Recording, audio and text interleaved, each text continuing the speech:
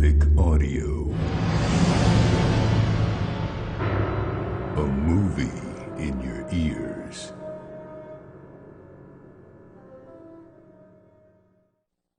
In a world at war with terrorists, America needs a covert last line of defense. A special operations group unbound by standard rules and procedures and answerable only to the Oval Office.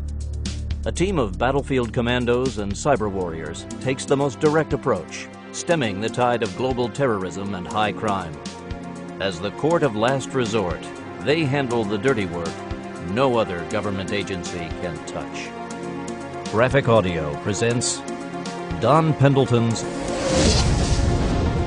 Stony Man. Narrated by Terence Aselford, with performances by Nanette Savard, Thomas Penny, Richard Rowan, David Coyne, Jeff Baker, Christopher Graybill, Ken Jackson, Casey Jones, Christopher Walker, and Mort Shelby. Stony Man number 40, Betrayal.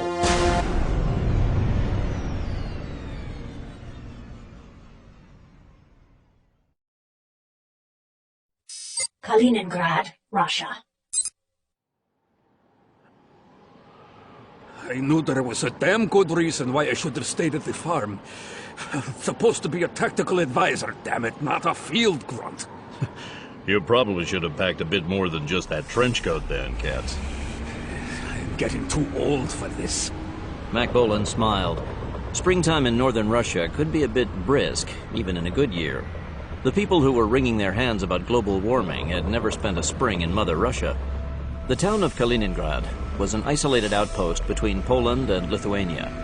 Before the Germans lost it to the Red Army at the end of World War II, it had been called Königsberg. Along with the sudden name change had come a dramatic change in status. During the Cold War, Kaliningrad had been a military headquarters and major logistical hub.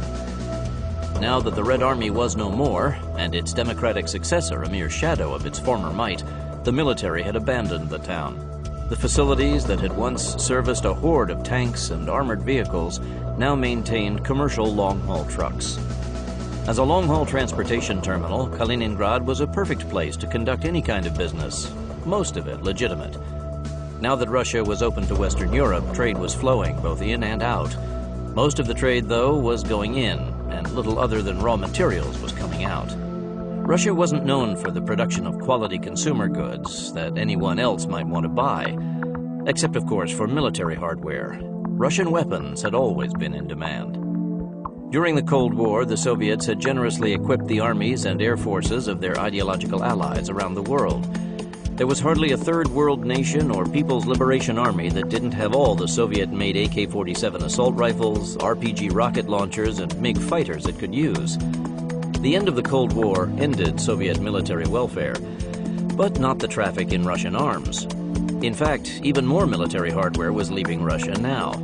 Only now, the only organization profiting from it was the Russian Mafia. The Russian Mafia was responsible for the most massive movement of military arms and equipment since the Gulf War ended. Dozens of arsenals had been looted, and brand new tanks and aircraft were being written off as salvage as soon as they came off the production lines. While this black market material had shown up all over the world, much of it was simply disappearing. The fear was that this military muscle would show up on the streets on Russia's upcoming election day. And that was what brought Yakov Katzenellenbogen and Mac Bolan to Kaliningrad. The truck park that they were situated in was a great place for information. They just needed to ask the right questions, and not too many at once. Bolan noted that the trucks, situated throughout the park, provided far too many places to hide. You see our contact yet? There he is, over by that gray Volvo truck. I got him. The right-hand door of the truck in question was halfway open, and they could see the logo of a French trucking firm painted on its side. The man talking to whoever was inside the cab looked no different from any other of the long-hauled truck jockeys in the half-mile-long parking lot. He wore the quilted pants and jacket with scarf, thick boots, and fur hat required to stay comfortable in Russian weather. There was a fine irony for the two Stony Man warriors to be working with the SVR, the Russian State Security Agency. Not that long ago, it had been known as the KGB and had been the West's most dangerous and cunning enemy. and both Bolin and Katz carried physical and mental scars inflicted by them. Regardless of what the president wanted, they weren't taking many chances with SVR Major Yuri Belikov. So far, though, the Russian agent was working out well.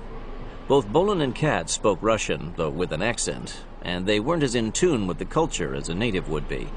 Like it or not, to work from inside Russia, they needed a Russian partner. The Russian Interior Minister had personally vetted Belikov, as well as all of their other SVR contacts, so there was less chance of their getting someone who was on the payroll of the Russian mafia.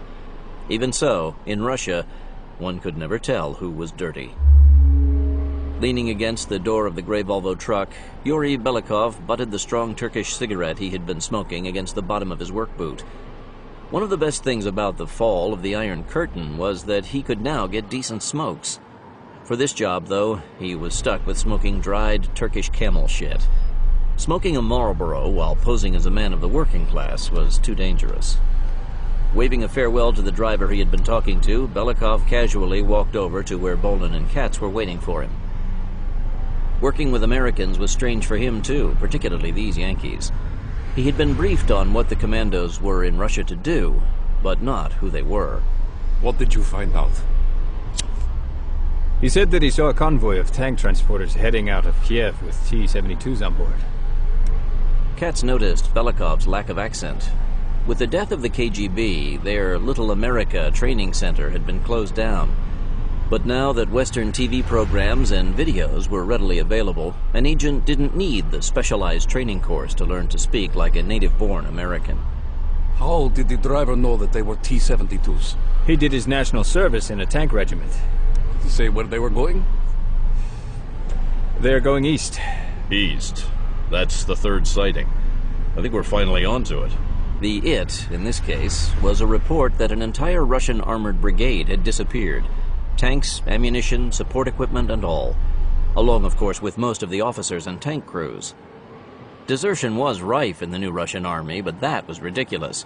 What was even worse was that the information hadn't come from the military high command. In fact, the commander of the military district involved firmly denied that he was missing any tanks or troops. All right, let's get out of this weather and make our report. Let me just get Gregor. Have you seen him? Gregor is the second operative, right? Yes. Many of the truck drivers also work for the gangs. It is unhealthy to ask too many questions without protection. Right. I think... Is that him? Katz pointed his chin in Russian manner to their left. The man walking toward them was over 6 feet tall and built like a bear. He was bareheaded, and his long coat was open in the front, as if it were a spring day in Italy instead of northern Russia. He was a paragon of Russian vitality. Gregor! A patch of red appeared on the man's chest. Stay here. Katz whipped open his overcoat to reveal the mini Uzi hanging on a strap over his shoulder. Bolin's .44 Magnum Desert Eagle had appeared in his hand as if by magic as the two scanned the truck park, peering under the trailers. Shit. It looks like he took his shot and ran. We should be gone too. Let me check Gregor while you bring the car around. I'll cover you. As perplexing as the disappearance of the armored brigade was, tracking several hundred missing tanks wasn't the Stony Man team's main mission. They were in Russia for a far more important reason. The man who had saved the fledgling Russian Republic in its infancy, President Boris Yeltsin, had suddenly resigned. Unlike in the United States, the new Russian democracy was a strongman rule. Yeltsin had a second-in-command, but he wasn't an elected leader. He had been appointed by the former president and was little more than a figurehead gopher. There was no way that he could fill Yeltsin's leadership role. Elections had been scheduled for several months from now, but they had to be moved up as an incredible cast of wannabes had presented themselves to try to capture the brass ring of Mother Russia. Not since the waning years of the Roman Empire had there been such a high-stakes, winner-take-all political free-for-all with the future of the Western world in the balance. As everyone expected, the die-hard communists were making a strong bid to re-erect their glory days.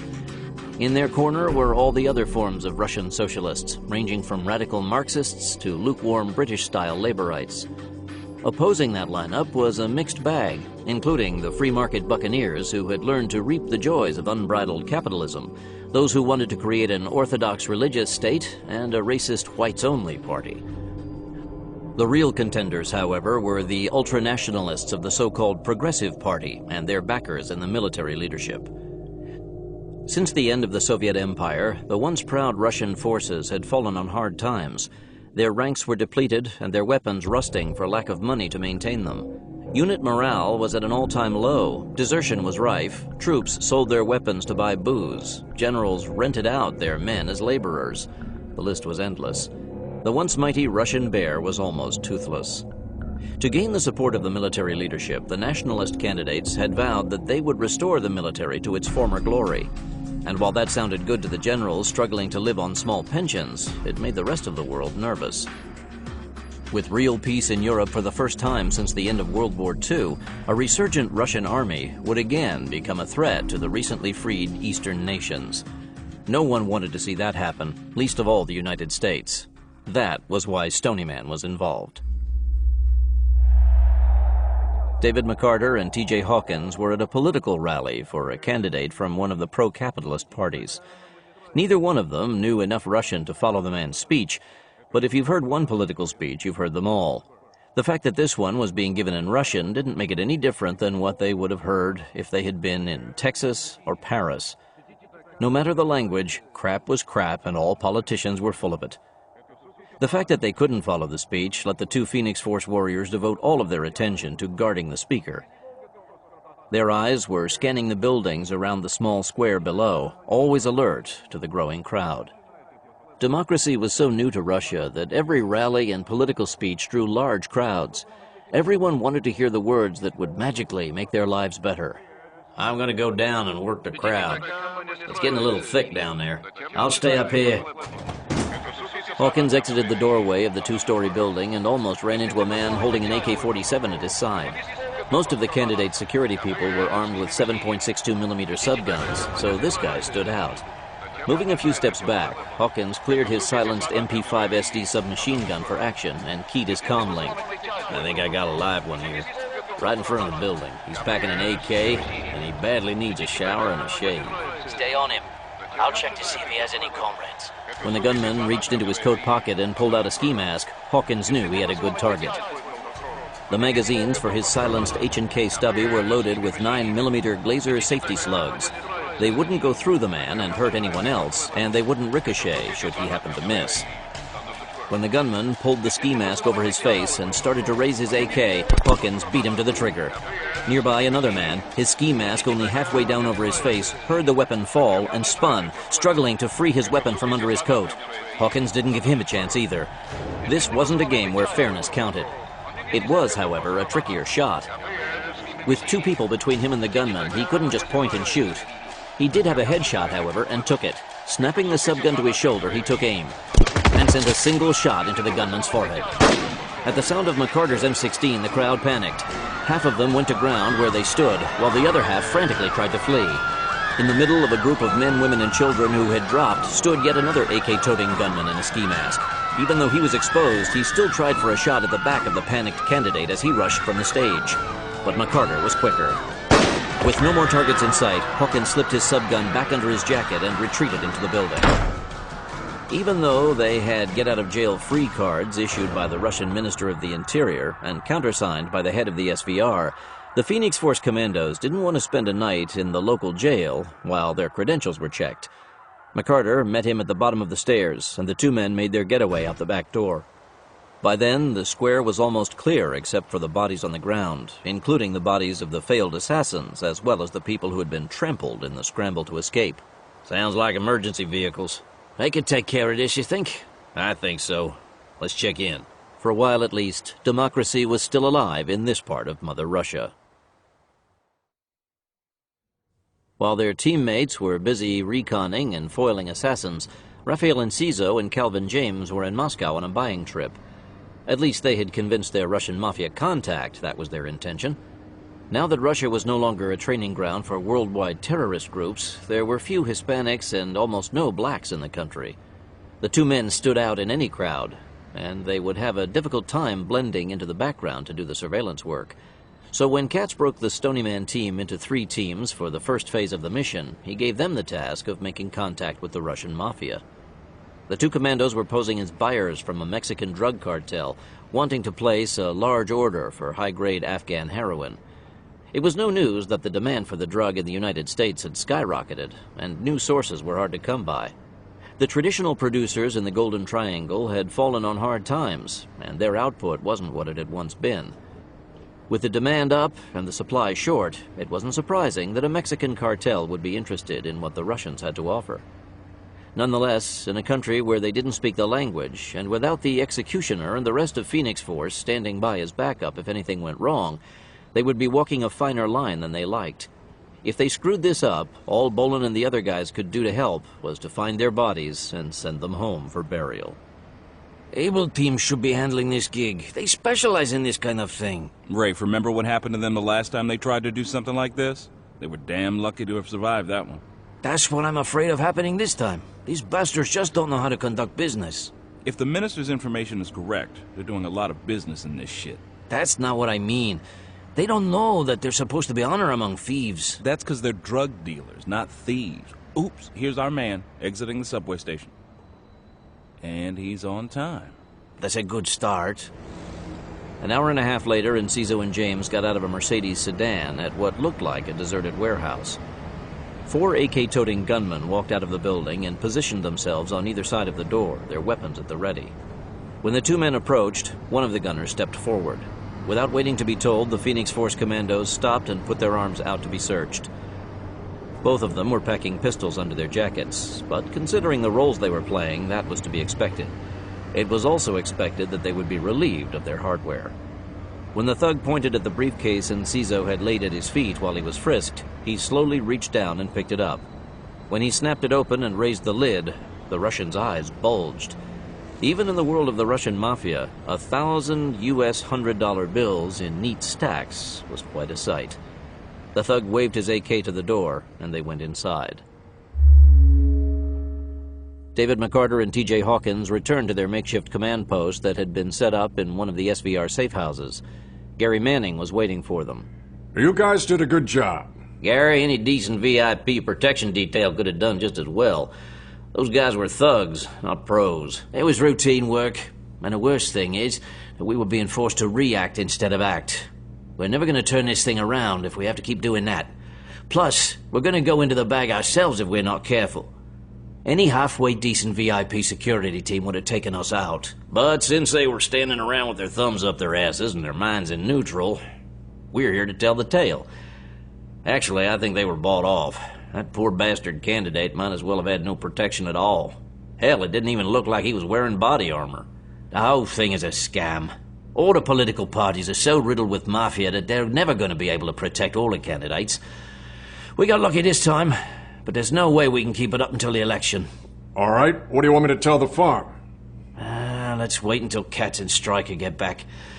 Did they give you an ETA? They should be here before too long. And speaking of leaks, one of their SVR guys got popped in the Kaliningrad truck park. That figures. Got any coffee? Over by the electric burner. Instant coffee's in the jar on the left, sugar on the right. Right, thanks. I've seen better jails. This place is a dump. If you want to draw straws again, I'll make sure you get the short one. See if you want to stay here instead of me and clean this place up. Anyway, according to the minister, he gave us the best safe house he had available. Poor bastards. Speaking of poor bastards who aren't here to enjoy our luxurious accommodations, did you get an update on Able Team? No, they're still tracking down those Russians who've been stealing high-tech gear and shipping it out through Canada. Gary, they should turn that bullshit over to the FBI and get their butts over here. We need them on this op. I'll see what I can do. Bolin and Katz dropped Yuri Belikov off to report to the minister before they returned to the safe house, joining Hawkins, McCarter, and Manning. Speaking as a certified tactical advisor, I certify that this mission sucks. Not that you guys didn't do your usual bang-up job today. David, that was a good op. You got the bad guys, and better yet, you got the hell out of there intact. The problem is that you two can't be everywhere every time. Yeah, we were discussing that very point before you showed up. What we need is a line on whoever's planning those hits, so we can plan a preemptive strike against them. There is that, but from where I sit, the bigger problem is that we're too scattered to be effective. You and TJ are working VIP protection. Mac and I are chasing a missing tank brigade, and Rafe and Calvin are trying to get a lead on the Mafia boss by buying dope. Any one of those tasks would be a full-time job by itself, and we're trying to do all three at once. Do you want to talk to the minister? I know the president has placed us at his disposal, but sooner or later we're going to have a talk with him about what's known as economy of force. The way we're going right now, we can luck out and be successful on all three of these fronts, and still lose the war. We have to prioritize the mission if we want to maximize our results. I couldn't agree more. For one thing, we don't need to man this CP full-time. I want Gary to be our spotter and backdoor guy the next time we go out. Had that candidate security detail had their fingers out today, we'd have been in a serious bind. I'll go along with that. I'm going stir-crazy in here. Hal can wait for his updates like everyone else. I'll talk to him for you. In fact, I'm going to do that now before we get involved again. Don't you want to wait for Rafe and Calvin? When are they due back? They didn't say. Their contact procedure was long and involved, and they didn't know when they'd get back. But it shouldn't be too much longer. I'll hold then. Hal's going to want to know how they did. I think we all do. I don't trust these bloody Russian bastards. McCarter was thinking back to the last time the team had tried to make a drug buy from the Russian mafia. Rosario Blancanelis and Herman Schwartz had been ambushed, captured, and tortured. We have to try it, though. We need them to get a lead on the big boss. I still don't have to like it. Rafael Enciso and Calvin James weren't happy about the situation they were in either. Like McCarter, they hadn't forgotten the disastrous ending to the Prague drug buy attempt. This time, though, they hadn't been ambushed the minute they had stepped into the Mafia's turf. In fact, they were being treated like celebrities. Their hosts were proving to be more than happy to make a contact with a Mexican cartel with a distribution network in both Florida and California. And by the way the Russians were knocking back glasses of Finnish vodka, he was surprised they could still walk across the room, much less carry on like they did. The old stories about the Russians being big drinkers were true as far as he could see. James had always felt that he could hold his own with any man, but he'd had all the 180 proof he could handle and still shoot straight if the situation turned bad on them. Enciso was also watching his vodka intake as he talked to the two men in charge. Since he was Hispanic, the Russians accepted him as the front man and James as the bodyguard without question. That was okay with him, but the Russians were acting like they had never seen a black man before.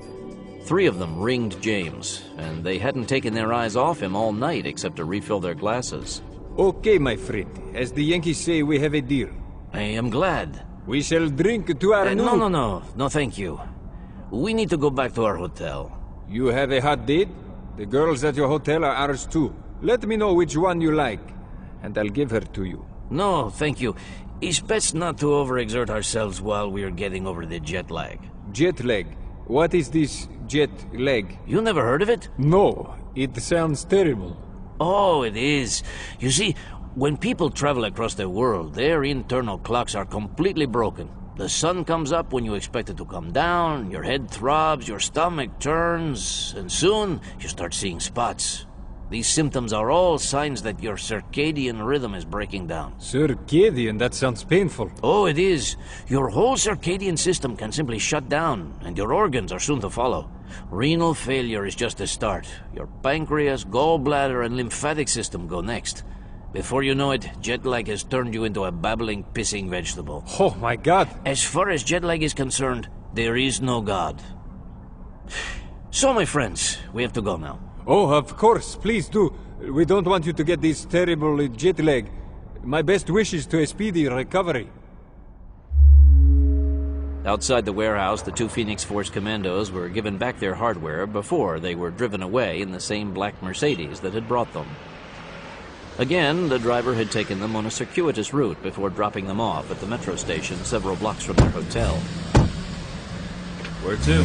Back to the hotel, then we'll sneak out the back and go to the safe house. You don't trust our hosts? Only as far as I can keep them in my sights. Most of the Stony Man team were bunked down for the night by the time James and Enciso reached the safe house. Only Katz and Bolin were still up. You guys have any coffee? I've got to take care of some of that vodka. All that'll do is make you a wide-awake drunk, particularly with the stuff that came with this place. It's pure caffeine. Perfect. I'll take 2. Over on the counter by the hot plate. Enciso slid into the chair across the table from Katz and opened his briefcase. We made the buy. 100 thou worth of Afghanistan's finest with more on order. Did you get any kind of lead on the big boss? My guy kept talking about someone he called the Lion, but I don't know if that's a nickname or a translation. It could be both. I'll ask the minister. When do you see him again? He's coming over to talk tomorrow. Good. I'm going back to try to sleep this one off. Sweet dreams. Oh, and one more thing. One of the honchos bragged that his gang also ran the girls at our hotel, so we're going to have to be real careful around there. Every one of them will be a potential spy. You know the drill. Pat them on the butts, but don't take them to your rooms. Bomber. The only way that an outsider would know that Joseph the Lion Leoninsky was furious was that his eyes were narrowed to slits. Other than that, the crime boss's demeanor was calm enough. To those who were part of his criminal enterprise, the so-called Russian mafia, however, there were other, more subtle signs that their boss was enraged, and they could tell that right now he was livid. Who were they? I do not know. Boris, the man who had been in charge of the hit team at the rally, spoke very carefully. As the sole survivor of the assassination attempt, he had a lot to answer for, and when Leoninsky was in this frame of mind, trying to cover your mistakes and shortfalls could be fatal. The Lion would forgive an honest mistake, but never a fabrication. They did not look to be part of the candidate's security detail, and they were not firing standard-issue weapons. As soon as they had eliminated my team, they disappeared. I thought we had an insider on the VIP security detachment. We do. The security chief himself. He gave us everything we wanted, but he did not say anything about any additional men being on the detail. This was supposed to have been a small rally in a secure town, so only minimum security was laid on. Turning back to the hitman, Leoninsky's eyes slitted even further, like a cat's. Leave him alone for now, but I want our contact in his campaign eliminated. First, though, I want you to talk to him and find out who those men were. Yes, sir. Thank you, sir. I will see to it myself. Do that. Fyodor, this is not going to please the general. Valery Fyodor was a polished Muscovite who had joined up with Leoninsky in the early days. Leoninsky was honest enough with himself to know that he did not have the inbred savvy to move unnoticed through Moscow's social elite, either official or civilian.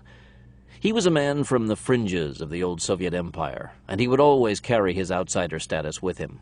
Now that so much depended on his being able to work with the power elite of Russia, Fyodor was invaluable to him and his plans. Do you want me to set up another hit? Not yet. I want to check on something else first. If Boris did see other than standard-issue weapons in the hands of the mysterious team, we need to check that out first. If someone in the government has called in outsiders, I need to know about it immediately. Fyodor thought for a moment.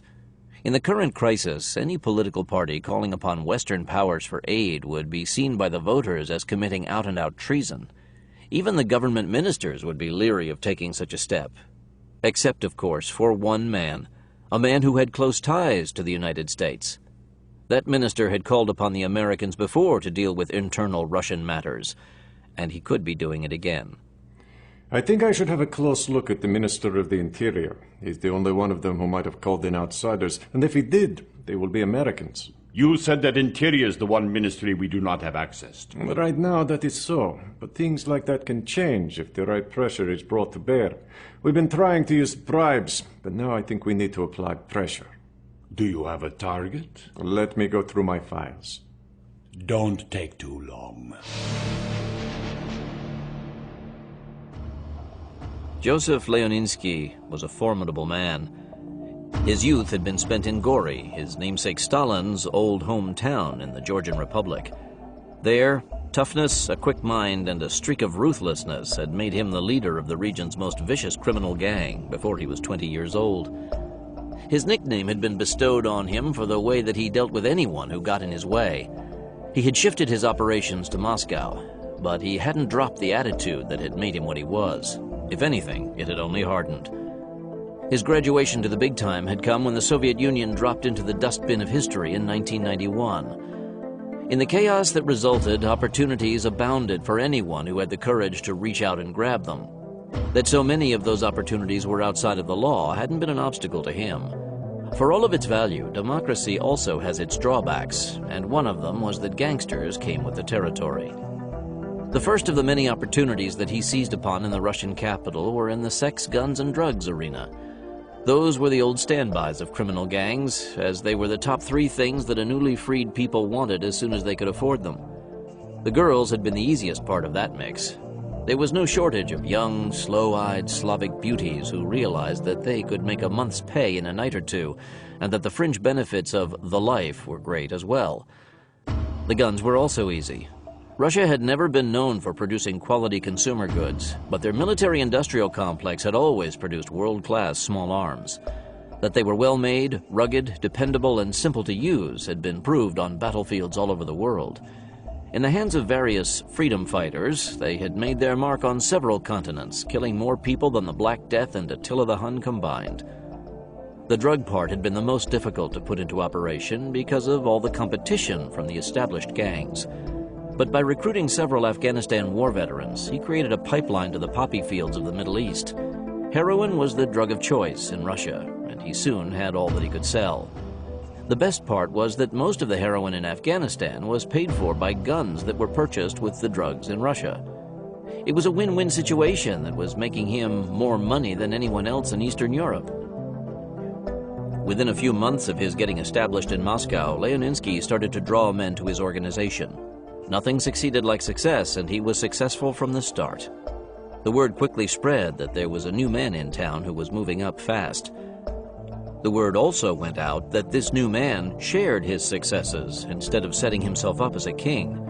That alone brought more than enough recruits for him to pick and choose. Those who could work within the military-like discipline he imposed had done well. Those who wouldn't or couldn't were disposed of. Now, though, it appeared that there were people on his payroll who thought that they could defy him and get away with it, and that wasn't something he was accustomed to. In fact, the last man who had defied him had taken several days to die. Moving into the political arena, though, had proved to be a new experience for him. Politicians simply didn't have the honor and trustworthiness he expected from those who worked for him. He had never seen so many self-serving, lying bastards in his life. Even though he was the leader of one of the world's most powerful criminal organizations, he never lied. Nor did he ever promise anything that he couldn't deliver.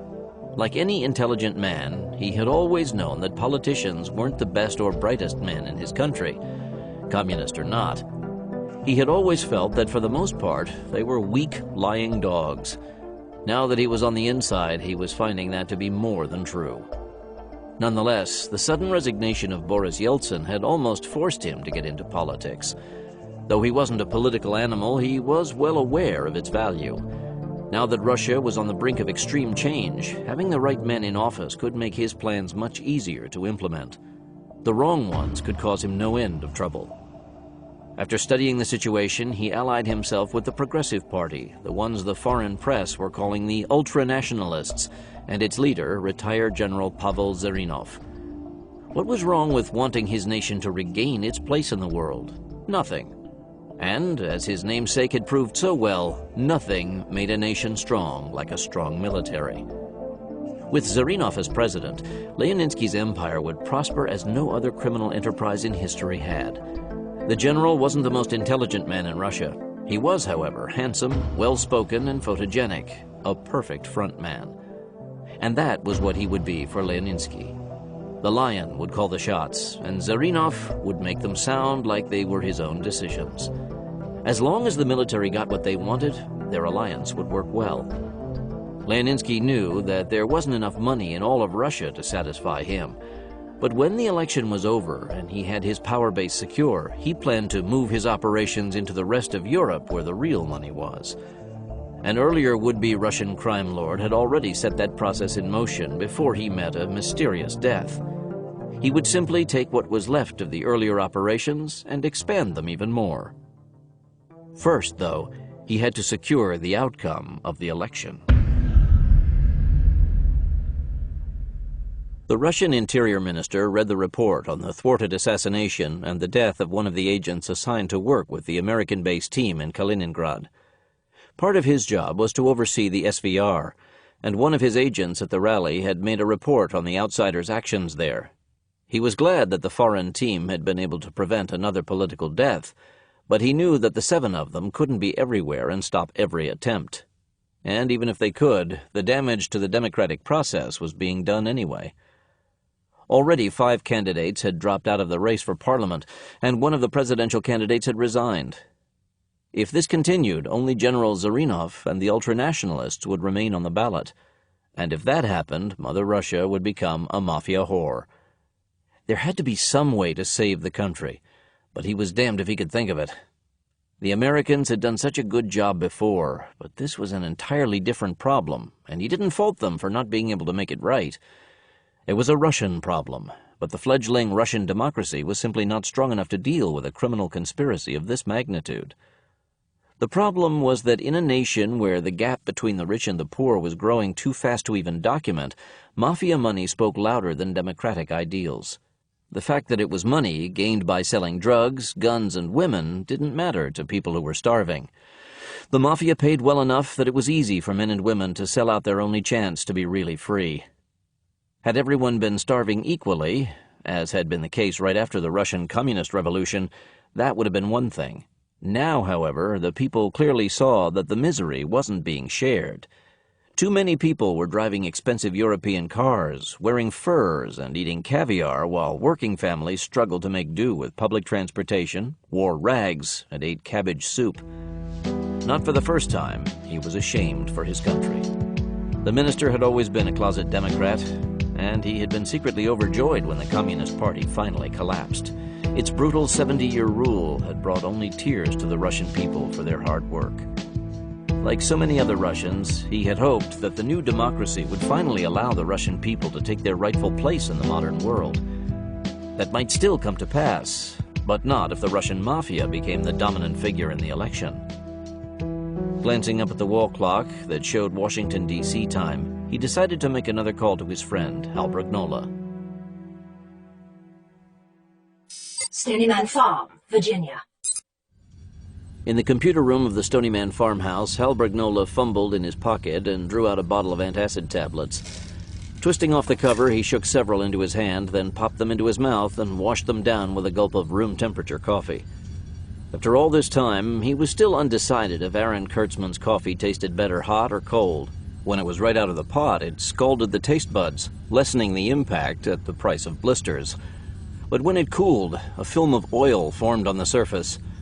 Actually, it was less trying to decide which way was better, but rather at what temperature could he best stand the thick swill. At least he had a clean cup this time. He had washed it himself in the bathroom. You want a refill? Barbara Price, Stony Man's mission controller, stood in front of the coffee pot on the other side of the room. I'm fine. If the Stony Man operation was ever decommissioned, the EPA was going to have their work cut out for them. It would be easier just to designate the farm's computer room a toxic waste site than to decontaminate the coffee pot area. What did the man want this time? For the second time that day, Brignola had received an emergency call on the secure phone from the Oval Office. Though his business card read that he was a Justice Department official, Brignola was the head of the Sensitive Operations Group, an organization that handled the nation's most clandestine operations. Since he answered directly to the president, he spent a lot of time talking to the man. He wanted an update, of course. I'd damn near give up my federal pension if I could get him to understand that these operations take time. There's been 3 candidates assassinated already, so I guess it's understandable that he's nervous. He committed us to helping the Russians install democracy in their country, and he doesn't want to look bad. 3 assassinations, or 30, it really doesn't matter. Stryker and Katz can only do so much so fast. Able Team isn't moving much faster. And I'm starting to wonder if we're not wasting them up there. If we cut them loose, we could send them across the pond to reinforce Phoenix. Do it. Pull them out as soon as you can. I gotta do something to get the man off my back. I can have them on the way by tomorrow morning. They're closing in on that suspected Russian mafia hangout right now. And we can turn that one over to the FBI and ATF after they're done with it. Make sure that you warn them about the arms cache they have there. I don't want them to go waltzing in and get their asses blown away. I'll give them our mission file. Make sure you sanitize it first. To ensure the ironclad security that made the Stony Man operation possible, they had to keep themselves a long arm's length from all other federal agencies. They often cooperated with the other feds in the course of a mission, but it was always done on the farm's terms and only their terms. The Kevlar blanket of executive privilege they operated under provided a bulletproof cover for the farm's activities. Even so, they always had to make sure that anything they shared with another federal agency had been sanitized. All traces of the deep cover sources they had used to develop the background information had to be erased, as well as any traces of the farm and the president's involvement in matters that couldn't endure the glare of publicity. It was something the farm crew was good at doing. I'm gonna call the minister and let him know that we're sending him reinforcements. I just hope that he's stopped up the leaks in his office by now. I don't want to have to go through that drill again. The minister was a good man, but even though he ran the SVR, his internal security had been proved a sham at least once before. But learning that his own wife had been a mafia spy had rocked him to the core. She knew that the minister was sincere and hard-working, but that didn't mean he was the best man for the job. Considering the situation in Russia, though, she didn't know if anyone could really do anything to get it under control. Even so, she knew the effort had to be made. A criminally controlled, ultra-nationalist government would be more of a threat than the old nuclear-armed Soviet Union had been. New York State. As Barbara Price had predicted, Able Team was moving in on the element they had been tracking, a U.S. version of the Russian Mafia. The target for the day was an upstate New York hangout of a Russian immigrant gang known to be linked with the shadowy Russian Mafia. Like many of the Russian criminals who had moved their operations to the States, they specialized in stolen vehicles and high-tech gear, while they ran a few girls and peddled drugs on the side. It was a good mix, and never failed to make a lot of money for them. What made the Russians different than all of the other drug dealers, car thieves, and pimps in the U.S., though, was their tie to the mother country. Unlike the traditional Italian mafia and the drug cartels that had caused so much death and destruction in America, the Russian mafia had a political rather than economic agenda at its core. They were the overseas financing and technical support arm of the Russian mafia in its quest to dominate the future of Russian politics. High-tech equipment not available in Russia was being stolen and smuggled across the border to Canada and loaded onto Russian freighters. As he moved through the woods, Carl Lyons looked like a SWAT team extra in a Terminator movie. He wore full-coverage body armor over his woodland pattern camouflage suit, and his assault harness was loaded to capacity with the tools of his trade. The only thing missing was a Kevlar helmet, but he hated to wear headgear. The ex-LAPD cop was loaded for bear. He had the tools to make the kill, and he was likely going to need them. Herman Gadgets Schwartz was also armored like his partner, but he was wearing his Kevlar helmet with the body armor. For the expected fight, he was packing an M16 M203 over and under assault rifle grenade launcher combo. The bandoliers of 40mm grenades draped around his neck were loaded with high explosive rounds. When they reached the target, they wouldn't be playing around, not with this bunch of hoods. They'd be going for the kill. The Russian gangs in the United States had been well trained in their homeland. Living under communist rule was a good school for violence. Even the Latin American cartels had nothing on the Russians when it came to pure viciousness. This wasn't going to be one of those numbers where a warning shot would cause the bad guys to drop their weapons and give up. A firefight was definitely on the program today, and they were ready for it. Rosario politician Blancanales was also suited up and had included the helmet. Along with his personal weapons, he had an East German-made RPG-7 anti-tank rocket launcher and a half a dozen shaped charge warhead rounds for it. While the RPG was an older, foreign-made weapon, it was difficult to beat, particularly in a situation like this. Their target was a barn-like structure at the end of an unpaved road, and their information was that it had been armored on the inside with steel plates and concrete. The RPG warhead was able to penetrate 12 inches of steel-reinforced concrete. Lyons got within eyesight of the target. The trio had moved in on separate paths to keep anyone from rushing out the back and getting away. Talk to me. Gadgets here. I'm up. Assault rifle combo in firing position. Paul speaking. I'm ready. RPG launcher prepped and ready to go. Let's do it. Paul, you lead off. Got it covered. Blancanales peered through the rocket launcher's sights and took aim at the main door of the building. Keeping the door centered in the sights, he gently squeezed the trigger.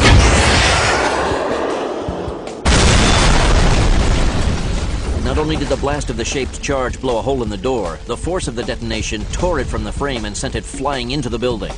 Stepping out from cover, Schwartz raised his assault rifle combo and sent a 40mm fragmentation grenade through the opening, following it with 2 more. Firing ports opened in the building's walls and AK-47 muzzles jutted into view. The firefight Able Team had expected was about to commence. Taking another RPG rocket from his chest pack, Bluncanellis calmly loaded it into the front of the launcher and thumbed down the firing hammer. One of the nice things about the weapon was that it didn't depend on fragile electronics to function. The rockets were fired with a percussion cap like any round of pistol or rifle ammunition and were just as reliable. He lined up the sights on one of the AK firing ports.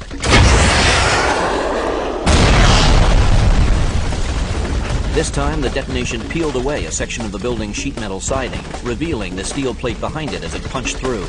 The place was a fortress, and he only had 4 rockets left. Iron Man, that armor plate goes all the way up to the roof beams. Roger. We're finding that on this side, too. The return fire got a little too intense, so Bluncanellis moved to the left to try to find a more productive target. When he was under cover again, he sighted through the blown door into the building. When a massive, rounded white object against the far wall caught his eye, he knew he'd found the key to the castle. The enemy had put their propane tank inside the building instead of safely outside where it should have been. Bad for them, good for Able Team. Iron Man, I found the answer. They have what looks like a 250-gallon propane tank in there against the back wall. I'm going to take a shot at it. Jeez, Paul. Hold on until we can get out of here. I'm holding weapons cold. Get under cover, quick. Check. We're out. Just give us a few seconds more to get clear of the blast. Bluncanellis raised the launcher to his shoulder again. The open door frame wasn't all that big a space to aim through, but it was big enough. The magnifying optical sight on the RPG gave him a clear shot to the end of the tank. He had 4 rockets left and knew he'd hit it with one of them.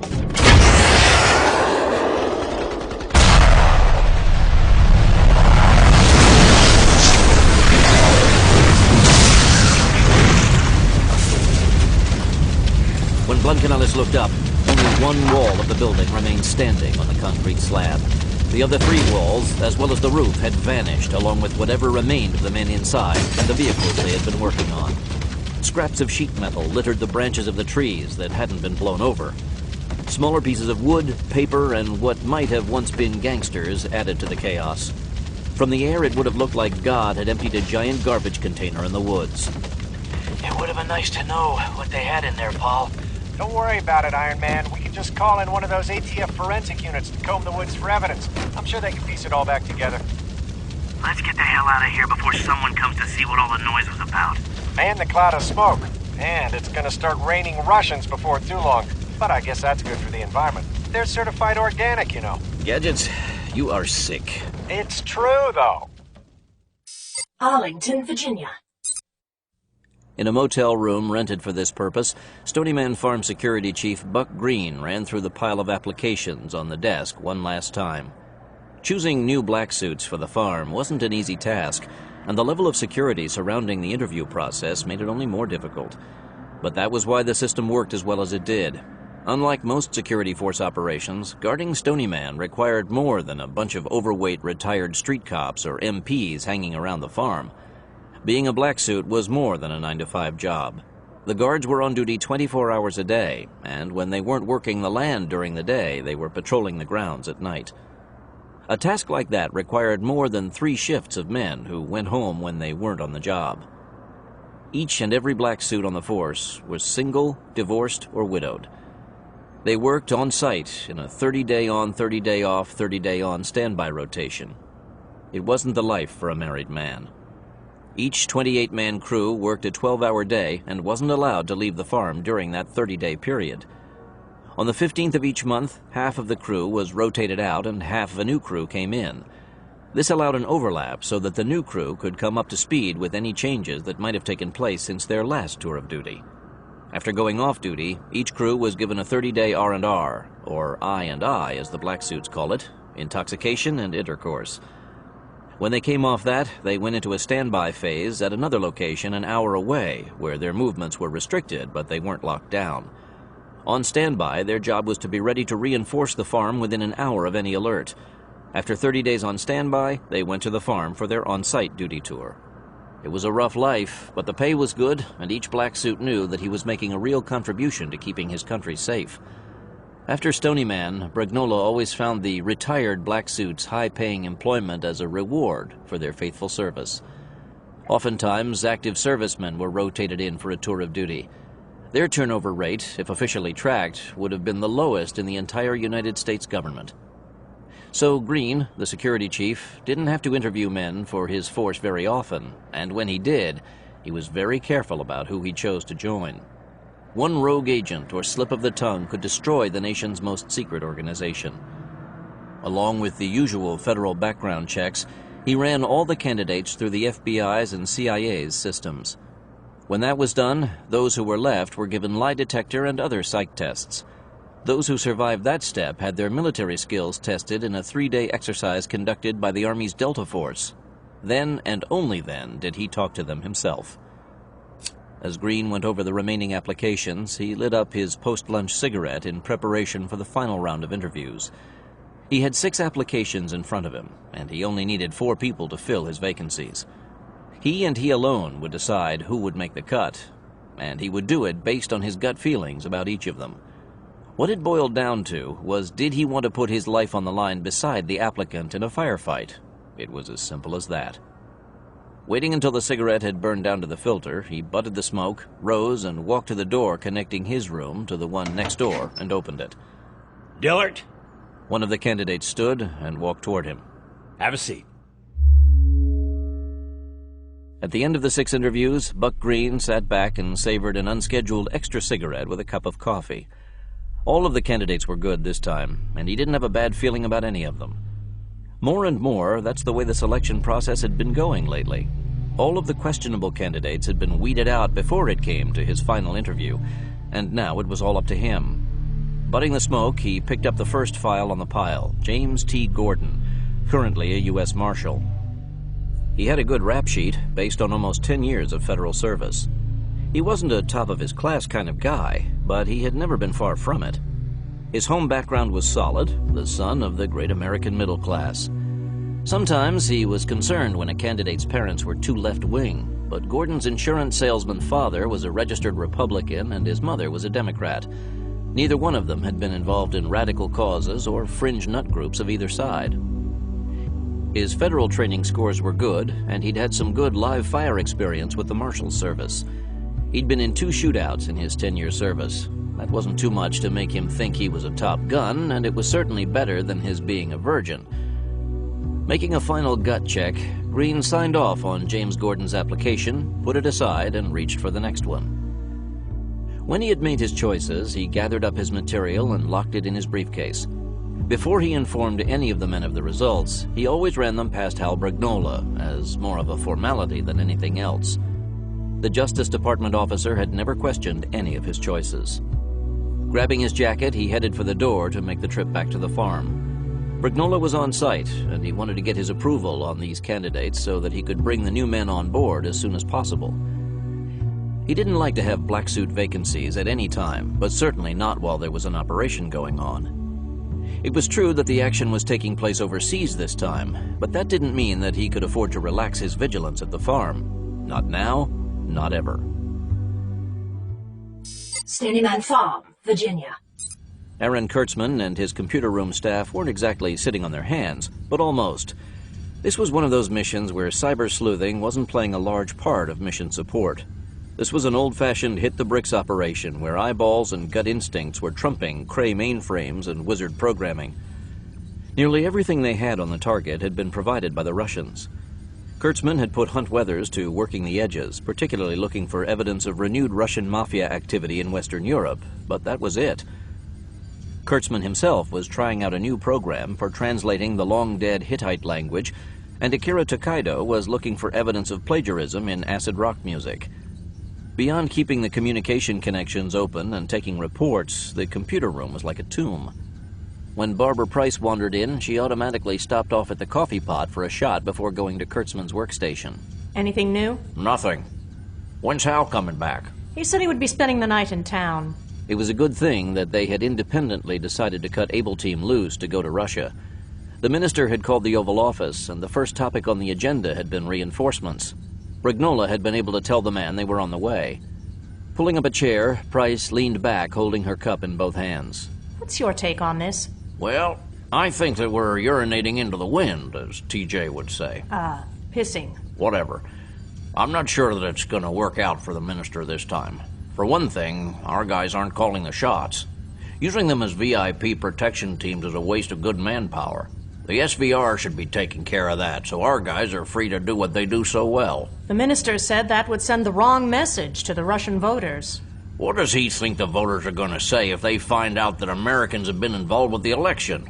Our guys will be lucky to get out of the country without being lynched. You know how I hate political missions. This is probably the worst one we've ever been asked to take on. She had to agree with him. Mixing politics with military action was always asking for a disaster.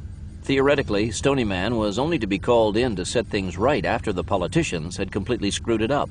When something absolutely, positively needed to be destroyed overnight, the action teams would do it and do it well. But they couldn't operate at their optimum level if they were busy playing political games. I guess we just have to stay loose in case they need us. Shit. We're so loose we're about to flow out of our goddamn chairs. Jim Gordon wasn't surprised when he got the official notification the next morning that he had been chosen for the mysterious security force job and was to report for duty immediately. And why not? His background was that of the perfect American. According to the record, all the way back to grade school, he had been an outstanding young man, and everyone had always thought that he would go far. The problem with Gordon's perfect background was that it was a fabrication. It was an elaborate fabrication, to be sure, backed up with reams of paper, electronic data, photographs, and even hometown newspaper articles. Should anyone care to look, all of that material was there to be sifted through. But there was only one problem. It wasn't the story of his life.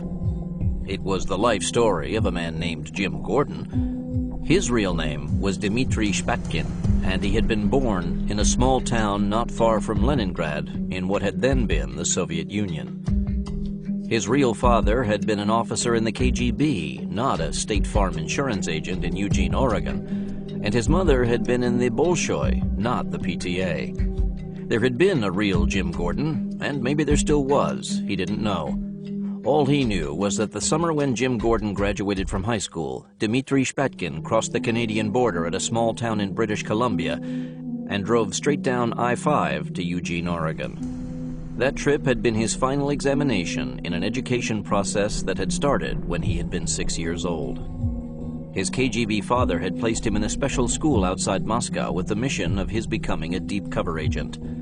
Most spies didn't start their training when they were 6 years old, but he wasn't just any special agent. James Bond didn't have a thing on him. That special school he had been sent to was in a highly restricted area known to KGB insiders as Little America. This was a highly classified operation that took Russian children and made replica Americans out of them. This was done in a years-long immersion program in a town that expertly duplicated small-town America down to the juicy fruit wrappers in the gutters and the McDonald's on the corner. Along with learning perfect idiomatic American English, how to steal bases, and recite the Boy Scout oath, the students learned what was known as tradecraft, the skills of being a spy. Upon graduation, Dmitry Shpatkin was ready to take his place in the United States as an American, completely indistinguishable from any other young man his age. After spending a month in Eugene, Oregon, he had moved to Portland to take a summer job before starting college. At Portland State University, Gordon studied law enforcement and, upon graduation, applied to become a federal marshal. His grades and letters of recommendation had been excellent, and he had been accepted. It was in his second year of service in the U.S. Marshal Service that the Soviet Union collapsed. This came as a stunning blow to Gordon. For all of his life, he had trained to become a KGB secret agent. His entire life, as had the lives of his father and grandfather, had been devoted to the ideals of Soviet communism. His father had served in the KGB during the Cold War, and his grandfather was a veteran of the Great Patriotic War, as the Russians called World War II. Fortunately for him, this earth-shaking event occurred while he was on a 2-week leave at the beachside resort of Mazatlan, Mexico, with his girlfriend. They had been in the sports bar down the beach from the Mazatlan Riviera Hotel when CNN broke in with the news. It had taken every bit of self-restraint he'd had not to throw his beer glass at the TV set. His first instinct had been to disappear in Mexico and try to make his way to Cuba. As it was the last stronghold of communism in the West, he could pursue his career there. But doing that would negate all of the work that had brought him to where he was now. To honor both his father's and grandfather's service to Mother Russia, he had to continue to carry out his mission. To do anything else would negate the sacrifices they had made in the war against the capitalist imperialists. They had devoted their entire lives to the workers' struggle, and he could do no less. The question was, though, what could he really do? His mission had been to become an American and wait in place until he was ordered to act. He knew of other deep cover agents who had lived out their useful lives without ever being called to duty. Now, with the fall of the rightful government of the workers, he would never get such a call. Unless he disappeared, he would have to remain an American, something he loathed above all else. Back at the hotel, Gordon got drunk that night. This was something he rarely did, but he had developed a taste for tequila while he was in Mexico.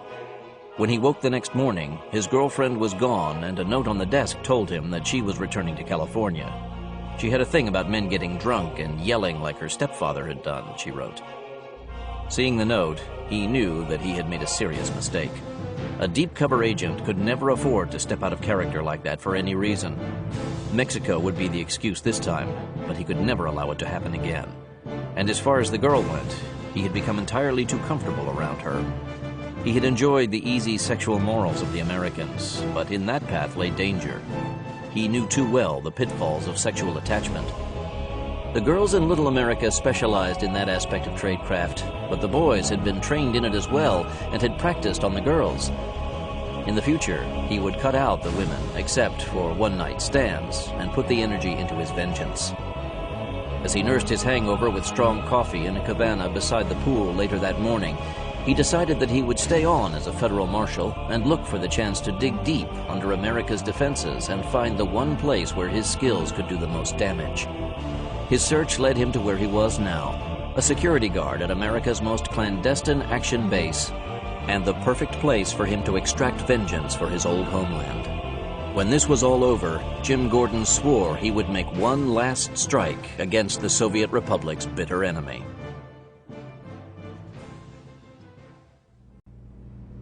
John Cowboy Kissinger was the sole lord of his domain. As the farm's weaponsmith, he oversaw the weapons training and outfitting of both the action teams and the black suits. If it could cause murder and mayhem, he had it on hand. He was doing routine maintenance on one of the workbenches when the door opened. I'm one of the new guys. Jim Gordon, late of the U.S. Marshal Service. I was told to come here. My name's John Kissinger, but they call me Cowboy around here. I was told that I have to see you for weapons and equipment issue. That's a fact. What are you qualified on? Nearly all the standard issue. The MP5, M16, M92, MAC-10, Uzi, M60, various sniper rifles. We never standardized on them. Ah. We use the Winchester 70, the M23, and the new Springfield heavy barrel around here for the long-distance work. I haven't fired the Springfield, but I've used the other two long guns. Great. I'll be able to get you up and running in no time. Hey, I see you're working on an AK-74. Where'd you get it? I've got a room full of the most likely foreign stuff the teams might run into. They need to know how to use them in case that's all they can get their hands on. We also issue them for some of the more deep-covered jobs when we don't want the bad guys to find any evidence of outside operatives. Know your enemy and confuse them. That's right. Where are they, anyway? The teams, I mean. Kissinger didn't usually answer questions like that. The black suits were only briefed on field operations when they had a need to know.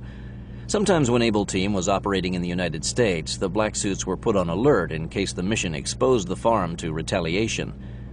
Usually, what they didn't know, they couldn't inadvertently leak.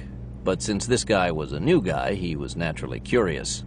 Able Team is working a Russian mafia head in the northeast, and Phoenix is in Russia. Wow, with that kind of action going on, it sounds like I got on board at just the right time. Yeah, Russia, Pakistan, Colombia. It doesn't much matter where they are for the security force around here. Rarely does a mission affect what goes on here. To be perfectly honest, being a black suit can get pretty boring. Day in and day out, all you do is make your rounds, do your boots and blue jeans job, eat and sleep. It's been a long time since we had any excitement around here. Well, I certainly hope it stays that way. Okay. Well, let's get started on this.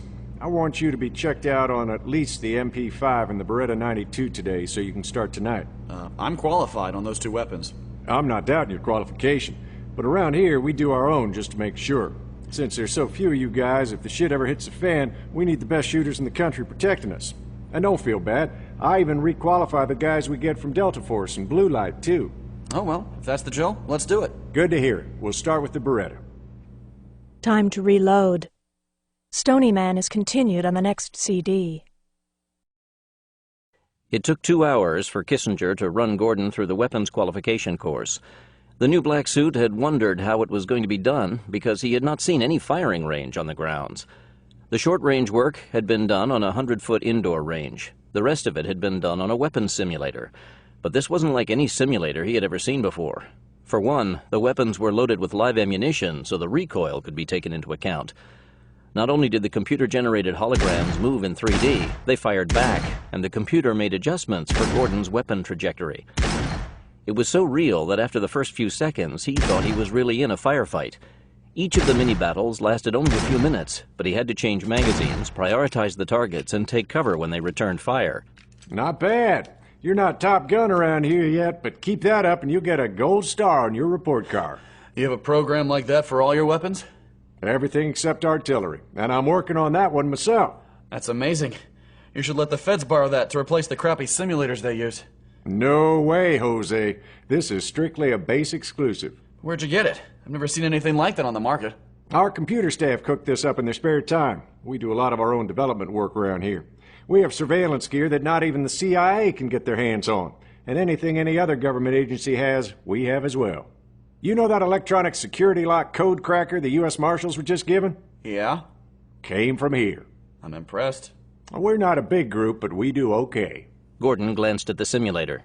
I believe it. Anyway, let's get your weapons and ammunition issued so you can go to work. We'll go through the rest of the drill later. After picking up the Beretta and H&K MP5 that would be his personal weapons, Gordon headed for the black suit living quarters to get settled in.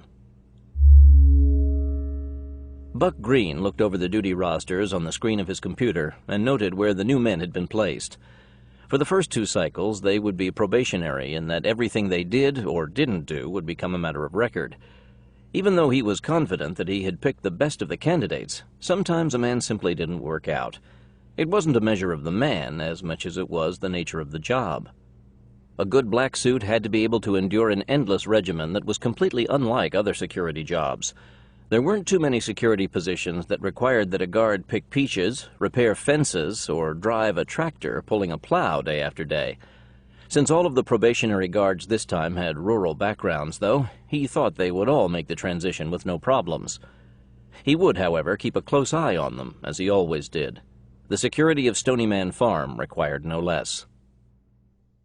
Sheremetyevo International Airport, Moscow, Russia. Herman Schwartz stopped at the end of the stairs leading from the first-class exit of the SAS 747 that had flown the Able Team non-stop to Moscow from JFK. Damn, I was hoping that I'd never have to come back to this place again. Welcome to Mother Russia. Mother my ass, this place is a complete basket case. But that's why we've been sent here. We're supposed to help Mother Russia learn how to mend her ways and become a productive citizen of the world community. Fat chance. If you two are done, let's move out. I'm freezing my ass off out here. For another moment, Schwartz scanned the terminal in front of him as if he were looking for hidden snipers. Instead, all he saw was an ugly concrete building with a handful of planes pulled up to it to discharge passengers. For an international airport, it would make a good pigsty, if the pigs were blind. Move it, gadgets! Schwartz reluctantly started across the tarmac for the door marked Customs in English, French, and Russian. Wait for me! Jack Grimaldi walked off the plane. With Able Team being transferred, the farm's ace pilot and wheelman had invited himself to go along. Life got boring when the boys went out of the country and left him behind. Get it in gear, Jack! It was only 3 degrees warmer inside the passenger terminal, but any improvement was welcome, even if it was provided by aromatic body heat. Handing out free samples of underarm deodorant, however, would make it a more user-friendly place. Trying not to breathe too deeply, Schwartz vowed that he would never complain about JFK or O'Hare again. Yakov Katzenellenbogen was waiting for them at the gate with a young Russian standing at his side. This is Yuri Balakov of the SVR. He's been assigned to bird dog us. Iron Man, pleased to meet you. Gadgets, same. Paul. Belikov, right? Where are you from? Russia. Ah, right. I've greased the skids, as I think you say, so you won't have the customs police messing up your luggage. My name's Jack. We appreciate that, but you didn't need to. My bags are already a mess. The Moscow safe house was in what had once been an upscale neighborhood. All of the houses in the area were in need of paint and a little cleanup, and this one was no exception. What made it different from its neighbors was that it was equipped with the best security system the Russian security agency could provide. Stryker? Welcome to your new home, Iron Man. Thanks. All right, let's get down to business. What's the drill? Well, so far we've been babysitting politicians, buying heroin, and generally making ourselves useful. I thought you were supposed to kill someone here. We are, but we have to find out who to kill first. Just start wasting hoods. Sooner or later, you'll off the right guy. We considered that. The problem is that there are too many of them. That's never been a problem before. Yuri Belikov listened to the banter with both amusement and puzzlement. He had been with the American team for a week now, but he was still no closer to figuring them out than he had been on day one. He wasn't a complete stranger to Americans, having been assigned to work with groups of them several times over the past few years. But these men were like no other Americans he had ever met, and as he had learned, they weren't even all Americans. One of the team leaders was British, the one-armed man was Israeli, and the third one just oozed scary. The big man with the black hair and ice-blue eyes was calling himself Mike Belasco, but Belikov was sure that wasn't his real name. For one thing, while his comrades usually referred to him as Stryker, Katz occasionally called him Mac. The Stryker moniker was obviously a unit nickname. Commandos often went by colorful nicknames. The Mac might also be a nickname. Earlier, he had tried to access the SVR's database for information about these men and had drawn a complete blank. With his professional curiosity aroused and his pride in the Russian intelligence agency on the line, he had dug into the files of the old KGB. There, too, he'd hit a brick wall. What was strange about it was that while there were gigabytes of information about every U.S. organization, from the CIA and the Secret Service to the Boy Scouts, there wasn't a single entry about these men. In fact, the record was so clean that he suspected there had been a complete data wipe of any mention of them. That suspicion was confirmed when he found reports referencing other reports that no longer existed. Most of the references were about American actions that had taken place in the battleground nations of the Cold War, the drug wars, and the war against terrorism. A mention would be made of a situation where the United States' interests had been threatened, but the report of how it had been concluded was conspicuous by its absence. The SVR's computer systems were designed so anything that was entered into the databanks stayed there forever. It was an old mindset that went back to the days of the Tsarist secret police. Only one man controlled the erasure of data from the system, and that was the Interior Minister himself. If something was missing, the minister had personally ordered it destroyed. He was aware that there was a close relationship between the minister and the U.S. government. The Americans had loaned many kinds of experts to the ministry to help the new Russian government set up effective crime-fighting forces, solve economic problems, and in other areas that the now-defunct Communist Central Committee had handled in the past. There were even rumors that a special American strike team had been invited into Russia to put down an earlier takeover attempt by a criminal gang. He had heard that these Americans had joined in on a Spetsnaz raid of a hidden command post used by those criminals. If those rumors were true, and he now believed that they were, he knew who those Yankees had been. He was working with them this time. When he returned from the Interior Minister's office, Yuri Belikov looked grim. Katz, I have bad news. I think you may have been compromised. What? What happened? I have this girlfriend, and she's a dancer. An exotic dancer? A sexy dancer, yes. But she is a good girl. So, what happened? I stopped by my apartment on the way back here, and saw she was not there. Then the phone rang, and a man tells me that she is captured. He says if I want to have her back, I must meet with him. To prove that they are telling the truth, they let her say my name. Then she screamed like they're hurting her. Boland's jaw was set as he listened to the Russian. Over his many years as the executioner, he had run into this scenario many times. It seemed that the first thing any criminal thought of was to hurt innocent people, and particularly women. He caught Katz's eye and nodded. We go. Right. When is the meeting? I have to meet them in 2 hours. Belikov? Yes. Gadgets? Can you take a little pain while I implant a locator under your skin? What is that? Schwartz opened his bag of goodies and pulled out a mini transmitter half the diameter of a dime in a clear plastic case. This big. I put it under your skin and we can track you no matter where you go. You make the meeting alone and we'll track you to wherever they take you. We'll capture them and free your girlfriend. You can do that? Piece of cake. It transmits to the global positioning system and is accurate to within 3 meters. We have a GPS locator and it'll pick up the signal no matter where you go. Yes, I can take the pain. Then let's do it. Grimaldi kept the Mercedes sedan well back from Belikov's Lada two-door when he left the safe house. And since the little Fiat 128 lookalike seemed to be running on 3 cylinders, it wasn't easy to keep the powerful Mercedes from running right up his tailpipe. I'm picking up his implant.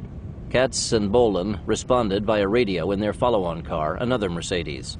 Don't lose him. Never happened. Here we are. Peering through the telephoto lens of his camera, Lyon snapped several shots as Belikov got out of his Lada and walked up to the 3 men waiting by the end of the bridge.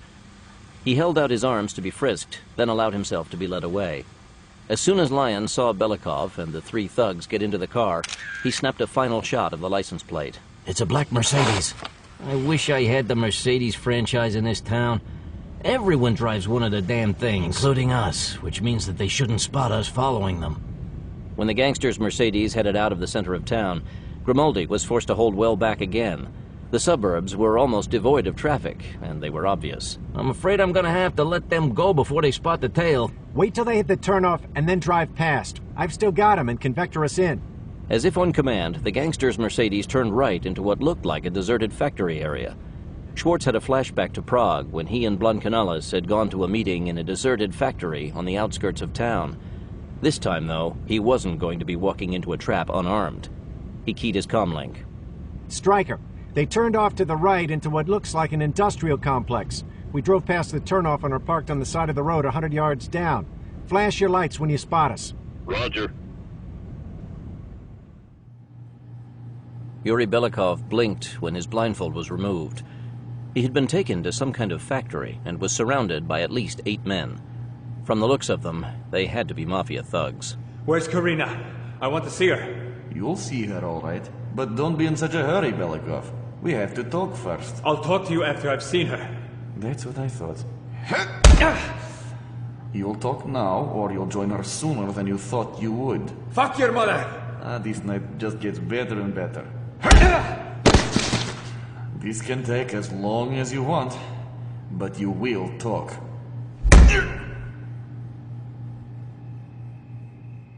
Reaching the factory, the Stony Man warriors split up. Bolin, Katz, and Raphael Enciso took the front door of the factory building. According to the GPS, Belikov was roughly in the front half of the building. The problem was that the GPS was accurate only to within 3 meters. David McCarter, Calvin James, Gary Manning, and T.J. Hawkins worked their way around the back of the building and found an entry point. When they went in, they would be the hammer for Bolin's anvil. Jack Grimaldi and Able Team were holding back as a ready reaction team. Without knowing what kind of opposition was inside the building, they had to be ready to go wherever they were needed, or be the chase team for any rats that escaped the trap. Report. We're in place. We're ready. Then we're going in now. Along with the full-sized sliding door on the end of the building, there was a side entry, and it was unlocked. With Enciso and Katz backing him, Bolin eased open the door and slipped inside. Hugging the wall, he paused to let his eyes adjust to the lower light levels. You're talking. I'm moving out. With Bolin inside, McCarter and Enciso moved in behind him and took up positions on either side. With the front door barred, it was time for the Briton to make his entrance. When Bolin sent the double-click signal over the comlink, McCarter, James, and Hawkins made their entry through a service door at the back of the building. Fanning out, they took cover momentarily to let their eyes adjust to the dim light. Belikov hasn't moved. He's still in the middle of the building, to the west. McCarter signaled the commandos to move out. Making their way through the abandoned machinery and crates, they converged on the offices in front of them in an extended line.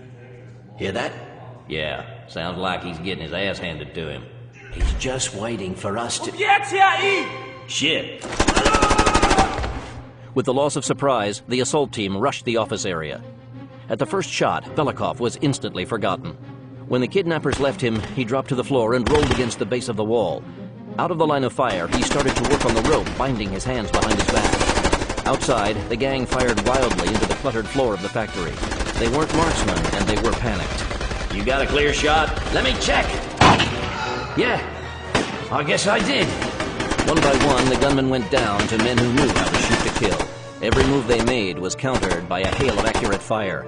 When their leader went down, the two surviving kidnappers broke and ran. Two coming your way, Striker. I've got them. Even in the dim light, he had no trouble lining up the sights of his Desert Eagle on the fleeing Russians.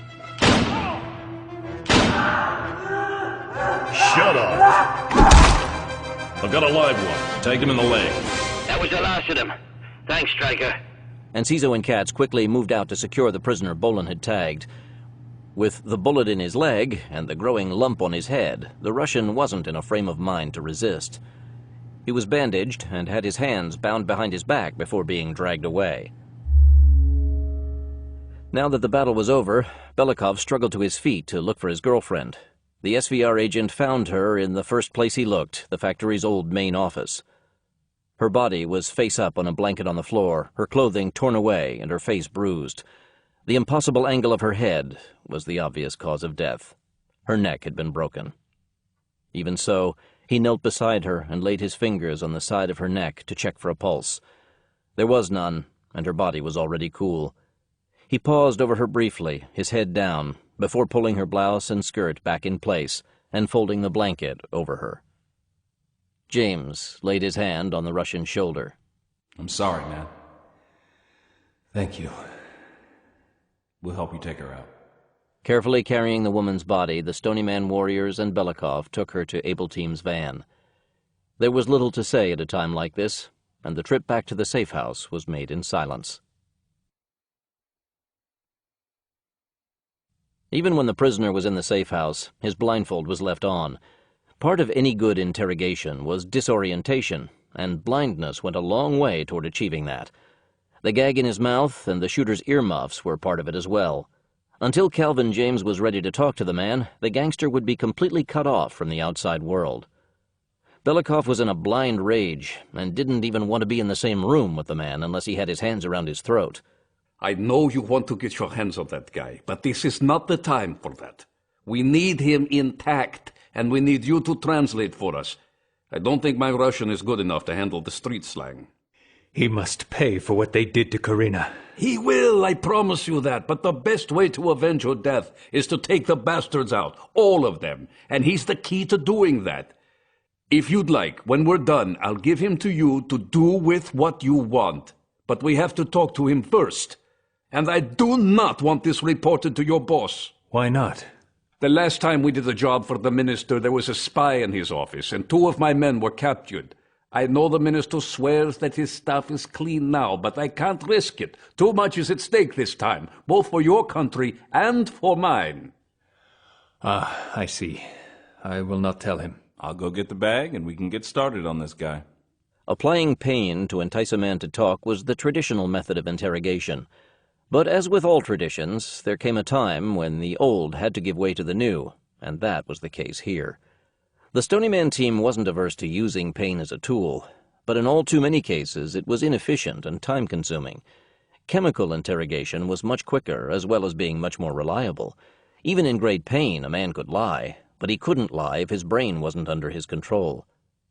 Taking his medical kit from the bag, James filled one syringe with scopolamine, and another with a home brew containing a little LSD, a lot of endorphins, and a compound he had scored from a CIA lab contact.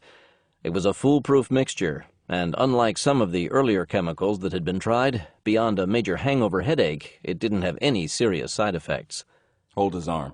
When the SVR agent had the prisoner immobilized, James found the vein and started the drugs into his system. The scopolamine immediately put the thug into a good copy of a drunken state. For years, scopolamine had been used by itself to question prisoners. In fact, it had been used on the infamous Che Guevara when he had been captured in Bolivia. His celebrated death had occurred only after he had been thoroughly questioned under the drug. The problem with scope, as it was commonly called, was that a willful man could resist it in low levels, and using too much left the subject's brain scrambled. Guevara had been drooling when he had been shot. The new technique softened the subject with scope, but LSD was added to break down his will and the endorphins to make it a pleasurable trip. People always talked more when they were happy. It took a few minutes for the chemicals to take full effect. Peeling back one of the prisoner's eyelids, James examined the man's pupils, found them as big as saucers, and started the interrogation. During the hour it took to get all the information they needed from him, he had babbled so much that Belikov had trouble keeping the questioning on track. When it was done, the reason for the woman's kidnapping was clear. They were after me. They were trying to turn me to find out what the SVR is doing. They had to do that because Karina had not been able to get anything out of me in bed. She was working for them all the time. I doubt that she had any choice. One of the first things the Mafia, any Mafia, does is prey on women. Once she had fallen into their hands, she had to do what they told her to try to save her life. It didn't work, did it? It rarely does. What do you want to do with him? I'd like to keep him on hand for a while. We may need to talk to him again. You can keep him until this is over. Then he joins the others. I have no problem with that. Valery Fyodor reported the news to his boss. We had something happen today, and I think we need to look into it very carefully. What happened? I had been working on getting a better informant in the SVR, and I found a perfect target. One of their top men, a Yuri Belikov, was living with one of our girls, a dancer. She was not able to get anything out of him the usual way, so I set up a kidnapping on her, and he fell for it. Very early on, Leoninsky had learned that one of the best ways to ensure a man's cooperation was to work through his woman and family. It was a rare man who could resist trying to protect his loved ones. And something went wrong. He surrendered in hopes of getting her back, but when my men took him away for questioning, I lost the whole team, 8 of my best men. You lost 8 men? Yes, 7 dead and 1 missing, and that's what I'm worried about. The girl? The boys had been a little rough with her, and she died before my men picked up Belikov. But her body was missing too, so it's obvious that whoever the attackers were, they came to get her and Belikov back. Yes, it seems that way to me too. The other thing I don't like is that the cartridge cases they left behind all had blank head stamps. Blank head stamps were the mark of professionals who were backed by one government or the other. Criminals and freelancers usually didn't have the resources to have special ammunition manufactured for their use. Do you think it was the SVR? No, they're using regular military-issue ammunition now. Plus, one of the weapons the attackers used was a .44 caliber pistol. I'm not familiar with them. No reason that you should be. It's rarely used here in Russia, but often used in the United States. The Lion didn't have to have a picture drawn for him. First, the hit on the candidate had been thwarted, and now this. Someone was targeting his organization, and that someone wasn't Russian. There were stories about a group of American commandos who were sent over here to shut down Gregor Rostov's operation. Remember him? No one has any proof of their involvement, but the SVR suddenly went from losing at every turn to wiping out his organization, and I believe the rumors. I also believe that it is happening again, to us. But I don't understand. Why would the Yankees care about what happens over here? I think they are afraid of what will happen if Zirinov becomes president and want to secure the election for one of their allies. You have to admit that the general has been shooting off his mouth to anyone who will listen about bringing back the Russian Empire and restoring the military to its Cold War level. The Americans are happy now that the Cold War is over, and they do not want to have to go back to being afraid of us. Stop everything we are doing and find out if any Americans have involved themselves here. If they have, find them and kill them. Do you want me to let Zirinov know about this? I'll do that. For all their big talk, they are amateurs when it comes to this sort of thing, and we can handle this ourselves. Doing it that way will give us something to hold over his head if he starts thinking that he is the top dog. And I still need to find a way to get a man inside the SVR. That's the fastest way to find those Yankees. I'll keep working on it. You do that. Pavel Zirinov looked every inch the Red Army general that he had been during the Afghan War. He had come up through the parachute regiments and had a reputation for the dash and daring that went with the airborne forces. Even in his early 60s, he was still paratroop fit and ramrod straight. He was the picture-perfect candidate to lead Mother Russia out of the catastrophe she had been put in by Boris Yeltsin and his greedy capitalist cronies. As the leader of the Progressive Party, he would put his beleaguered nation back in the seat of world power it had been toppled from. And, if he had to put his political enemies in their graves to accomplish that sacred mission, so be it. He had put more than one enemy underground in his day. First, though, he had to get one of his allies back on track. On a personal level, he had to admit that he liked Josef Leoninsky. He recognized the man's power and ruthlessness, and saw those same traits in himself. Nonetheless, he wasn't comfortable with the fact that he'd been forced to ally himself with the criminal element in his country. It had been purely a marriage of necessity. Hadn't someone said that politics makes strange bedfellows? This union, he promised himself, would come to a swift and brutal end once he had captured the presidency. Right now, though, he needed the Lion's underworld connections to do the necessary dirty work of the campaign. His plan had been moving according to schedule until the recent failed assassination attempt. For some reason, that incident had spooked Leoninsky, and he had backed off until he could find out what had gone wrong. The Mafia boss had requested this meeting to express his fears, and while Zarinov hated that kind of thing, he had to get the crime lord back on board. What evidence do you have that points to American involvement? The minister has called in his Yankee friends before, and I think he has done it again. But you have no real proof. Disastrous operations and blank cartridge head stamps from foreign weapons are not evidence of Americans. I don't have any dead Yankees to put on display, no. But I have a dozen of my best men dead, and my men don't die easily. Zarinov held his opinion about the Lion's men. They were good at slapping women around when they didn't hustle their products, and killing street-corner drug pushers who didn't make their payments, but they weren't soldiers by anyone's definition. I will send an experienced team to help you investigate this. I have my own sources, and I am working on finding the Americans right now. The team I was thinking about is a specialized counter-terrorist unit from the Spetsnaz Parachute Battalion. They have tracked down more terrorists than anyone in the world. They are the ones who secured the release of the Russian diplomat who had been kidnapped by that Hamas scum in Lebanon. If, as you suggest, these Americans exist, they will find them and eliminate them for you. I don't care who takes care of the Yankees, so long as it's done. I will send their officer over so you two can discuss how you can assist him. Very well. Stony Farm, Virginia.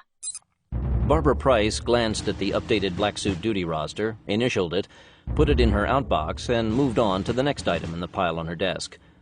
Of all the pieces that went into making the farm work, the security force was the least of her problems. Most of that was thanks to Buck Green. The chief, as he was called, was an old pro, and he ran his unit like a finely tuned race car. He picked good men to be black suits, trained them well, and kept a sharp eye on their activities. Rarely, if ever, did anything happen with them that required her attention, and that was the way she liked it, particularly at times like this. The Russian mission wasn't going as quickly as she would have liked. She wasn't as impatient about it as the president or the Russian minister was, but she understood their frustration at the lack of progress. But if the Russian intelligence service hadn't been able to get a handle on it, they could hardly expect Stony Man to jump in and start kicking ass from the get-go. These things took time.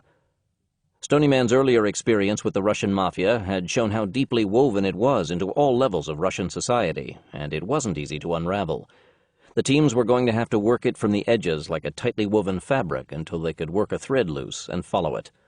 Like it or not, it would take time, and hopefully they would have enough time to take care of it before the election took place. But at the rate that the political assassinations were happening, the election might be moot before they could find the lead they needed.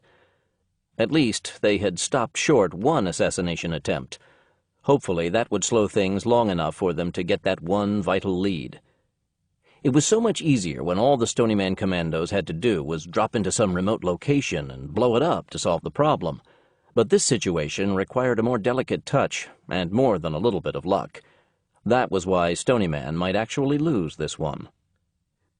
The president wasn't going to want to hear that, but he needed to be given a reality check every now and then. She hoped that he was also working on a plan to deal with a resurgent militant Russia if Stony Man failed. If he wasn't, he was making a big mistake. Jim Gordon's first assignment as a black suit was to work the day shift, the boots and blue jeans detail, as it was called. These were the men in civilian clothing who did the day-to-day physical labor around the farm, working the crops and orchard. Their weapons were never far from them while they worked, but the emphasis was on the work because it maintained the cover for what really went on. According to his resume, Gordon had spent the summers during his high school years working on his grandfather's farm in Oregon's Willamette Valley. He, of course, had actually spent his summers in Little America, but he and his fellow Americans had been required to work summer jobs, many of them in agriculture. He'd had no way of knowing it, but that experience had been vital to his having made the first cut of the applicants. The first task he was given was weeding the row crops in the ground. And, while the tools he was given were better than the ones he had used back in Mother Russia, the work was the same. Even though he was wearing gloves, he was nursing blisters by the end of the day. Being a federal marshal for 10 years had made his hands soft. When he came off shift that evening, he went to the mess hall for dinner. Like lunch had been, dinner was first-rate, and there was a lot of it. Whoever was in charge of this place obviously believed in feeding the troops to keep them happy. After coffee and fresh-baked apple pie for dessert, he drifted over to the barracks with the other guards. The night shift was getting ready to go on duty when he walked in. These men were dressed in the night combat kit that gave the security force its nickname, and they were loaded with the tools of their trade. Everything from fighting knives to fragmentation grenades hung on their assault harnesses, and night vision goggles hung on straps around their necks. If it came to a firefight, they looked like they would be ready for it. But as he knew, it was the fight in the dog, not the dog in the fight, that made the difference, and he had yet to see these men in action. Being a new guy with the black suits was the same as being a new guy in any military organization. There was a certain amount of new guy crap that had to be put up with, and stupid or not, he knew that he had to play the game. He was still on probation, and if he didn't fit in with the other guards, he'd quickly find himself looking for another job. Also, the sooner he could work his way into the confidence of these men, the sooner he could start gathering the information he needed to bring down this place. He still didn't know how he was going to do it. He only knew that he would, and he didn't care if it cost him his life. From everything he had learned so far, these people had had a lot to do with causing the troubles that had finally overcome Mother Russia, and he was going to make them pay for that. He wouldn't feel that way if he had infiltrated a regular American military unit. It was the duty of uniformed soldiers to bring down their enemies, and it was an honorable profession. Whoever the base's operatives were, rather than stand in uniform as men of honor, they had worked in the dark as spies and terrorists to kill his countrymen. And he would give them what the Russians had always given spies: death. The fact that he was a spy himself wasn't a contradiction to him. He saw himself as a KGB officer fighting for his country in civilian clothing, or in this case as a black suit, the uniform of the enemy. The TV set in the barracks day room was tuned to CNN, and an American reporter in Moscow was reporting on yet another attempted political assassination in the campaign for the upcoming presidential election. There have been 3 candidates from the centrist party assassinated so far. Russian authorities have not been able to find out who is behind these deaths, but one investigator, speaking on the condition of anonymity, says that fingers point to General Pavel Zarinov of the ultra-nationalist Progressive Party. A source close to the State Department said that the fact that this attempt was thwarted may show that the government is finally getting a handle on the problem. CNN will present a full report on the circumstances leading up to the assassinations and the... Jesus, I really feel sorry for those poor people. They don't have a chance. If that Zarinov bastard gets in power, it's going to be as bad as the old days all over again, nukes and all. Man, we don't need to go through that shit again.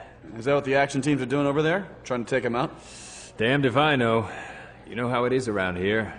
We should have a sign on the door. Home of the Mushroom Detachment. The... mushroom? They call us mushrooms because they keep us in the dark and feed us bullshit. If we don't have a need to know, they don't tell us. It's as simple as that. As long as the bad guys don't show up at the gate, we don't ever get to know what's going on down in the main house. Actually, for all the goings-on over there, it's usually pretty quiet around here. The teams get to have all the fun. In all the time I've been here, I've never popped a cap on anyone. Sounds boring. In that sense, it is. Buddy, if you wanted firefights, you should have joined the Marines or the Border Patrol. But they keep us busy enough around here. We don't have much time to get bored. Actually, I get bored more on standby phase than I do around here. That's when you can really go batshit, waiting around for something to happen. Oh, shit, I haven't introduced myself. Name's Jacob. Jim Gordon. Gordon liked what he was hearing.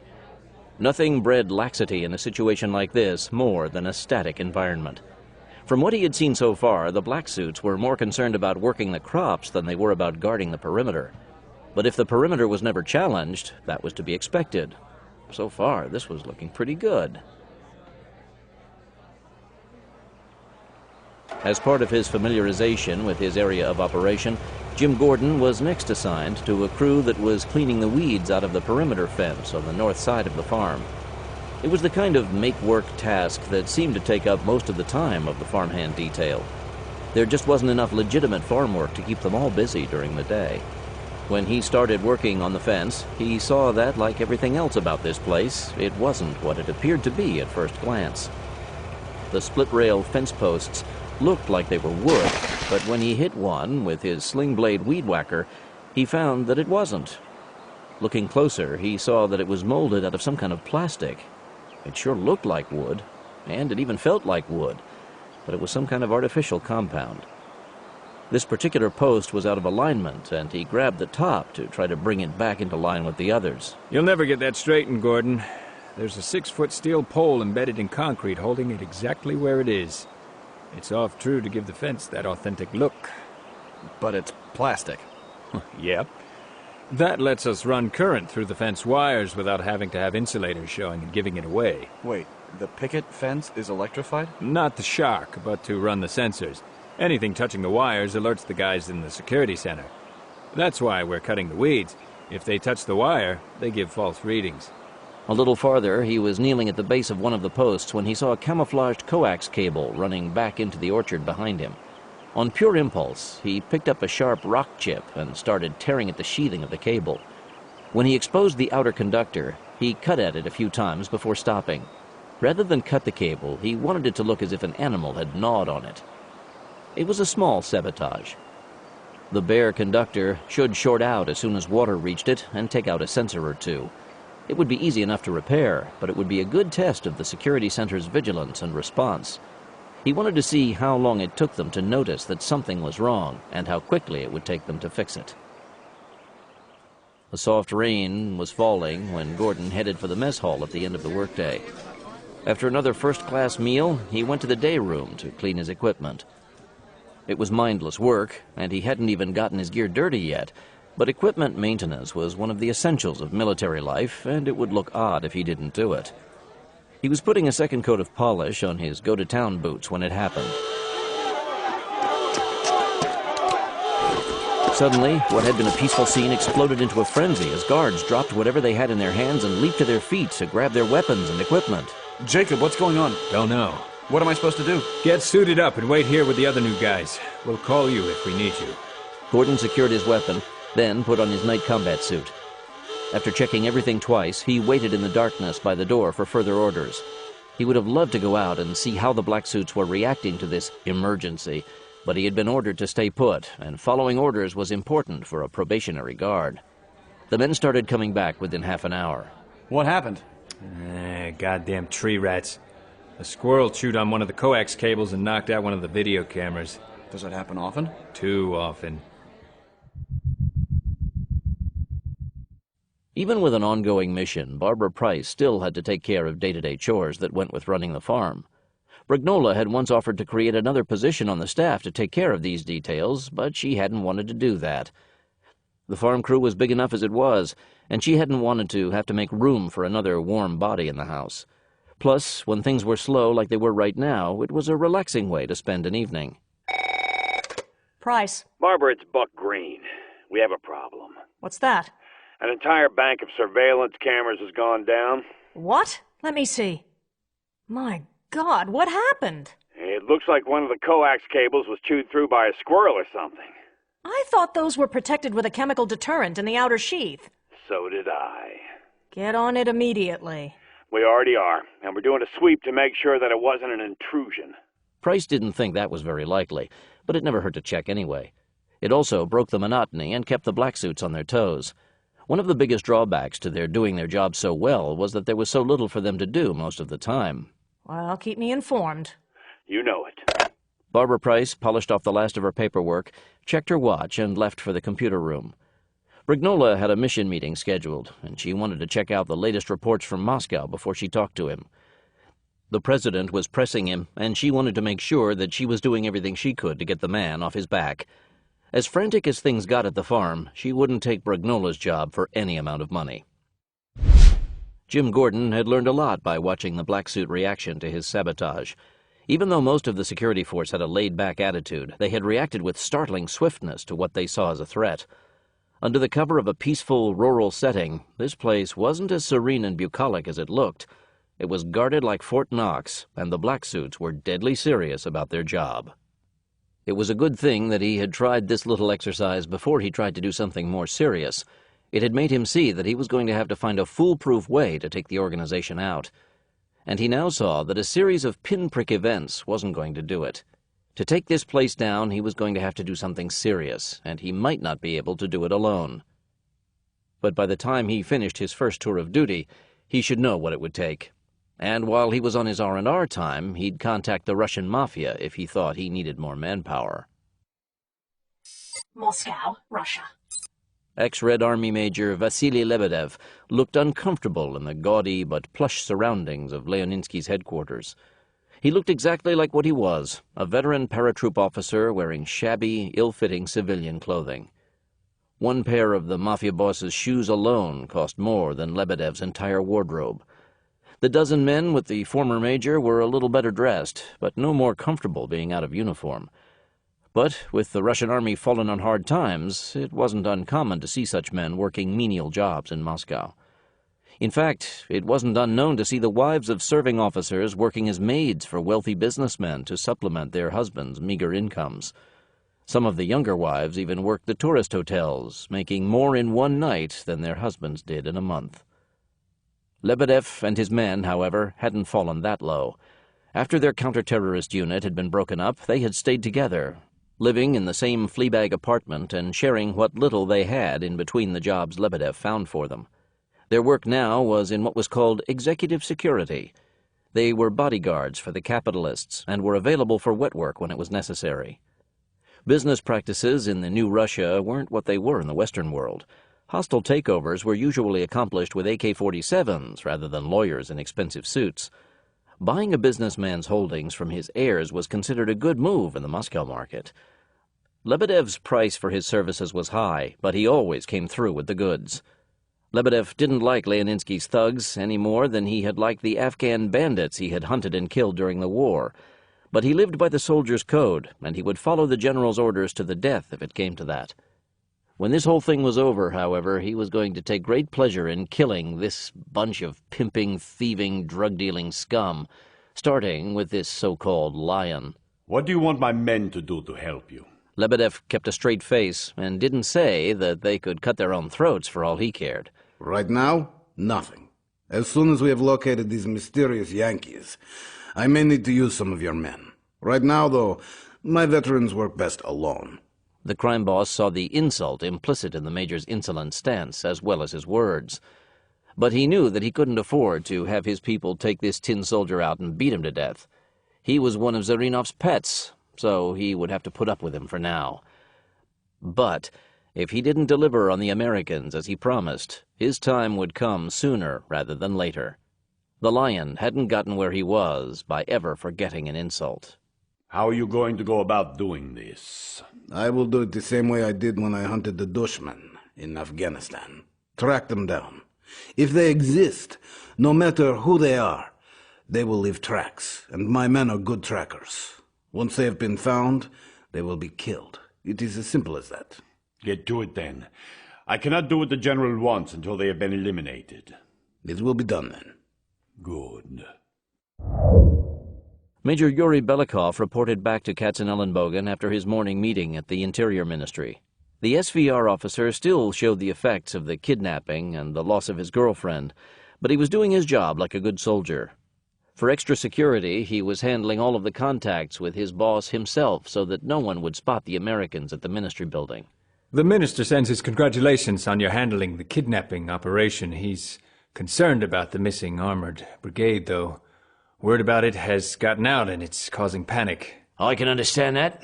A loose tank battalion is bad enough, but an entire brigade is something really to get concerned about, particularly if you don't trust the rest of the army. They could become the core of a widespread military revolt. He also picked up a rumor that affects you people directly.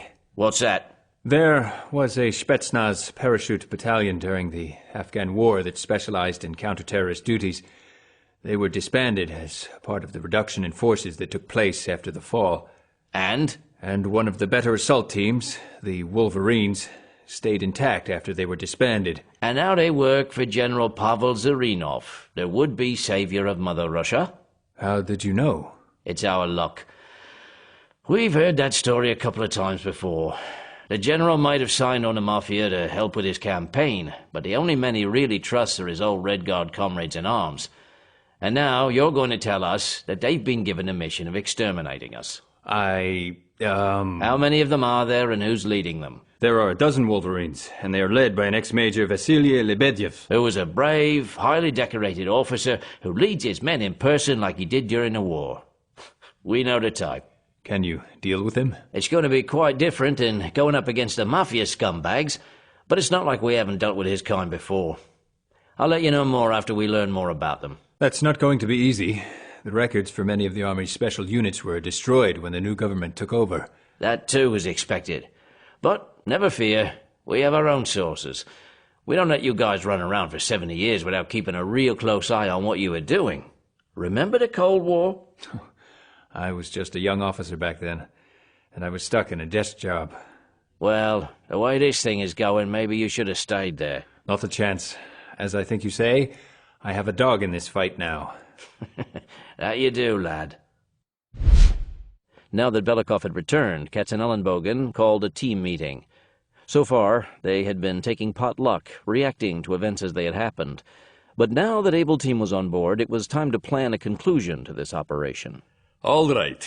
With Belikov's new heads-up on these Wolverines, we need to stop and take another look at what we're doing.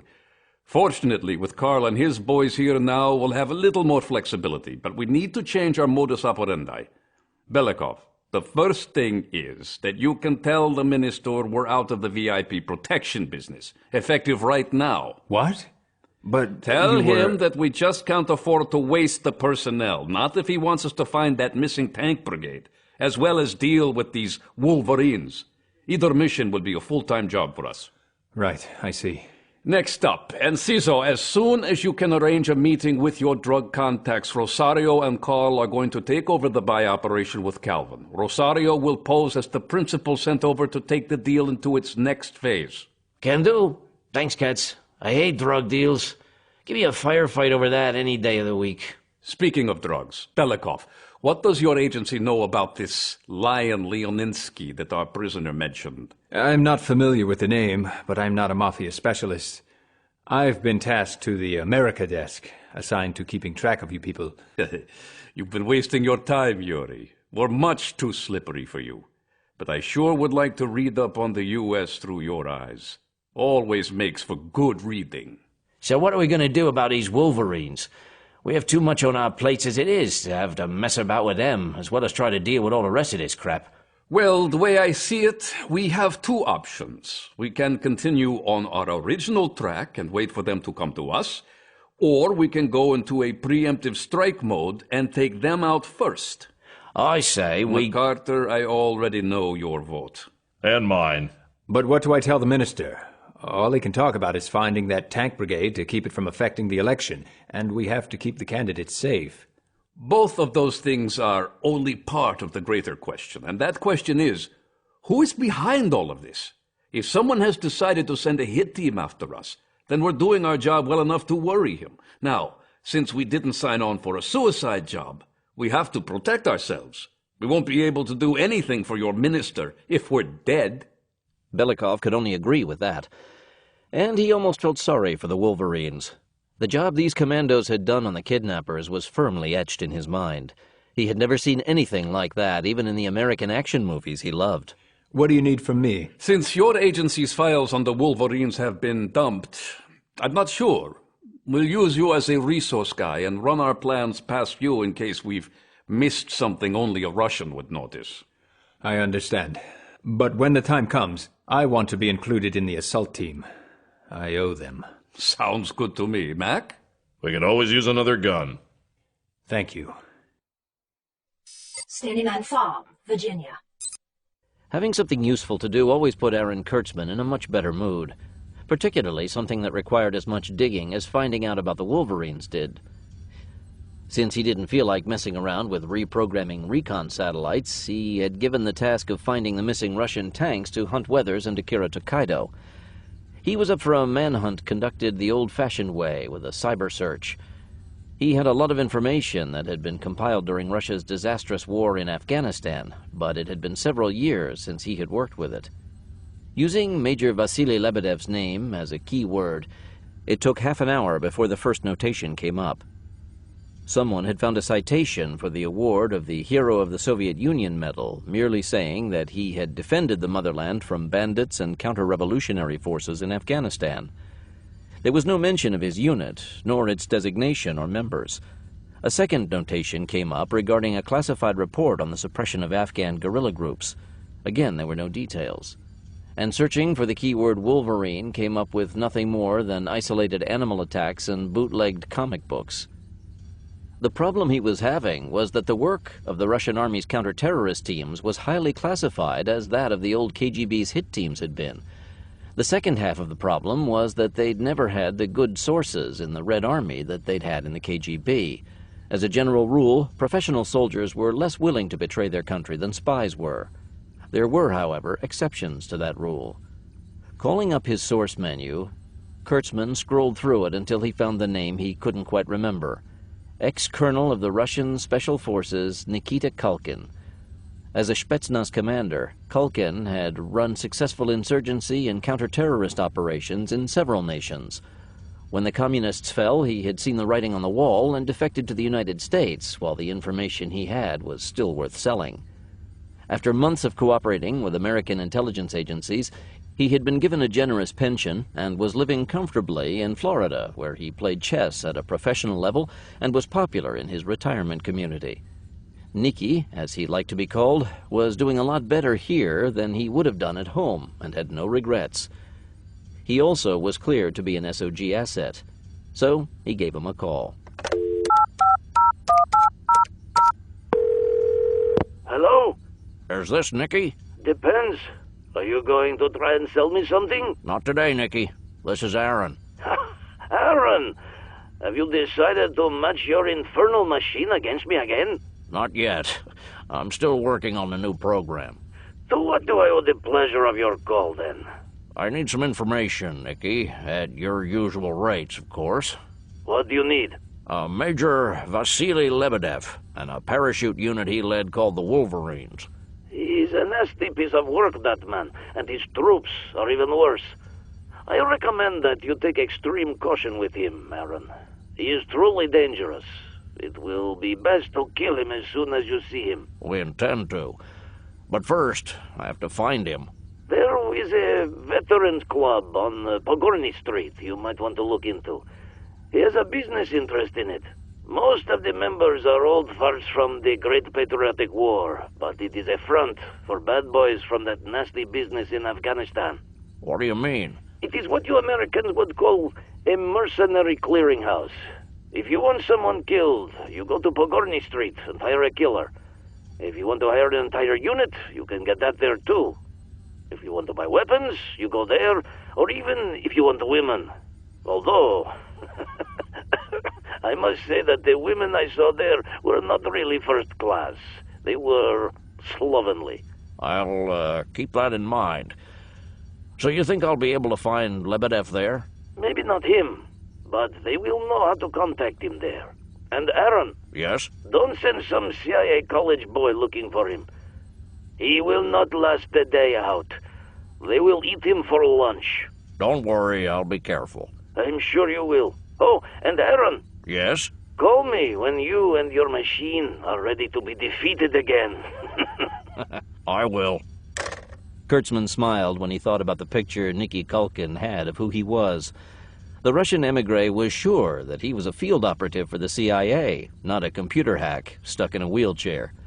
Nonetheless, his information was their first real lead. Calling up a detailed map of Moscow, he located Pogorny Street. As he had expected, it was in a section of town that mostly consisted of workers' apartment blocks. He didn't have to see a photo to know what it looked like. The identical, chunky, gray concrete apartment blocks rising in treeless, ordered rows had been built by Stalin and had all the grace of the dictator's reign. It had been a grim period of Russian history, and the buildings reflected their times. In post-communist Russia, they were now a symbol of all that had been wrong and were home to the lowest levels of Moscow society. The club would be a good starting point for the teams, but from what Nicky had told him, they would have to be careful. The Russians had always had good irregular warfare units. All the way back to Napoleon's invasion of 1812, Russian partisan forces had always inflicted horrendous losses on their enemies. The war in Afghanistan had created the finest irregular units the Russians had ever fielded. While their armored units had gotten bogged down, their special forces had enjoyed success after success against the Mujahideen rebels. The failure of the venture hadn't been the fault of the units like the Wolverines. They would be very dangerous opponents. But Bolin and the Phoenix Force commandos weren't combat virgins when it came to going up against pros. They gave a new definition to military professionalism, and it would be tested again on this mission. Making hard copies of all of the information he had been able to discover, he ran them through the fax machine, and they were on their way to Moscow at the speed of light. Thank God for laser communications. Probationary black suit Jim Gordon's next duty assignment was as mechanic for the day. He wasn't expected to do any real mechanical repair work, but instead to help ready the farm machinery for the day's work and man the refueling station. Only 2 tractors were working that day, so Gordon didn't have a lot to do. After getting the tractors on their way, he tidied up around the machinery shed and tried to look busy. When one of the tractors came in a few hours later, he jumped up to ready the mogas hose. Ready to fill up? Yeah, just a sec. All right, fill her up. Gordon handed him the nozzle and walked back to the pump controls. As Gordon watched the gas vapor shimmering above the nozzle, he had an idea. Okay, tank's full. Gordon cut the power to the pump, but left his hand on the switch. When the driver took the nozzle out of the fuel tank, he held it over the hot exhaust pipe while he put the fuel tank cap back on. Seeing this opportunity, Gordon tripped the fuel pump switch. The pint-sized gout of gas burst from the nozzle, splashed the driver, and hit the hot exhaust pipe, exploding into flame. Shit! Drop and roll! I got it! Shit! Whew, thanks, man. I don't know what happened. There must have been some gas left in the hose or something. Yeah, something. I'll have to tell the other guys to watch that damn thing until we get a new nozzle. Damn straight. Climbing back onto his tractor, the driver headed back to finish his work. Gordon entered the number of gallons he had pumped in the daily fuel log and settled back to wait for the end of his shift. As he had learned so long ago, a victory was built on a series of small events, and he had racked up 2 scores already. Jim Gordon was counting the minutes to the end of the working day when he saw a woman walking toward him. As far as he knew, there was only one woman working at the farm, someone named Barbara Price, one of the head honchos. This woman, however, didn't look anything like a federal lifer to him. She looked like she had just stepped out of the Sports Illustrated swimsuit issue. Not that he could see her body through the faded jeans and men's western shirt she was wearing, but there was something about her walk and long blonde hair drawn back into a ponytail that made her look like a model for a western outfitter. Also, she was much younger than he had thought she would be. Afternoon, ma'am. Good afternoon. Oh, you're one of the new black suits, I believe. I'm Barbara Price, the mission controller around here. Jim Gordon. Glad to meet you, ma'am. Just call me Barbara. We aren't very big on sirs and ma'ams around here. I've noticed. How are you finding things so far? Well, I have to admit that it's not quite what I'd expected. This is sure not like any other federal facility I've ever seen. I think that's the common reaction. This is too peaceful a setting to find a place like this. According to all of the movies and TV shows, we should be buried several hundred feet under a mountain somewhere, with armored vehicles patrolling an electrified chain-link fence, complete with minefield and lights. Yeah, that's the usual top-secret federal operation. We have the mines, fence, and lights, all right. It's just that the fence is rather rustic, the mines are all command-detonated, and the lights are all IR. But you're completely out in the open here. Well, it does present some particular security problems, but it's the only way we could get out from under official notice. If we were stuck in the basement of Langley, or even under a mountain, everyone would know that we were there. This way, we simply don't exist. What do the neighbors think you're doing here? Half of them think that we're some kind of secret government experimental agriculture station, and the other half think we're running a rich man's hobby farm. They all know, though, that we're good neighbors and we don't bother anyone. They also know that if they have an emergency, we'll help them out any way we can. If someone breaks a leg at harvest time, we'll help them get their crop in, that sort of farm life thing. Does it work? Has so far. We haven't had any trouble with the locals yet. Oh, look at the time. I've got to run, but it's nice to meet you, Jim, and I'm sure I'll see you around. As he watched her walk away, Gordon temporarily regretted the life he was leading. If he were a real American, he could make a play for her and take his chances as a man. As an agent of an enemy organization that no longer existed, anything like that was out of the question. It almost made him wish that his father had chosen a different career for him. Meeting her had also put a more practical idea in his mind. If things went wrong and he needed a safe conduct out, she would do nicely as a hostage. He was certain that no one here would be in a big hurry to risk her life. The feds could get deadly serious, but not when one of their own was in the line of fire. When he saw her walk into the building that housed Kissinger's weapon shop, he had an idea. Taking his Beretta M92 from its on-duty hiding place by the fuel pump controls, he ejected the magazine. Depressing the first round against the follower spring, he placed one of the feed lips against the wall and pushed, bending it slightly. Now it wouldn't feed the ammunition properly and needed to be replaced. Time to reload. Stony Man is continued on the next CD. What's up? Remember that time I let you borrow that Executioner audiobook? Yeah, you want it back? Yeah. So what'd you think? It was awesome. But? Well, I accidentally left it in the middle of the living room, right? My grandmother was doing some cleaning last week, and she listened to it. Now all she does is run around the house screaming things. So? She thinks she's Mac Bolan. Dude, that sucks. Yeah, tell me about it. See, I really want to buy some of this graphic audio stuff. It totally rules. But if Grandma ever finds out... No problem. Go to the graphic audio website, www.cuttingaudio.com. You can buy a copy of whatever book you want. Download it to your computer. So until your grandmother figures out the whole MP3 thing, you're safe.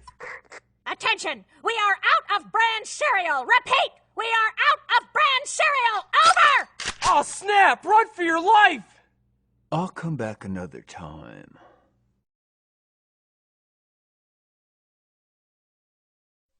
Stonyman Farm, Virginia.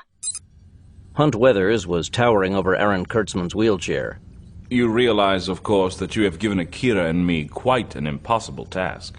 Well, I'd imagine that an entire armored brigade should be easy enough to find, Hunt. Maybe in a desert. But in an environment such as Russia, where there is more than one such unit, it's not that simple. Just look for the base that has too many of the damn things parked on the hard sand. Aaron, we don't have good order of battle information on the new Russian army. It's almost like once the old Red Army went out of business, someone decided to stop keeping close track of Russian military forces. We wouldn't even know where to start. I've accessed the CIA, the DIA, and the NRO, and the latest order of battle for Russian armor units they have is well over a year old. It's useless for our purposes. Kurtzman thought for a moment. If Weathers was right, and there was no reason to doubt that he was, they needed outside help. They could work up their own OOB information, but it would take too long and would be a waste of human resources. Since the Russians wanted those damn tanks tracked down, they could at least provide the troop unit list of the ones that weren't missing. I'll have Hal ask the minister to send us a current armored unit OOB. That will save us a lot of time trying to work one up here. Until that arrives, though, keep looking for tanks where you wouldn't expect them to normally be. Abandoned airfields, parks, hidden in the woods, that sort of thing. And we don't know if they'll all be together in a brigade formation either. They might have been sent out in smaller units to make it easier to hide them. Instead of going directly to the mess hall at the end of his shift, Jim Gordon headed for the armory.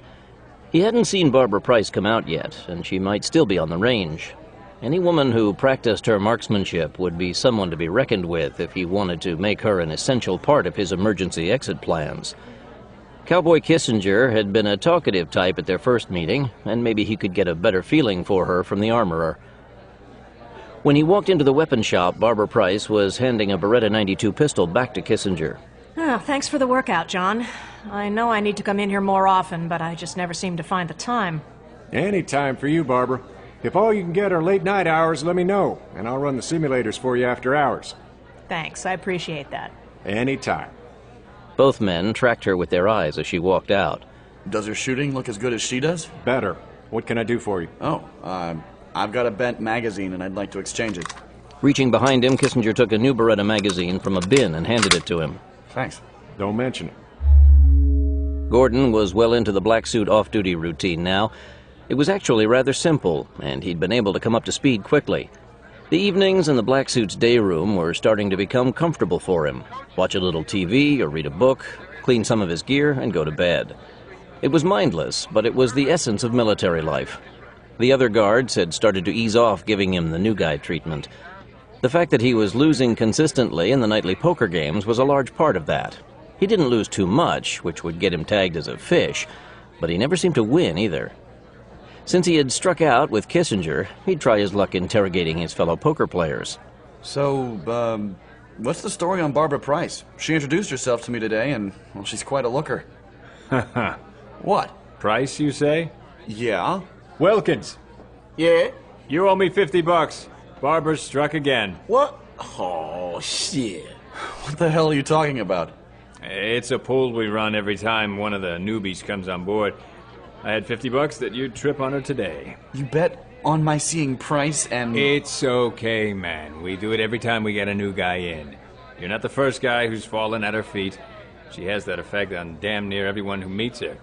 I know she's got to be one of the most beautiful women I've ever seen. Oh. But what's she doing here? Shit, man, she runs this place. This is her show. No, I mean, how did a woman like that get into this line of business? I've been in federal service for over 10 years now, and I've never seen anyone who looks like her taking Uncle Sam's paychecks. It's a long story, and none of us really know it, but apparently she was handpicked for the job. And believe me, don't let the looks and blonde hair fool you. She's no cupcake. Occasionally, she goes to the range with us just to keep her eye in. And you don't want to go up against her in a firefight. Shit. I've never seen a woman use weapons the way she does. I don't know who taught her, but he taught her well. It was probably Stryker. They seem close. Gordon didn't want to ask who Stryker was. He had already asked plenty of questions for the day, and didn't want to seem to be too interested in things that weren't part of his job. As a spy, he had to blend in without giving anyone a reason to question him. Someone with a name like Stryker, however, had to be an important part of this operation, and he would keep a sharp ear out for other comments about him. Now that he had been the butt of a traditional black suit joke, Gordon felt more like one of them. All units have their initiation rites, and he had just gone through one of them. More of this good-natured joshing would probably come when he got to the stand-down phase of the cycle, but for now, he had passed the test. Arranging the 5 cards he'd been dealt, he saw that it was going to be difficult for him to lose again with this hand. This would be one of the times that he didn't, but he'd be sure to give it away. He smiled widely and impatiently tapped his fingers on the table. I'm in for 5. Moscow, Russia. When Gary Manning handed Yakov Katzenellenbogen the faxes with the information Aaron Kurtzman had been able to gather about the Wolverines, the Israeli smiled. The bear had come through again. That the Wolverines were considered to be bad news wasn't surprising. Mediocre military units didn't last long after they were disbanded. Only men who had worked well together and had been good at what they did had the spark to survive something as dramatic as the breakup of the Red Army. He would have liked to have had an order of battle line-up on the Russian commandos, complete with their rap sheets and mugshots, but that was asking a bit much, even from the Stony Man farm crew. Iron Man, I think we're in business on those Wolverines. I need you and Paul to get suited up in your drug dealer's kit. I'm sending you guys and Rafe to check out their reported hangout. You want me to take a grenade launcher? Cat smiled. This is just a recon, so I think your bodyguard hardware should do. Lyons looked disappointed. Like a ripple flashing across a still pond, a ring of silence spread through the Pogorny Street Veterans Club when Rosario Blancanales walked in, flanked on either side by Rafael Enciso and Carl Lyons. All three were dressed in fur caps and expensive cashmere overcoats in the height of Muscovite fashion. In their roles as a drug lord's bodyguards, Lyons and Enciso had their coats open, showing their MP5 subguns hanging on shoulder slings.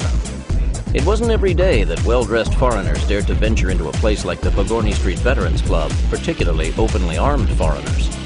The Russian people didn't have a constitutional right to bear arms, and while gunfire was heard almost as often in nighttime Moscow as it was in LA, it was worth major jail time to be caught with a piece.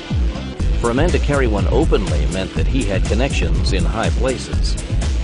Looking to both the left and the right, but smiling all the time, the trio made its way past the tables to the Battered Oak Bar. Do you speak English? A little. Good. Blancanales smiled broadly as he laid a large denomination Russian bill on the bar. A drink for everyone here. And there's more where that came from, if someone can answer a couple of questions for me. I'm sorry, could you please speak slower? Excuse me. I may be able to help you with the language. Good. I'm afraid that my Russian is limited to da and niet. Permit me. Тоты человек дает свободные напитки для того, чтобы ответить на вопрос. This man gives free drinks for answering questions. Thank you. No problem. What are these questions like? I'm looking to hire some men. What kind of men? Experienced men who can protect a valuable shipment. I was told that there is a group called the Badgers or the Dingoes, something like an animal. Wolverines. Wolverines, yes. I was told that they hang out here and they do good work. Who told you that? You hear these things when you talk to people about trucking items across the border that you don't want anyone to find out about. The Wolverines aren't smugglers. But I didn't say anything about smuggling. I spoke only of the need to hire men who aren't afraid and who can be trusted. I apologize if you thought I was asking to hire smugglers. Now, I'd like to leave an address where I can be contacted in case these Wolverines do show up. Just tell them I'd like to talk to them about a job. The young Russian took the card Blancanales held out. I cannot promise that I will see them. There are other men in Moscow, but I'd like to try them first. If they come, I will give these to you. Thank you. And here, have a drink yourself. The trio left the club. Cats, this place looks like a combination of an American Legion Hall and a VA hospital. Except that most of the men are a decade or so younger. Some of them aren't fit for duty, but there were quite a few who looked like they could still get down and dirty. If, that is, they could sober up long enough to see. Drunks or not, that place is populated by soldiers without an army, and they're not happy about it. They're ripe for the Russian mafia, just like my Bay of Pigs Brigade brothers were recruited right after we got out of the Isle of Pines prison. Do you want us to follow up on them? No, that really was just a recon. The next thing I want you to do is get back in contact with the sellers and arrange for the big buy. How big? Make it 2 mil. I can have Hal send the currency by courier, and we'll have it here tomorrow. That's a lot of money around this place, and it should be enough to make them greedy. Greedy scumbags become easy targets. That's exactly what I had in mind. As Katz had predicted, the $2 million proposal was eagerly snapped up by their mafia contacts. In fact, Blancanales had to ask them to hold up the deal until the money could be brought in from the States. After another convoluted trip through the outskirts of Moscow in a black Mercedes sedan, Blancanales, Lyons, and Enciso arrived at another abandoned factory. The van carrying the rest of Phoenix Force followed Blancanales' locator beacon to the factory. Good evening, my friends. I trust you have escaped the jet lag. Indeed. Thank you. I trust you have brought our request? You tell me. Blancanales saw a stack of neatly packaged 5-kilo bricks of heroin in the truck. He walked towards the Russians, briefcase in hand. $2 million worth, as requested. Let me check. Blancanales tasted it with his tongue and then nodded to his teammates. It's good. Of course. Now, the money? Here it is. David McCarter could hear Blancanales clearly over the open, concealed mic of his comlink. Here it is. That's our cue. Take them down. 3 Phoenix Force warriors and Yuri Belikov stepped into the open, their weapons at the ready. Put the guns down and back away from them. Keep your hands where we can see them. For a long second, there was complete silence. The only thing that was certain about what was going to go down was that the Russians would fight. If they failed to protect Leoninsky's goods, they knew they would die, and it wouldn't be as easy as falling in battle. The Lion liked to play with his kills. Though the Mafia hoods had been caught flat-footed, they went for their guns. McCarter was first to fire, aiming at the leader's arm. Shoot them! Shoot them out! Reacting to the ambush, Blancanales, Lyons, and Enciso pulled their MP5s and returned fire. Unbeknownst to their marks, their subguns were full of blanks. Their guns would fire, but they would never hit their teammates. We can't stop them! They're wearing body armor! Putting out a blaze of covering fire from their impotent subguns, the 3 Mexican drug dealers started backing up. The 2 Russian gunmen closest to them followed their lead, seeking the protection of their guns. Taking his Beretta 93R in a 2-handed grip, Bolin carefully aimed at one of the Russian gunman's legs. Now there would be no question that a firefight had taken place. With that, the Stony men continued laying down covering fire, making sure not to hit anyone else. We've got to get out of here. Get those 2 to the car. Lyons and Enciso ran to the wounded Russians, carrying them out of the line of fire. All right, that should be good. Are they in their cars? The area's secure, and we have the money. Paul has escaped with the laggers, and we'll track them from the safe house. Great. Let's get out of here. Since the Russians no longer needed their other Mercedes sedans, the team took one of them and led the little convoy off the factory grounds. Manning drove the truck with the $2 million worth of Afghan heroin in the back, while James rode shotgun in the cab with him. Lyons, after making sure the Russians were gone, ran back with Schwartz, hopped in the team van, and took the drag position. They had no fears of anyone from the ambush site following them, but Leoninsky might have had another team watching a transaction that large. A man like him had to be professionally paranoid. After ditching the Mercedes by a metro subway station, the team van led the way back to the safe house. The truck was quickly driven into the large garage on the compound, and the doors closed behind it. What are we gonna do with all this shit? We'll destroy it eventually, but we have to hang on to it for now. We can't risk having Leoninsky find out about it being burned. He'll really smell a rat then. You don't burn up $2 million worth of dope unless you're a cop. Good point. Inside the safe house, Gadget Schwartz watched the tracker monitor as it followed the locator Blancanales was wearing. As long as the tiny bug kept sending its signal, it would give them the exact location of Leoninsky's headquarters. Got it. It's this building here. Now all we need is Rosario's report on the layout inside. Is it really going to be that easy? No, it's never that easy. But now at least we'll have a better idea of what we'll be up against if we have to go in there. The minister will be pleased. Not yet, he won't. We can't afford to have this leaked. Belikov reluctantly nodded. For him to be effective in his role, he had to defer to the Americans. He just hoped that the minister would understand. When Rosario Blancanales was finally allowed in to see Joseph Leoninsky, he swept into the crime boss's office with his rage barely controlled. Lyons and James flanked him on either side, and they weren't smiling either. Though they had been relieved of their hardware in the outer office, there was nothing they could do about it. The guns in the hands of Leoninsky's guards made rash actions seriously inadvisable. I just lost $2 million, Leoninsky, and I want it back now. I lost $2 million worth of heroin, and I want it back too. Your men were responsible for security at the drop, and from what I saw, they couldn't guard a sick whore in a hospital bed. And that's the best you can do? If that's the best you can do, you should go back to selling your dope on street corners and let the professionals handle the major transactions. No one talks to me that way in my own office! Let me tell you how things are, Leoninsky. My principals are aware of your organization's activities in my country, most of which, I might add, are very amateurish operations. Do you know that just last week, one of your biggest networks was completely destroyed by the FBI? Where did you... I didn't think so. When I go home and report what has happened here, I can tell you what the response is going to be.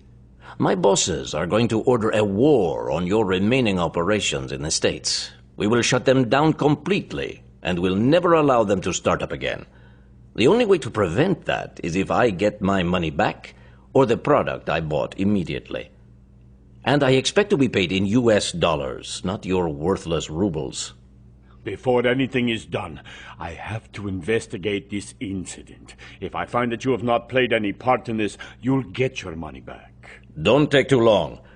When you're ready to give me my money, you'll find me in the Metro Grand.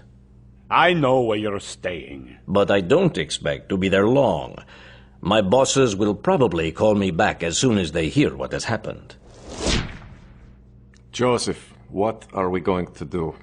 Shit, Fyodor. We don't have that kind of money to throw around. We need to give those funds to the general for his campaign. And the Mexican might make good on his threat to make further trouble for our American operations. And that cannot be allowed to happen. Might I remind you, Joseph, there is one way to take care of both of these problems. Well, Zirinov has given me Lebediev's commandos. I might as well make use of them. We won't do anything, not when others can do it for us. Picking up the phone, he dialed Lebedev's number. Telling the Major that he suspected the Mexican was linked to the American unit would ensure that his Wolverines would be sent in to take care of him.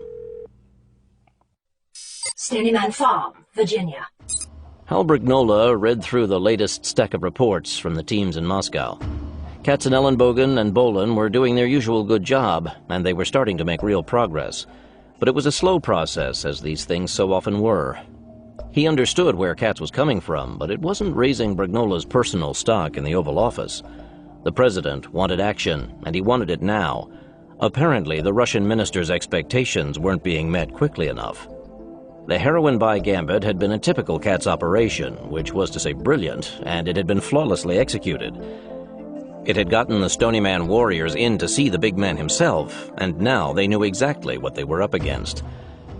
It had also shown them that it would take more firepower than they had to take him out there. Short of using artillery or a fighter bomber, the Lion wasn't going to be taken in his own den. He would have to be drawn out into the open, where he would be an easy target for a man with a rifle.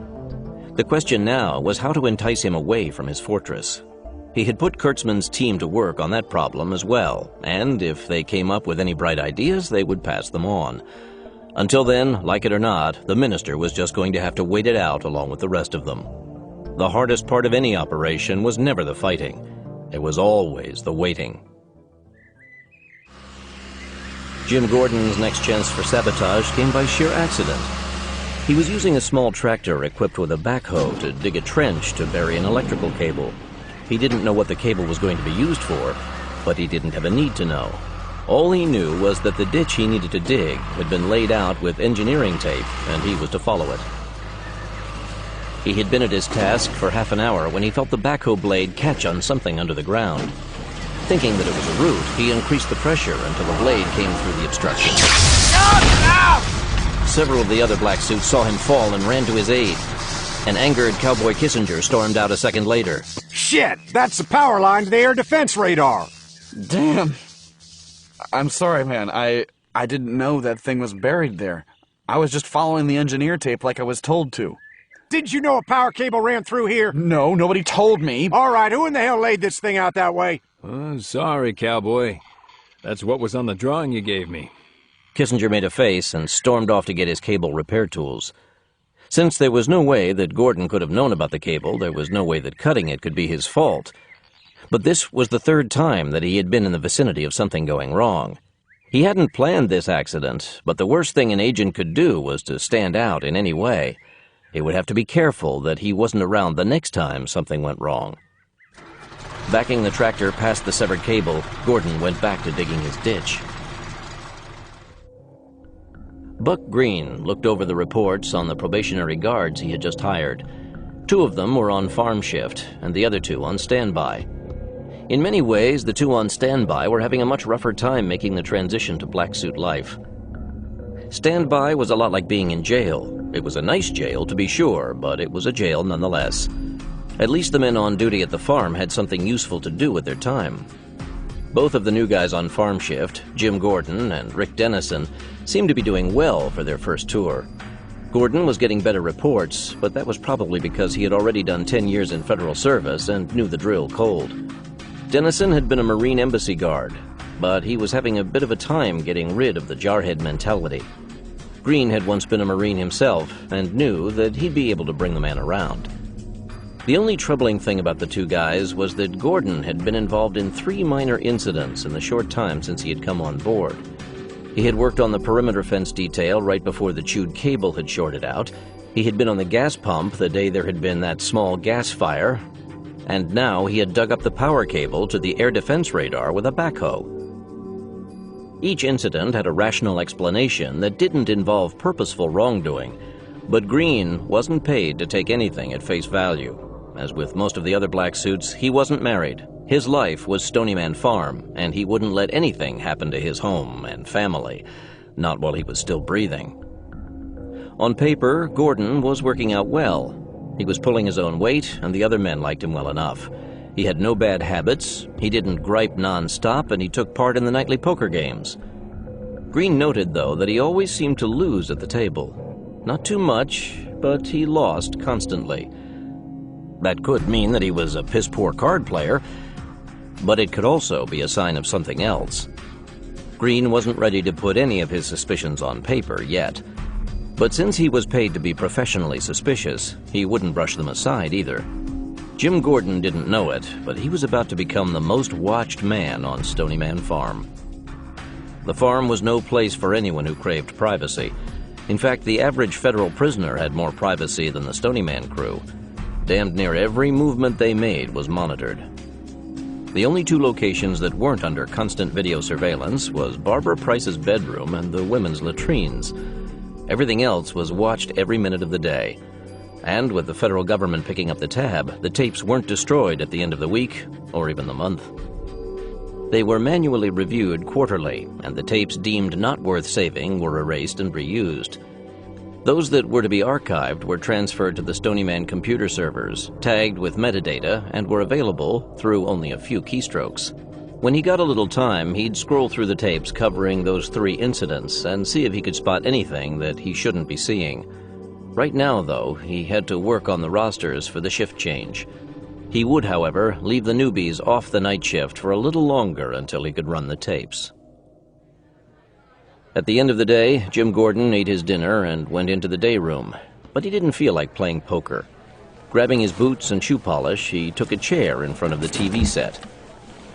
The last segment on the evening's C-SPAN broadcast almost brought Gordon straight out of his chair. The man being interviewed was a retired CIA operative. Little America, Potemkin Springfield, a book on Soviet Cold War espionage operations targeted against the United States. Among the material he used to research the book were a group of long classified documents he acquired through the Freedom of Information Act. Welcome, Roger. I was fascinated by the account mentioned in the main title of the book. The documentation of some of this training is... That was the most important piece of information that I got released, David.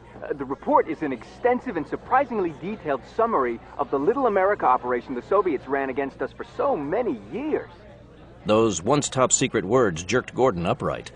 To clarify for viewers, that was the training program they put their people through to teach them American English and acquaint them with American society, wasn't it?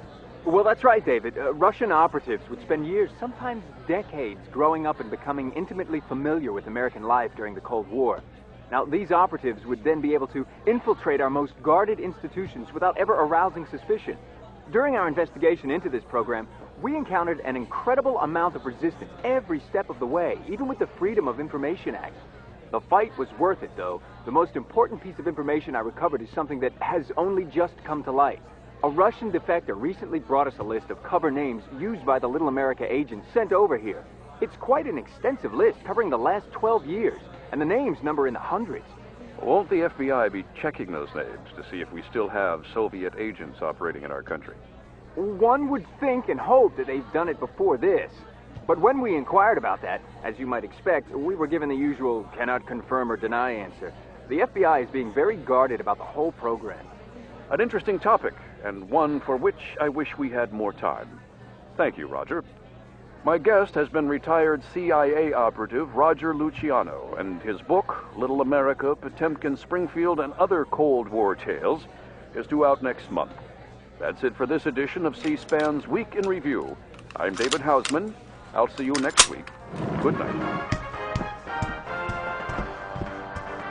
Feeling like every eye in the place was on him, Gordon calmly put his Beretta back together, walked to his wall locker, and put the pistol back in its holster on his assault harness.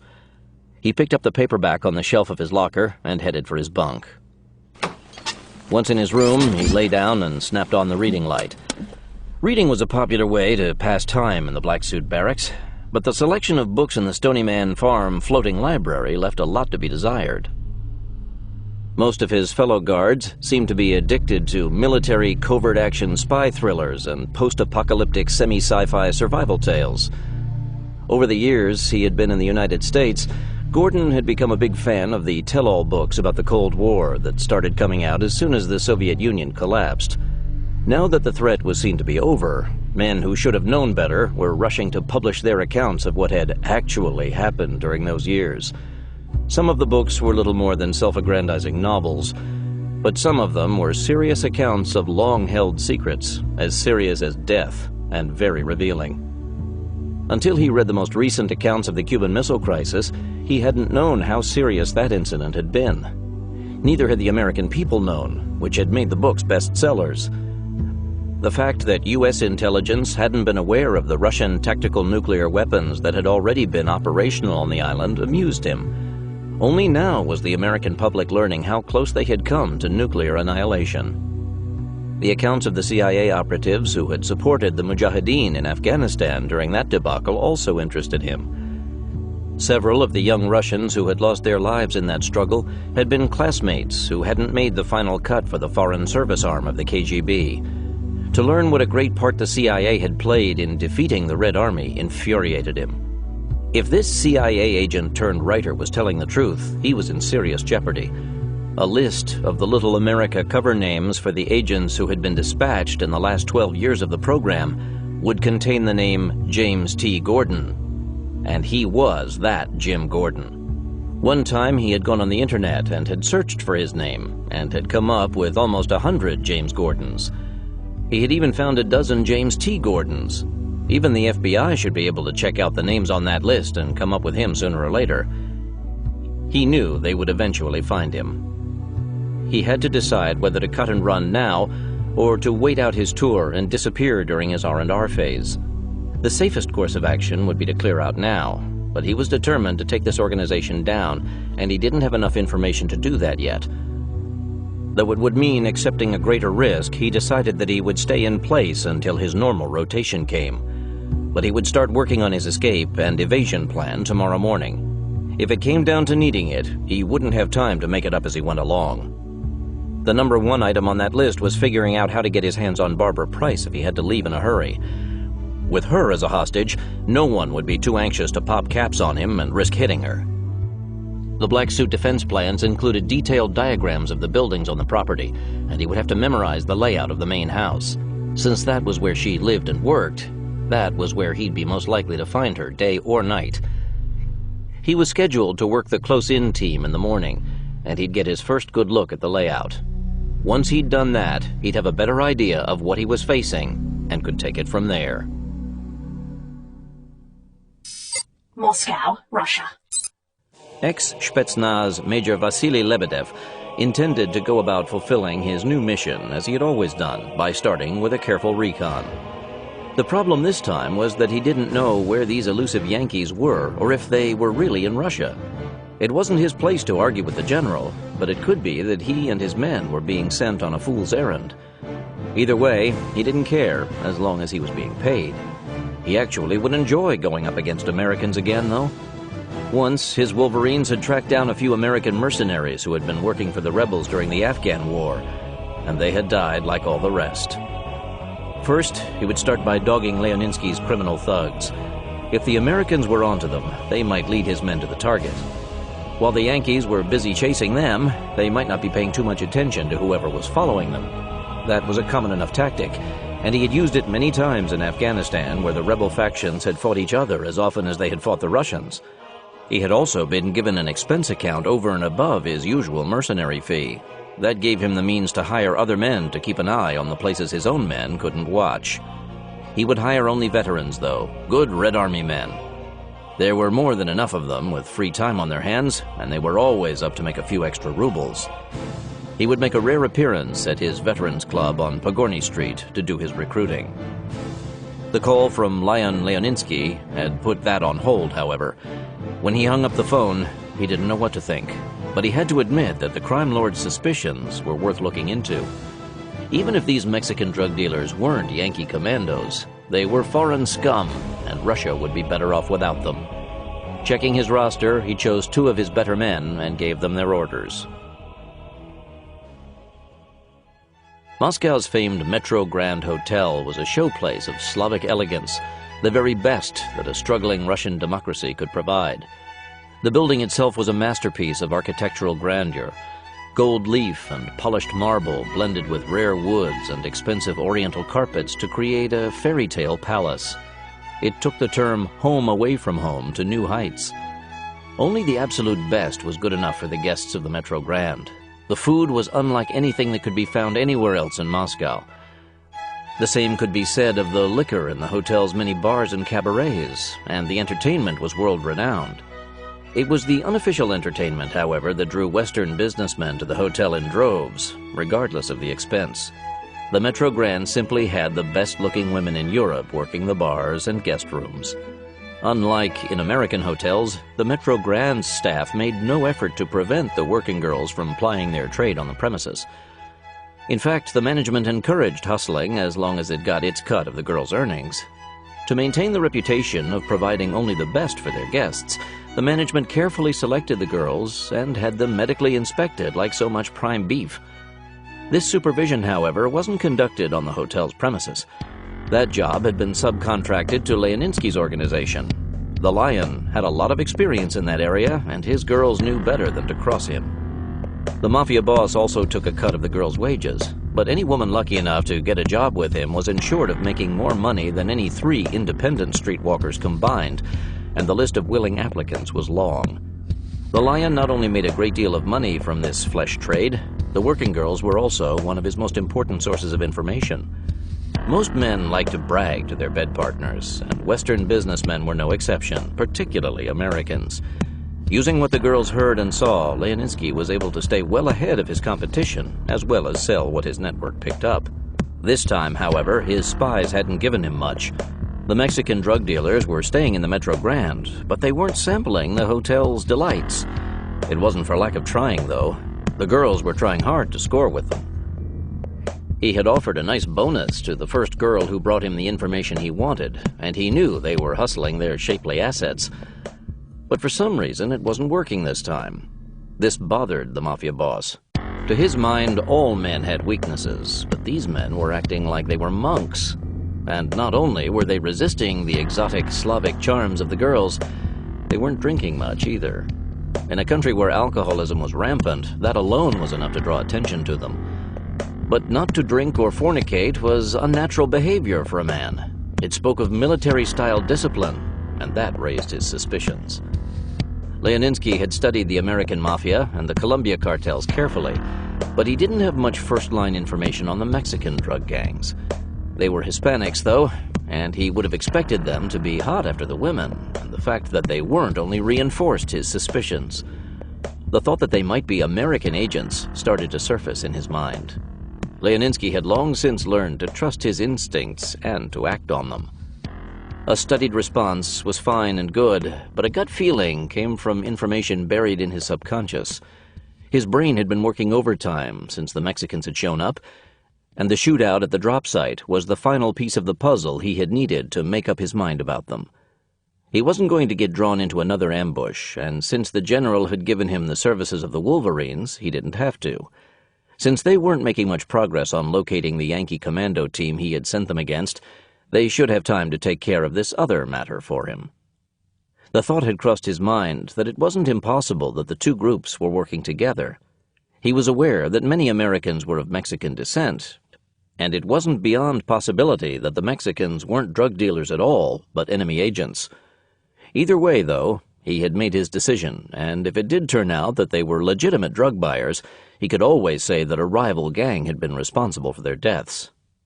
And he wouldn't have to pay them back. The two Wolverines automatically took the stairs from the lobby of the Metro Grand, heading for the 3rd floor. Being caught in an elevator in enemy territory wasn't the kind of move they were likely to make. In their profession, they wouldn't live long if they made too many amateurish moves. Plus, the two men were in such superb physical shape, they could have sprinted up the stairs, taking 2 steps at a time. Lebedev didn't let his people run to flab. The first Wolverine cleared the 3rd floor hallway before signaling for his comrade to join him. Their overcoats were open as they walked down the corridor, their hands on the butts of the silenced Czech Scorpion machine pistols hanging on shoulder straps.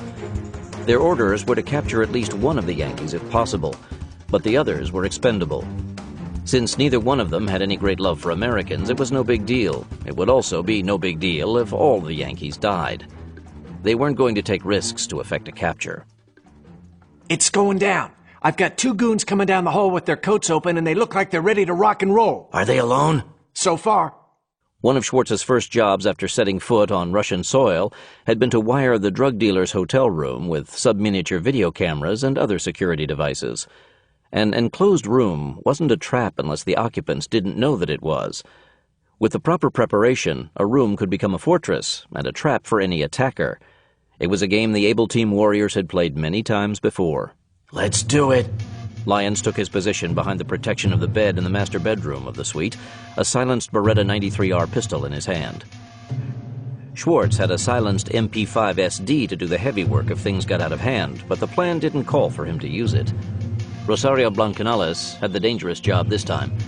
He was the tagger, and his weapon was a dart gun designed for animal control officers.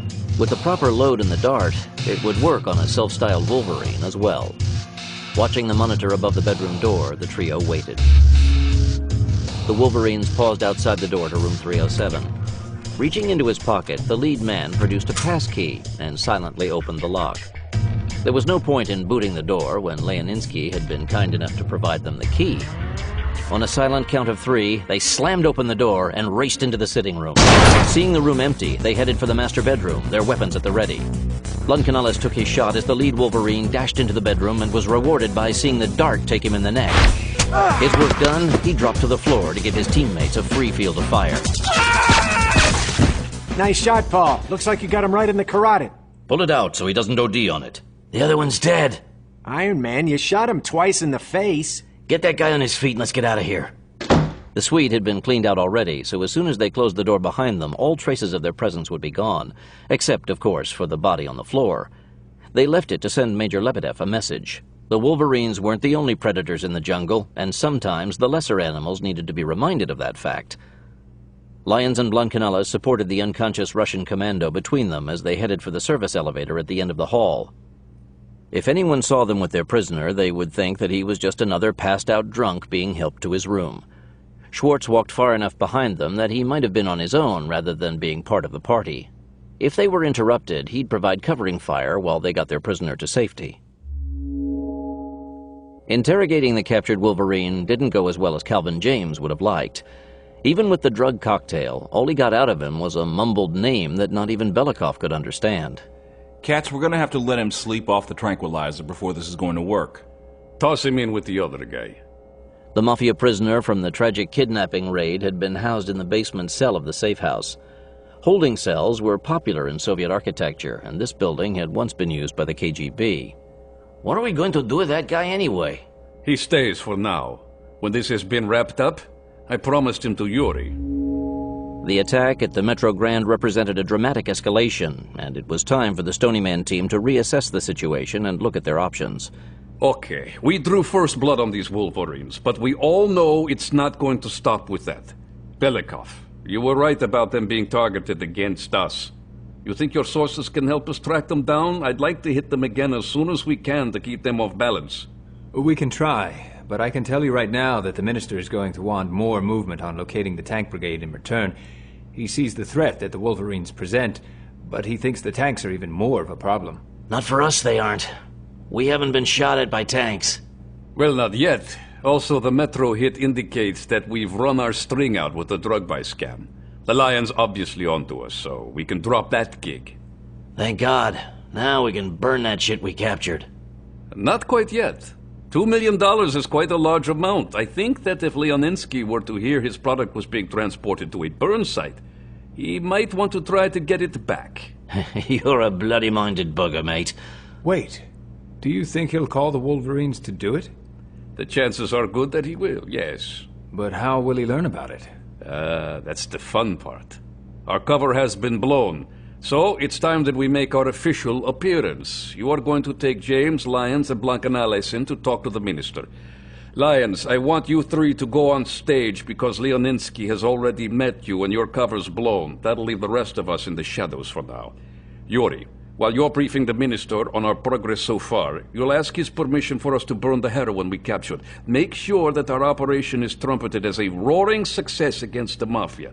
The first blow in a planned series of actions intended to rid Russia of this scourge. I'm not sure that the minister is going to agree to doing that. You know our concern about word of American intervention in our internal affairs getting out. He's afraid that it will do more harm than good.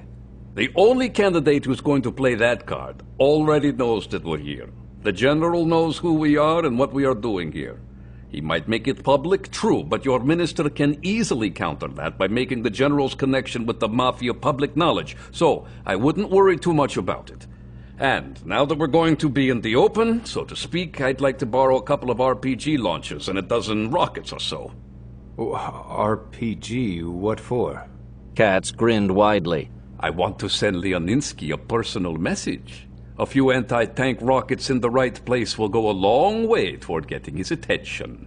The SVR agent blinked hard. These Americans didn't take half measures. As he surveyed the room in the Metro Grand Hotel where the body of his man had been found, Vasily Lebedev no longer had any doubt that an American hit team was operating in Russia. The earmarks of professionals were all over the scene. The fact that the second Wolverine was missing wasn't half as troubling as why he was. Lebedev had sent 2 of his best men to take care of what should have been a routine job, men who should have been able to handle it blindfolded. That they hadn't been able to do it spoke volumes. Part of him was glad that this had gone down this way. He wasn't happy that he had lost the men. His men were his family, and he would mourn them. But he would avenge them first. That was the Wolverine way. Every time one of his men had fallen in Afghanistan, he had made the Mujahideen pay dearly. The Afghan village closest to each ambush site where a Wolverine had died had been razed, and the inhabitants left impaled as a warning to others. He couldn't go to the United States and devastate Washington, D.C. in retaliation, but he would see that every one of the Yankee commandos were in their graves before this was finished. Blood called for blood. This incident had also shown him that Leoninsky wasn't quite the overbearing buffoon he had appeared to be. As a professional soldier, Lebedev tended to see criminals as scum who were hardly worth the bullet in the head they all deserved. But he had to admit that this particular scumbag was a cut above the usual criminal. At least he had decent sources of information. He would remember to pay more attention to the crime lord in the future.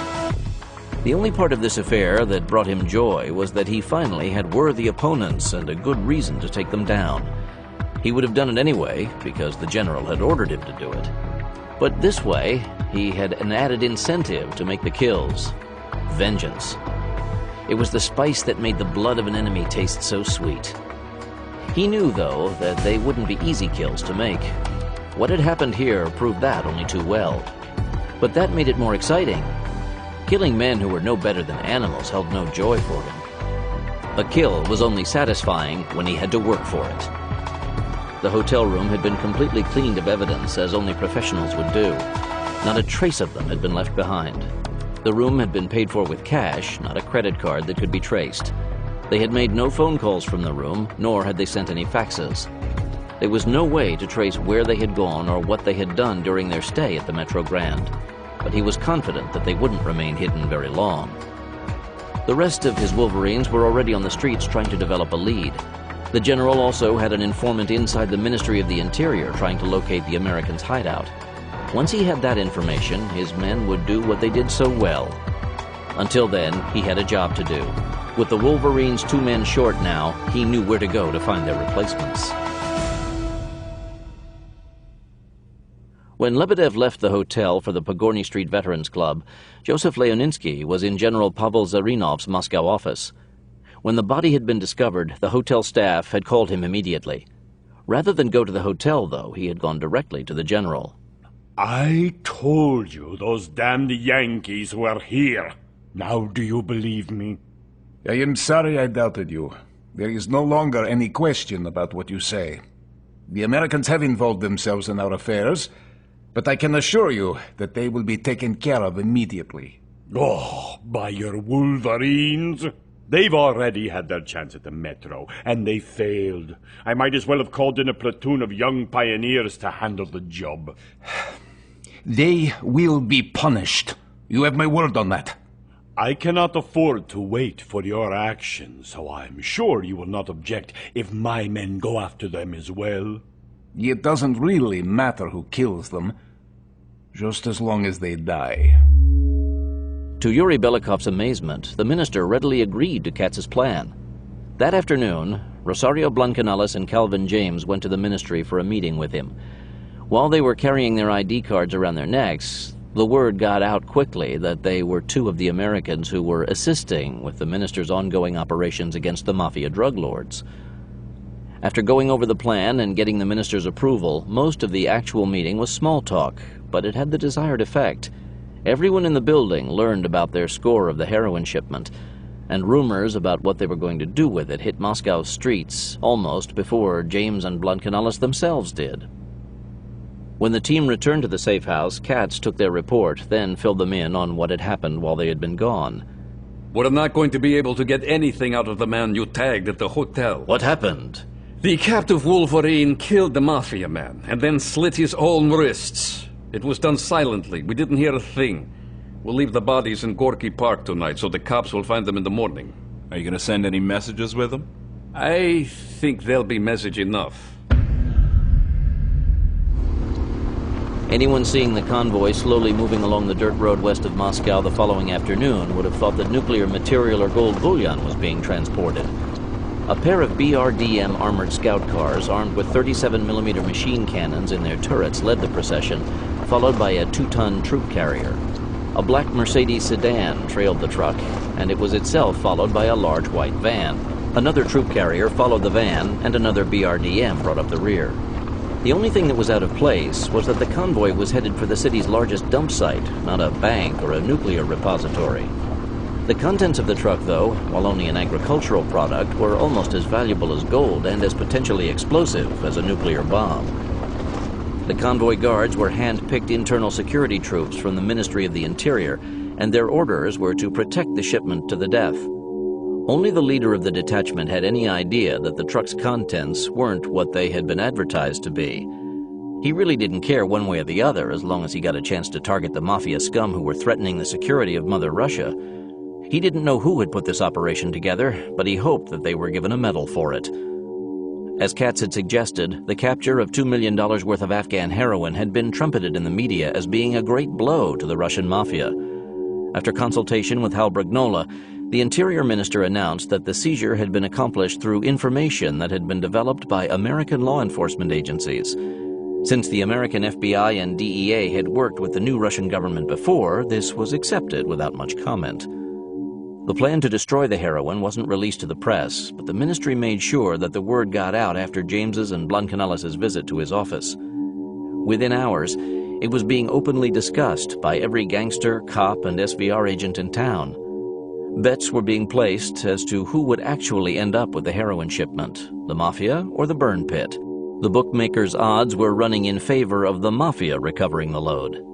Even Yuri Belikov put a few rubles in the pot, but he was betting against the odds. If Katz's plan worked, he'd become a wealthy man. If, that was, he lived to collect his bet. Katz's plan depended on the bait being taken. If it wasn't, he'd be on the firing line again. The heavily guarded heroin convoy was still 2 miles from the dump when it came under attack. As had been done to convoys in Afghanistan, the first and last vehicles were attacked first to block the road. Once it was halted, the convoy came under heavy fire. But one piece of information that hadn't been leaked was that the convoy was equipped with 37mm autocannons. Schwartz watched the smoke rise over the site of the battle raging a mile away. Someone was getting their butts kicked, and he didn't think it was the good guys. Man, I almost feel sorry for those guys. You won't feel sorry for them if they break through and find out that truck isn't carrying the goods. If they get it in their heads to search all of the trucks going into the dump, we might have a battle on our hands ourselves. I thought that's why we're driving this damn truck. No one's gonna want to paw through the contents of a Russian garbage truck. While the convoy had taken the side road that led to the sanitary fill, Schwartz's battered garbage truck was in line with all the rest of Moscow's reeking trash haulers, moving at a snail's pace to the main entrance of the burn pit. His truck had been taken off one of the city's regular pickup routes. It was no less battered and no more clean than any of the others in the slow-moving line, waiting to tip their loads and go out to collect more. It was, however, the only garbage truck in Russia with $2 million worth of heroin buried under the trash it carried. Don't bet on that. We got a couple of cars coming up behind us in a big hurry. The vehicle following Schwartz's garbage truck was a big van not unlike many of the other miscellaneous trucks waiting to offload at the burn site. In this case, however, the van was being driven by Jack Grimaldi, and it was carrying the Phoenix Force commandos in the back. Katz was betting that his ruse would work, but he wasn't betting the farm. If Leoninsky's thugs figured this out, he and the Stony Man team would try to hold them off long enough for Blancanelis and Lyons to set the garbage truck's load on fire with thermite grenades. One way or the other, the heroin shipment was going to be destroyed. Get ready with the door. 2 cars are approaching, and it looks like they're onto us. Got it. T.J. Hawkins stood ready with an over-and-under M16 M203 combo in his hands. Calvin James stood beside him with his H&K. Now! Hawkins and James stepped forward to deal with the threat. Hold it. I think they're just trying to pass us. Leaving the rear door open, Hawkins and James stepped back. By the time the attackers of the convoy were beaten off, Schwartz's truck was inside the fenced area of the dump and was the next in line to drop its load. The Phoenix Force's van had stopped right inside the gate, and the commandos were preventing anyone else from coming in until they were finished burning their contraband. As soon as Schwartz had his truck positioned on the ramp, Lyons hit the hydraulic ramp control to tip the bed. Under the mass of common street garbage inside, the bundles of heroin started dropping into the fire. The sanitary workers, having heard the rumors, saw what was being burned and rushed forward to try to salvage the bundles. Get back! Belikov brandished his submachine gun in one hand and his SVR ID badge in the other. Stand back!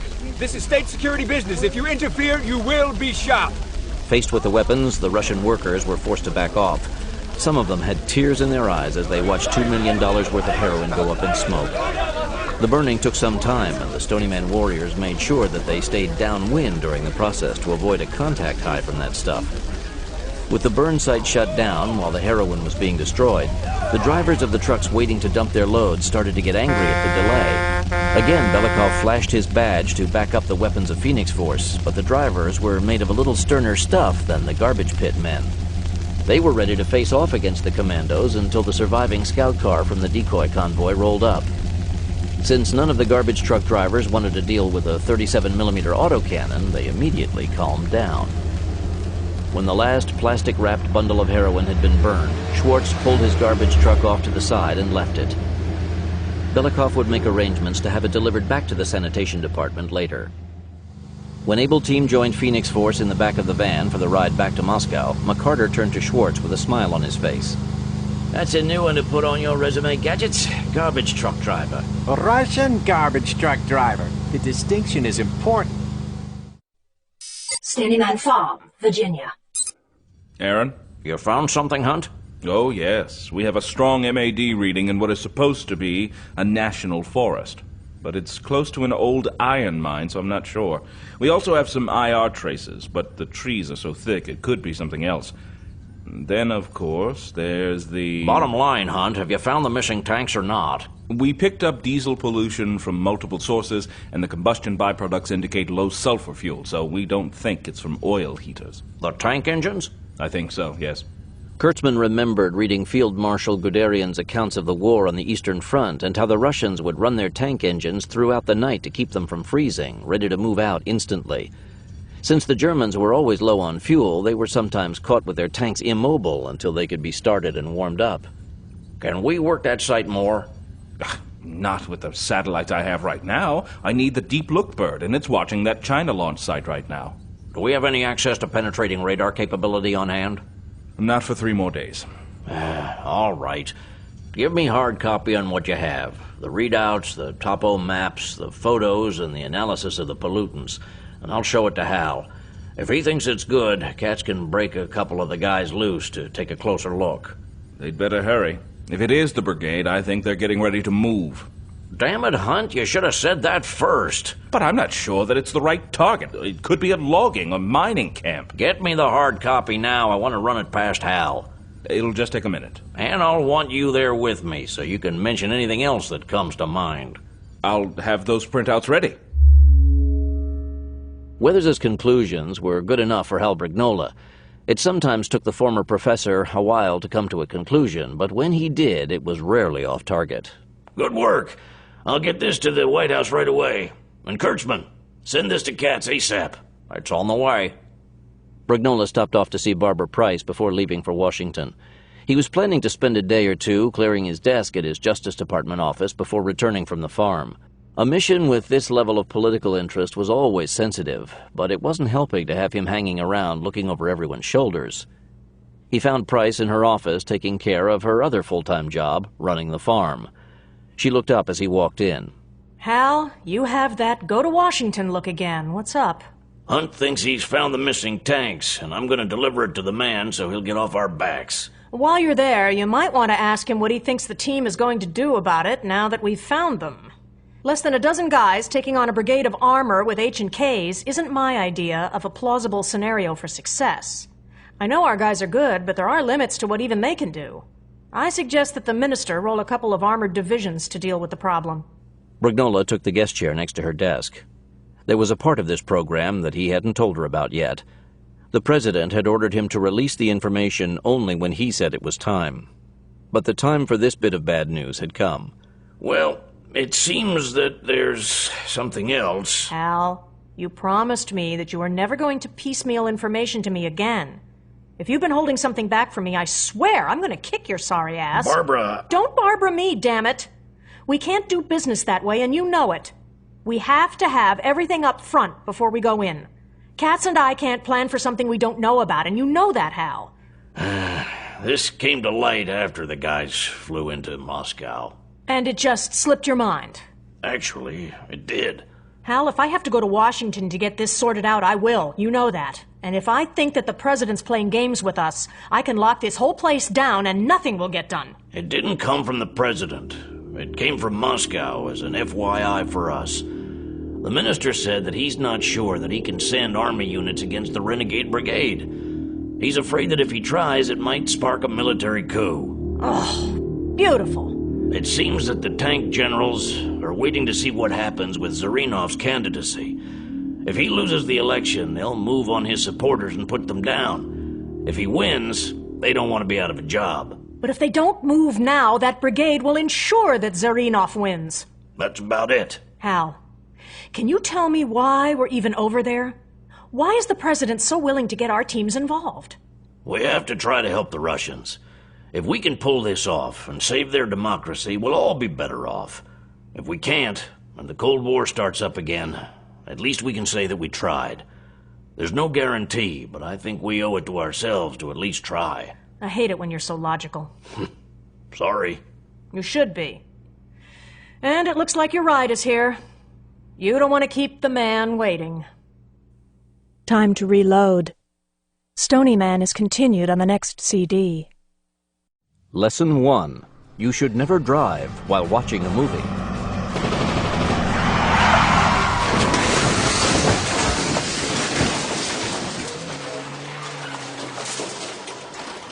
Lesson 2. Do not walk around the subway watching your video iPod.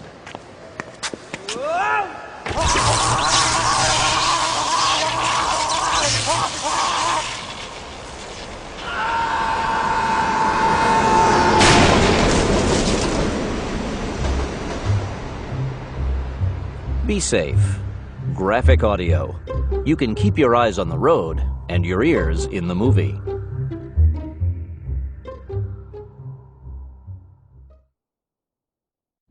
The information Stony Man Farm forwarded about the tank brigade's location put Katzenellenbogen's Moscow operation on hold. Like it or not, the armor had the higher priority. Bolin, MacArthur, I hate to stop when we're on a roll, but I think we need to act on this one immediately. We can turn it over to the Russians. They can send their own army to take care of the bastards. You're talking about a bloody tank brigade, remember? Normally I'd agree with you, but that might not be possible this time.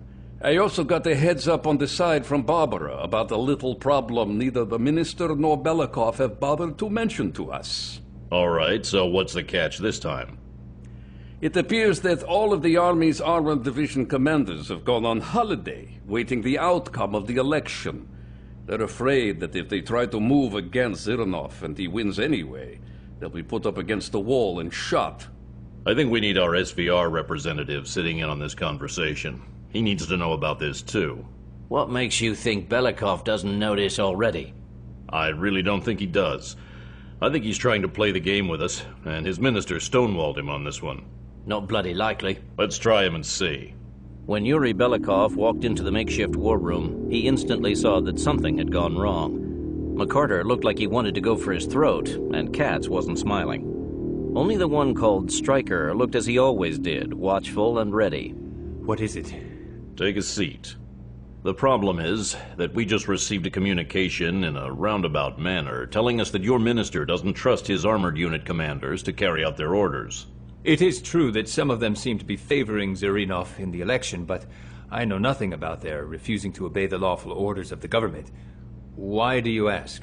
We have also probably located the missing armored brigade, but our people in Washington tell us that your minister has warned our president that he doesn't trust the army to investigate it properly, much less to move against it.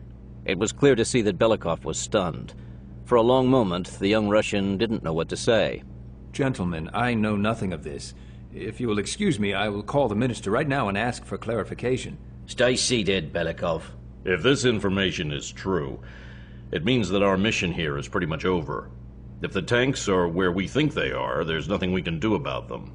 No 11 men on Earth can take on a Russian tank brigade and live. It's as simple as that. We were asked to find the missing tanks, and that's been done. If the Russian army won't move against them if ordered to, there's nothing else we can do here. But you have been making such good progress against Leonitsky and his men. Which means nothing if the tanks roll before Election Day. Zirinov will be elected, and Russia will be his, mafia or no mafia. Belikov saw the truth in that and realized that he, too, had been betrayed. Gentlemen, I do not know what to say. All I know is that you men are the last chance we Russians have to salvage something from the ruins we have worked so hard to create. There are times that I am ashamed to be a Russian, but I have told myself that I have to keep trying to bring my people into the light.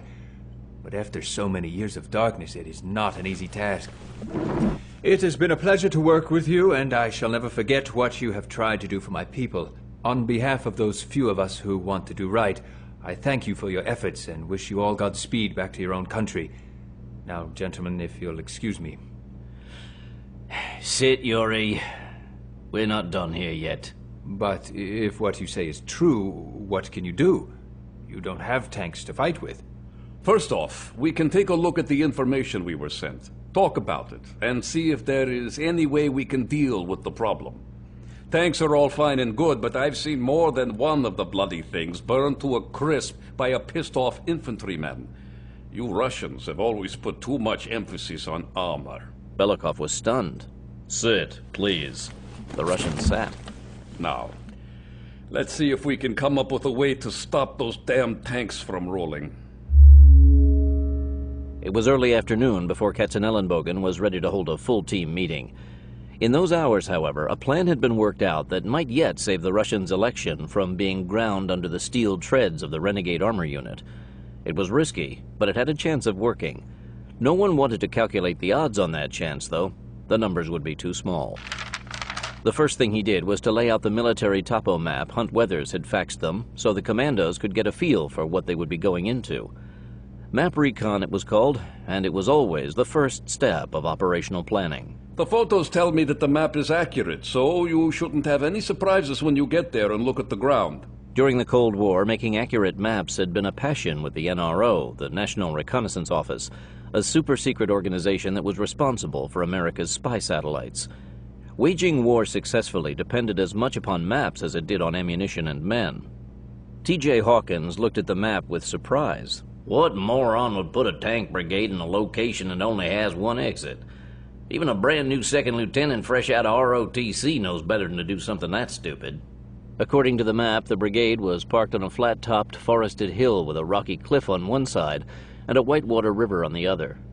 The only access to the hill was across a bridge spanning the chasm. Normally I'd agree with you, but you have to remember that this guy is trying to hide his tanks from curious eyes, and this location gives him absolute control of access to the area. All he has to do is guard the bridge, and no one gets in. Man, I'd think of doing something else, anything else. We take that bridge down and we've got him cold unless he's figured a way to make tanks fly. And don't forget his VLBs. A Russian armored brigade has organic vehicular launched bridging equipment, and we have to assume he took them with him. If we don't take out enough of that bridge, he can throw a VLB span across the gap and move anyway. I guess we just have to blow up the whole damn thing then, don't we? Blowing things up was one of Hawkins' passions. Easier said than done. According to these recon photos, this bridge isn't your usual Eastern European under-engineered bridge. The span was designed to handle heavy mining equipment. From what I can see from the photos, we're going to have our work cut out for us, and we're going to need a lot of specialized demo. Give me a list. I'll have it on the next plane out of Andrews. Is there anything the Russian government can supply for this job? Do you have access to Semtex blocks? It's an RDX made in the old Czechoslovakia. That's what terrorists use to blow up planes, isn't it? Too bloody right. I'll see what I can do. Find out quickly. If you don't have it, I'll need to put in an order ASAP. How much do you need? I'd say at least 200 pounds. And we can use a mile of det cord and several hundred feet of linear-shaped charge.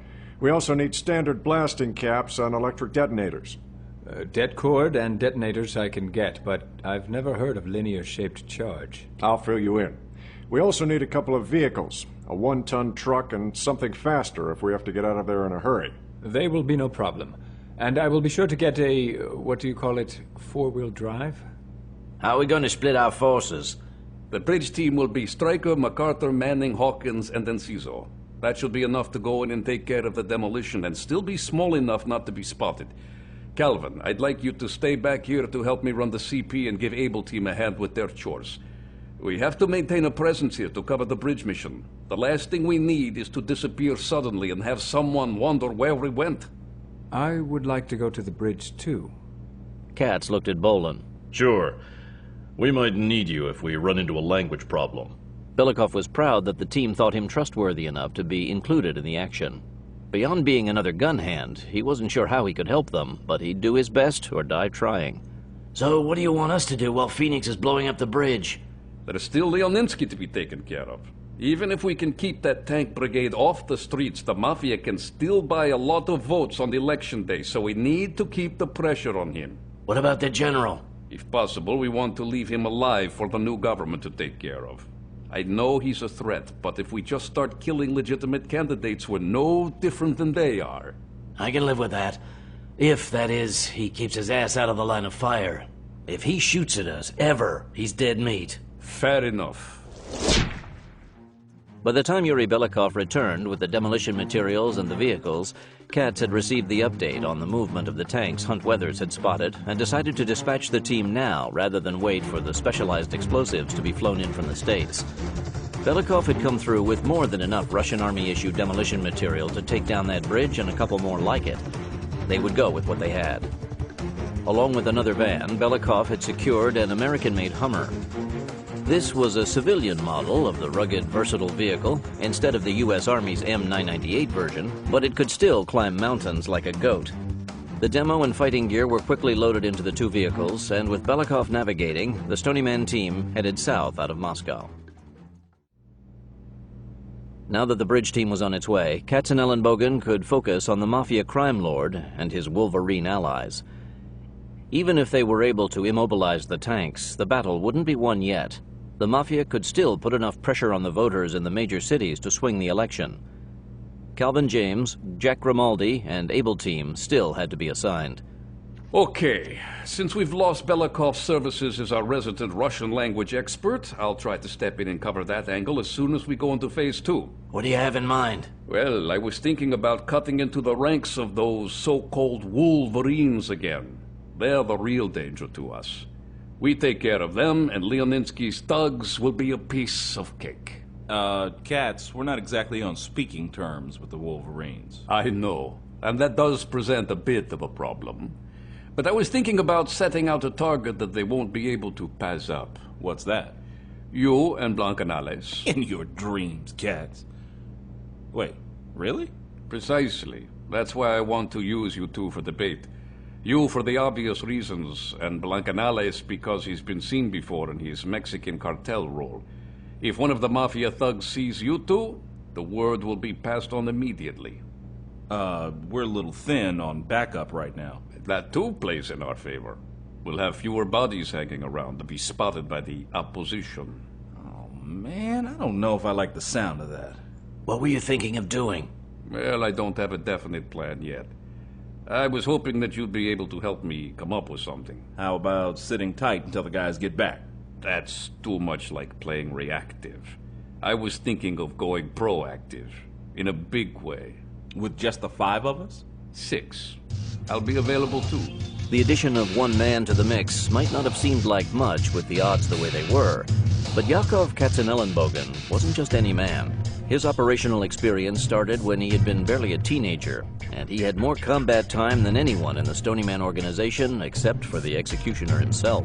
And to kick off this new operation, I think we need to draw attention to ourselves. Why don't we just march across Red Square carrying signs saying, "Here we are, come and get us, cats." Then we can hand out business cards with a map to this place printed on the back. That should get us a few customers. You know, that's not a bad idea. But I was thinking of something a little more explosive. Did someone mention explosives? I hate seeing Mac and the others have all the fun without me. The attack on Leoninsky's Mafia headquarters was a repeat performance for Able Team. This time, though, they had Jack Grimaldi as their wheelman for this drive-by attack.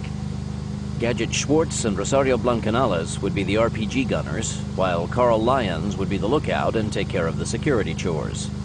Leoninsky's building had once been a Communist Party officers' club.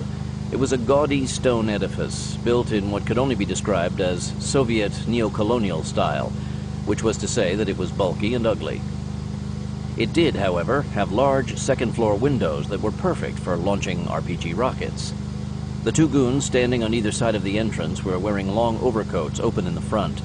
The commandos didn't need X-ray vision to know that they were wearing folding stock automatic weapons under their coats. Schwartz sat to Lyons' left and Blancanales to his right. You ready, Gadgets? Iron Man, when it comes to blowing things up, I'm always ready. And that's why you're here. Time to have some fun. Ready, guys? You kidding? Right. Well, the side door's open. Iron Man? At that short range, Schwartz didn't need to use the sights. It was just point and shoot. Door's open. Hold up. I see a guard. All right, that's clear. Paul? Way ahead of you. Great. Gadgets, round 2. Try to hit the stonework above the door. Easy shot.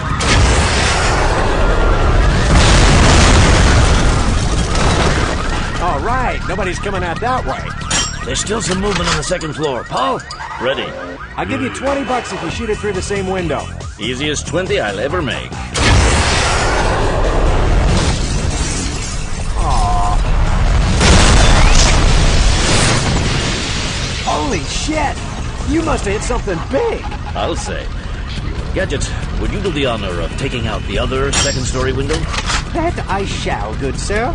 You guys are having too much. I'll see your second story and raise... Iron Man, 1 o'clock, second story window. What? Shit! All right, that's it. Come on, get us out of here. Woo-wee! God, there's just nothing quite like blasting the hell out of a building with anti-tank rockets. Not so fast. We have a tail. Black Mercedes sedan coming on fast. How do you know they're after us? Got a hunch. I've got him, Paul. Hand me my M16 M203 combo, will you? Here you are. Thanks. This won't take a minute.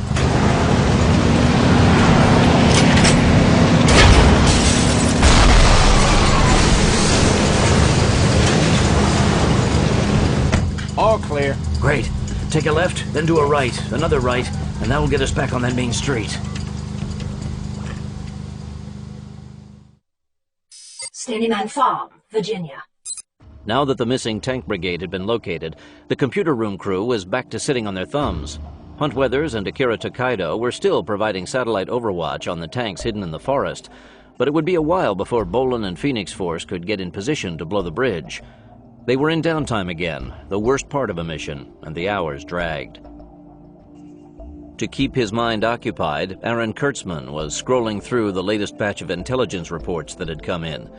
These documents were routinely inputted to the databanks, but he liked to read them when they came in so that he could file them in the back of his mind as well. Databanks and cyber analysis were fine and good, but nothing beat a well-connected set of neural synapses when it came to picking out that one piece of information that would fit in with 1,000 other snippets and complete a picture. Regardless of how much he depended on his cyber sleuthing to solve the problems they were given, Kurtzman still liked to keep his mind active, and the best way to do that was to feed it new information as often as possible. Even though the Soviet Union had been gone for some time now, it was amazing how much new material kept coming through on the defunct evil empire of communism. Some of it was recently declassified material that had never been committed to any computer file, but they were still getting in new information from defectors almost every week. It was a little-known fact that the United States was still offering asylum to old KGB operatives and other Soviet government functionaries who had fought the Cold War against the free world. But to be eligible for asylum in America and a small federal pension, an ex-communist needed to have new information for sale, not just rehashed stuff that everyone knew. The rule of thumb was that if it had been on CNN, it was old news. Much of the information that was bartered for a safe haven in the U.S. was only good for future historians who would dissect the moldering corpse of international Marxism for years yet to come. It was good material, true, but not really germane to the problems of the here and now. Some of the information, however, was pure dynamite. One of the sources in this batch of reports had been a KGB officer who had worked the Foreign Intelligence Branch and had been in charge of terrorist support and training. Since Soviet-trained terrorists were still a threat to the West, any new information on them was desired. As Kurtzman scrolled down the debriefing report, he noted several new bits of information and mentally filed them away. None of them were earth-shaking, but someday one of them might be the missing piece someone desperately needed. The best part of this particular debriefing, however, was when the ex-KGB officer started talking about the final days of the Little America program. This clever infiltration program had long been known to American intelligence agencies, and steps had been taken to guard against it. For the most part, the Little America graduates had been only marginally successful. The best results had come from the women who had been able to secure jobs as secretaries or mistresses for high-ranking officials. In those positions, they had been able to put their highly trained sexual skills to good use for their cause. Even so, the old honeypot ploy was a well-known tactic, and several female KGB agents had been uncovered over the years the program had been in operation. Even with the Soviet Union out of business, the Little America program hadn't been put in the dead file. While the women agents had had their hour, even more dangerous were the male agents who had gone into deep sleep status. These men, all of them quite young, had infiltrated into American society and had taken up normal lives. They were to wait until they received orders before taking any action against the United States.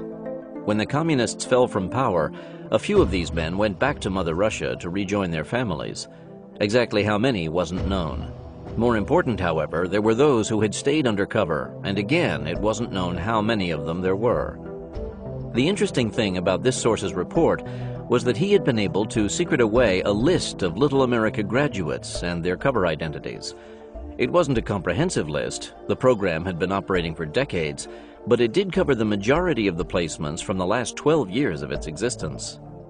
It had always been assumed that the deep-cover Russian agents who had been stranded in the United States had just given up the fight to continue living their comfortable lives in Middle America. Considering the difference in the standards of living between the two countries, that was the only thing that made sense. However, as Kurtzman well knew, common sense wasn't common when political ideology was involved. Some of these men could still be planning to take action against their old enemies.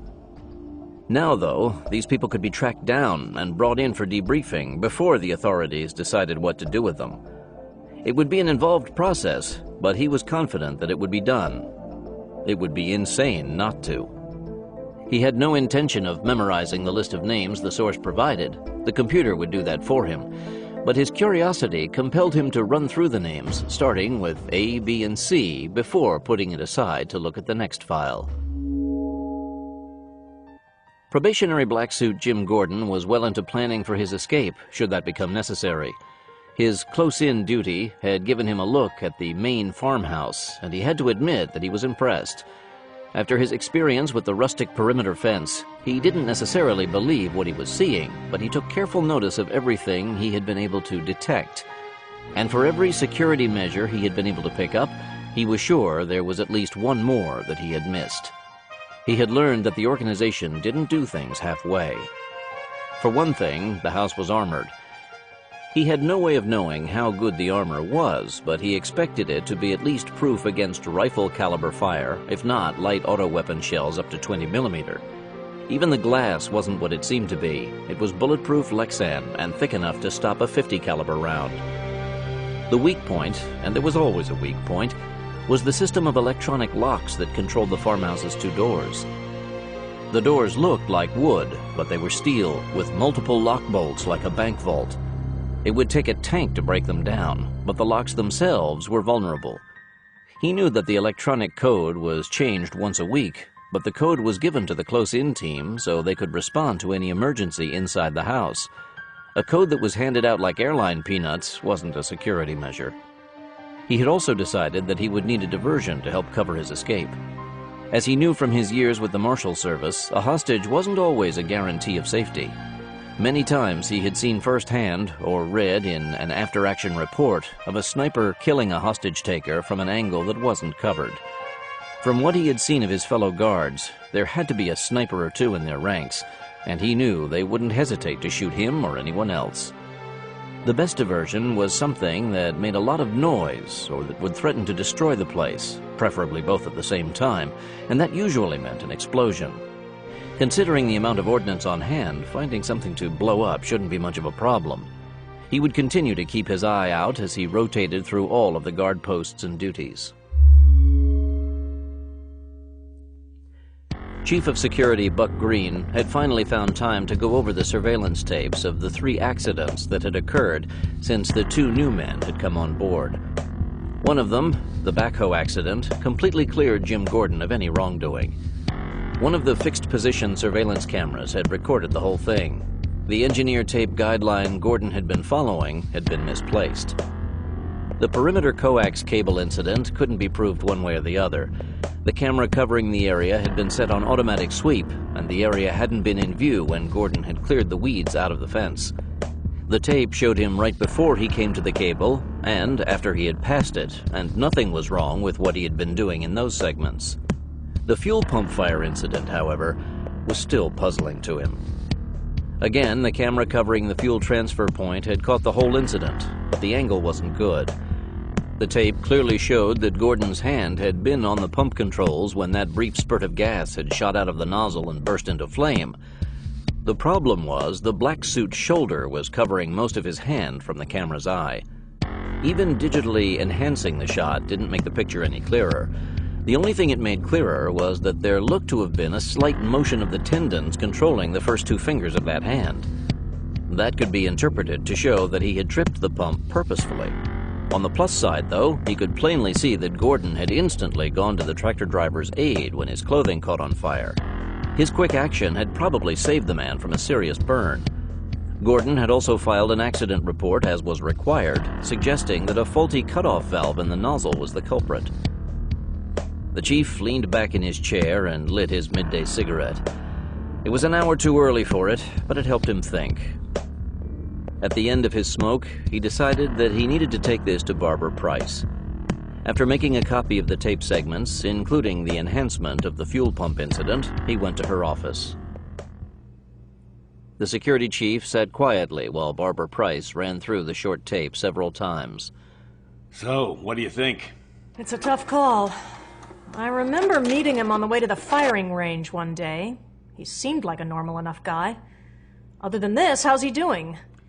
He's doing quite well, actually. The men seem to like him, and he does his work without griping or slacking. The only thing I've noticed is that even though he always loses at poker, he still plays all the time. Does he lose big? Nah, just a buck or two, but he loses consistently and doesn't seem to learn anything from it. Okay. Don't do anything for now. But keep him under close personal surveillance. If he's clean, he has nothing to hide. If he's bad... then he has to be terminated. I'm afraid so. You know, I never thought I'd see something like this happen around here. I know it's happened at other organizations, but I've always been so careful with the background checks and the psych profiles on our people. Sure, we've had a couple of ringers run in on us over the years, but I've always been able to pick them up long before they were offered a position here. I really screwed the pooch on this one. Price smiled to herself. Green was always so careful about his language around her, and his use of that colorful phrase showed his state of mind. You want me to tell the shift leaders to keep an eye on him, too? No. Leave them out of it for now. If this guy's bad, he's well trained, and he's sure to notice if too many people are watching him. Right. What do you suggest? I want you to tape those poker games so you can have Aaron take a look at them. If this guy's not playing to what he draws, we have him. That's a real good idea. If he's cheating to lose, something's definitely up. Keep me informed. Yes, ma'am. Back in his office, Buck Green started going through Jim Gordon's file in detail. Everything from his U.S. Marshal annual physicals to his high school yearbook. His eyes fell on his physical application form to be a black suit. Stony Man used the standard military physical exam form, and one of the blocks was titled Identifying Scars and Marks. This was a relic from before the days of DNA testing, and the scars were listed in case the subject turned up dead and couldn't otherwise be identified. Listed on Gordon's form were the usual hand and leg scars that most adult American males carried, particularly those who had been in active federal service for any length of time. Most of the scars were small, but on the back of his right leg was a 3-inch scar running from his ankle up to the calf. It had been prominent enough that it had been listed first. A cut that big would have required medical attention of some kind and several stitches to close. Following his hunch, he called Aaron Kurtzman. Kurtzman. Bear, it's Buck. Look, I need a little favor from you and your mainframe. I need you to look up the entire medical history of one of my new black suits for me. How far back? All the way back to his birth. It's James T. Gordon, born March 14th, 1964, in Eugene, Oregon. Social Security number 394-54-8921. I need this now, Aaron, right now. I'll see what I can find out for you. Kurtzman smiled as he hung up the phone. He really liked Buck Green, but like a lot of people, the man didn't have too strong a grasp of the realities of cyberspace. The medical records of all the Americans who had ever lived weren't entered in some humongous database in a secret facility hidden somewhere under the Rocky Mountains. In fact, the ACLU was screaming about the routine entering of medical records into hospital computers as it was. It would be a long time before anyone would be able to log on and go to anyone's medical records with a click of a mouse. That didn't mean, however, that he wouldn't be able to help the security chief with his information. One of his established cyber personas was that of Dr. George Kurtzman, medical advisor to the White House. He could also pose as Dr. John Wainwright of CDC Atlanta if he needed to. Brief calls from either of those men should get him what Green said he needed. Why the chief wanted this information, he didn't know. Apparently, at this point in time, he didn't have a need to know. But as he well knew, that status could change at any moment. It was hard to keep secrets from the bear.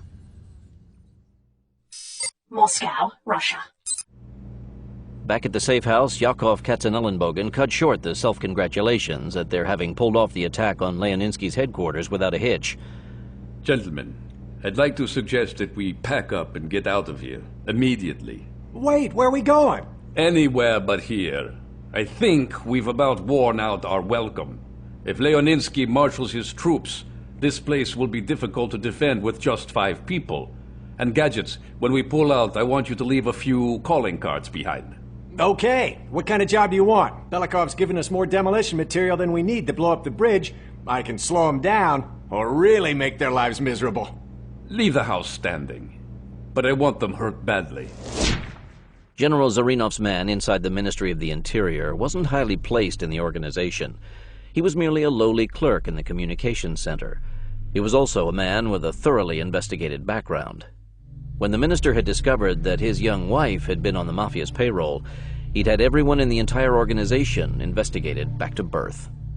The clerk had passed this new examination of his background because he was completely clean.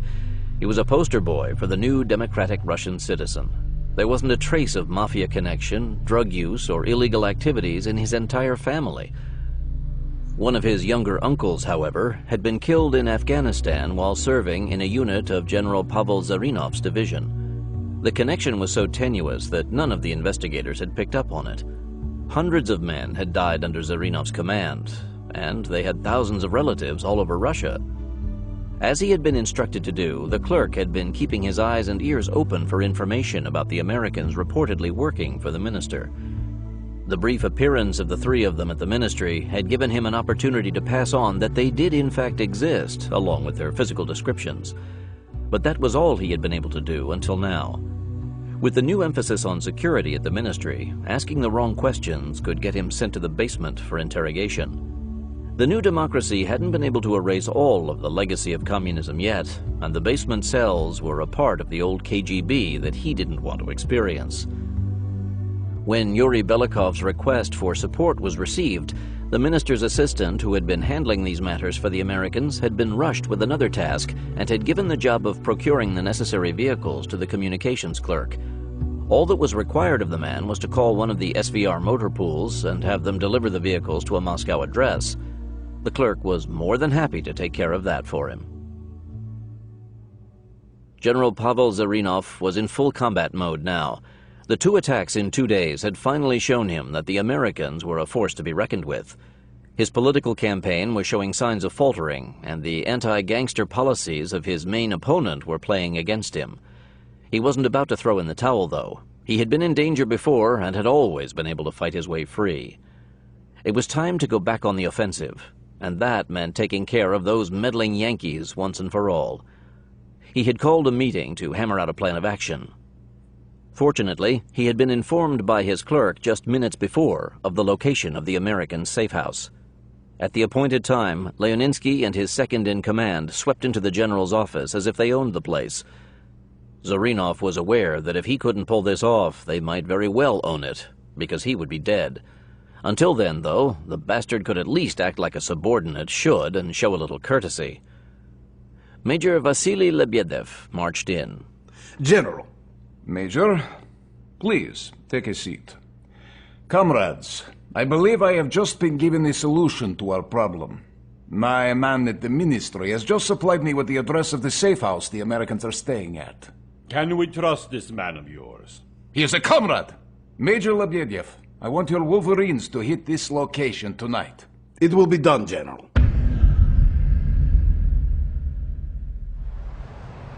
The 8 men who approached the house just before midnight were mere shadows on the darkened street. Moscow had once been known for excellent street lighting, but as with so many other things of the new urban infrastructure, there was no money for lighting maintenance. The fact that all the street lights on that block were dark wasn't alarming. Gathering at one corner of the wall around the compound, the Wolverines boosted their point man to the top of the wall. He lay there, his night vision goggles searching the darkened compound in front of him. Schwartz watched the monitors inside their van. Along with the booby traps, he had left behind a number of surveillance cameras. Even with the van parked at a curb 2 blocks away, he was getting a good look at the assault on the safe house. Action front. I have visual on 8 intruders right outside the southwest corner of the wall. They're in night camo suits and they're packing. I think the Wolverines have come to call. Too bad we're out at the moment. One of them's on top of the wall. They're taking the bait. When the Wolverine point man didn't see any sentries on the grounds, he clicked his radio to signal the all clear and continued to scan for signs of life while his comrades came over the wall. When all 8 Russian commandos were inside the compound, they spread out as per the attack plan. One man moved around to the front of the house, one went to cover the back door, and the others broke down into 2 3-man assault teams to cover the sides of the house. Knowing that they were going up against professionals, they moved cautiously. Attacking a structure at night was always risky, but they knew the drill. On the west side of the house, no light shone through the floor-length windows of the study, and the draperies were open, giving the attackers a clear view of the inside of the darkened room. Motioning for his comrades to wait where they were, the lead man moved up carefully, checking the outside of the house for alarm devices. When that was clear, he examined the window frame for security devices or alarms. Finding a wire on the right side of the window, he followed it down to a magnetic contact pad. Opening the window would break the circuit and sound the alarm. Taking out a glass cutter, he affixed the suction cup to the glass and inscribed a large circle. Tapping the glass, he freed the piece, then carefully withdrew it. After laying it aside, he went through the hole he had made and crouched inside the room to scan for more devices. The filters on his night vision goggles would let him see black light, IR, and blue laser. A laser beam cut across the room from corner to corner at waist height, covering both of the room's doors. That was expected, and it wasn't difficult to bypass. Dropping the laser filter, he went to IR to see if he could spot the faint hot air plume of the heat of an active motion detector. When he didn't see one, he gave the all clear, and the assault team on the other side of the house started its entry. As soon as all 6 Wolverines were inside, they started silently clearing the rooms on the bottom floor. All right. I've got 6 of them inside, and they're starting to go through the rooms. Looking over his shoulder, Katzenellenbogen watched the black-clad Russian commandos the microcam was picking up. With a video recorder that small, the picture wasn't good, and the fisheye lens distorted it even more. But he could clearly see that the intruders were armed. Take them out as soon as they're in range. Got it. Rigging the safe house with booby traps hadn't been easy. Schwartz hadn't had enough gadgets in his travel kit to cover every room with his trademark devices, so he decided on a single kill zone approach. After placing the decoys he expected to be found, he had concentrated his efforts on the hallway that led to the stairs up to the 2nd floor. After the Wolverines had searched the ground floor and didn't find their targets, they were sure to want to examine the upper floor as well. The end of the hall closest to the stairs was rigged as a remote ambush kill zone.